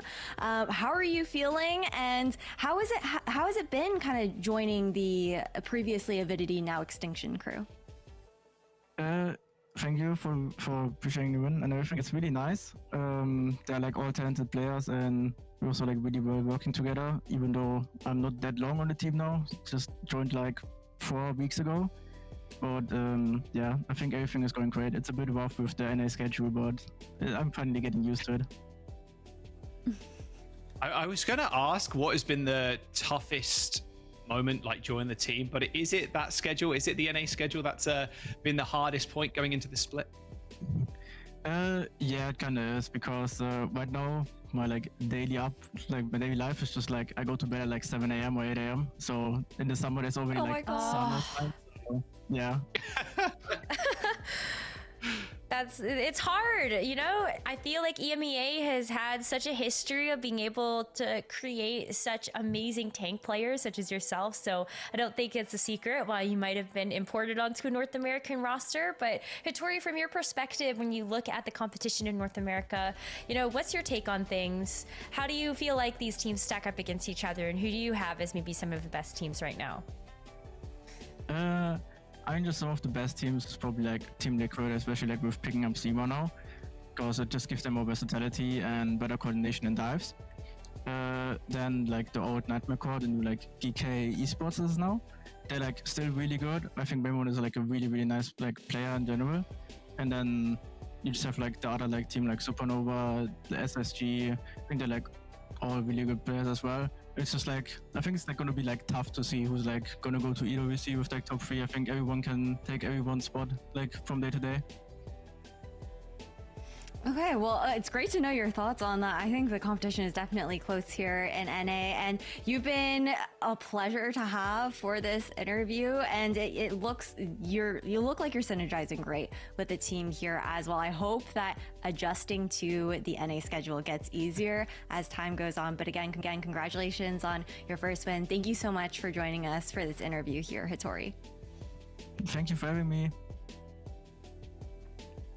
What a sweet interview. I love being able to hear from the players and get that kind of like top of the season litmus eye test, I guess, from them and see how they think that things might be going. But now we got to talk about the standings, how things have actually panned out here for our very first day of Stage 2. And when we're looking at how this has turned out, I don't think it's too surprising, Rose, what this board is looking like here for NA. Nope. Not really. I think what's going to be super interesting as we head into, I think, weeks 3 and 4 is really where I get excited about how these North American teams are going to stack up. Because, you know, as we saw in stage number 1 with the circle of equilibrium, where every NA team seems to be able to beat each other, and there's no one clear winner at the top of the North American bracket, I think that's really where Hitori's words speak true. Any team can really take it, and so can we actually see a team separate themselves as the cream of the crop in North America? That's definitely the hard part, especially when you're just kicking off the, you know, the regular season. A lot of time for these teams to continue to gel as well with all the roster mania. But let's take a look at tomorrow's schedule here for NA as well. Not just for NA, for probably EMEA on top of that, because we've got lots of matches. A little bit of a flip-flop today. Ooh. We had 3 NA matches. Tomorrow it'll be 2 and 3 for EMEA. Honestly, okay, Jack, give me your thoughts on what we're seeing here for EMEA to kick us off. Dude, give me that Alcatia ultimate game. I'm rubbing my hands together. I'm grinning. That is going to be a banger in EMEA. Matt and Uber are going to have a good time with that one. Space Station versus Nightmare, though, also could be pretty interesting. Obviously, Nightmare under a different, Rostermania, different team name, etc. But I still think that they could take a couple of maps off Space Station potentially there. I think Space Station, they look good today against Team Liquid. We know they're going to be some of the titans of North America, but maybe this Nightmare squad can punch up a little bit. Yeah, I mean, for me, I think I'm looking at that GK Esports roster. You know how they gonna do now with the new rebrand. That'll be exciting. It definitely will be. It definitely will be, especially with now not having Zera in the fray for them as well, changing things up a little bit for that GK roster. But it was quite the first day. A lot of intense matches to kick off stage 2. Thank you guys so much for joining us here. But before we go, want to remind you guys that we gotta talk about one of our featured co-streamers for today. Rakatak has been tuning in all day with us, and I believe probably the one tuning co-streaming for us for OWCS tomorrow. But I believe we are gonna go and look to raid Rakatak after this, so you guys better stay tuned and go and support him as we head over to his stream afterwards. But you were saying it, that's the goat, Jack. Yeah, he turned it from my poor son to my rich son. Got that Gen.G contract, you know the vibes. Rakatak's honestly a legend. I've missed casting Rakatak. I'm going to be honest that those painful memories of Vegas Eternal coming in strong every time I think about him. But yeah, he's honestly a wonder and a gem of a community member as well. Absolutely. Well, you know that he's going to have some great content for you guys on stream when you guys stay tuned for the raid that's about to happen. But thank you guys so much for tuning in on day 1 of OWCS for both EMEA and NA. And thank you, Jack and Rose, for joining me for the later half of the day. You guys, we'll see you tomorrow. It won't be too long. You probably has a blade up at that point. Is that going to be a nice pulse bomb there from Cat? Honestly, this season is just amazing. Oh, that's nasty. Quartz picked off there. Thought he was safe. TP's up on the high ground. Here's a captive son.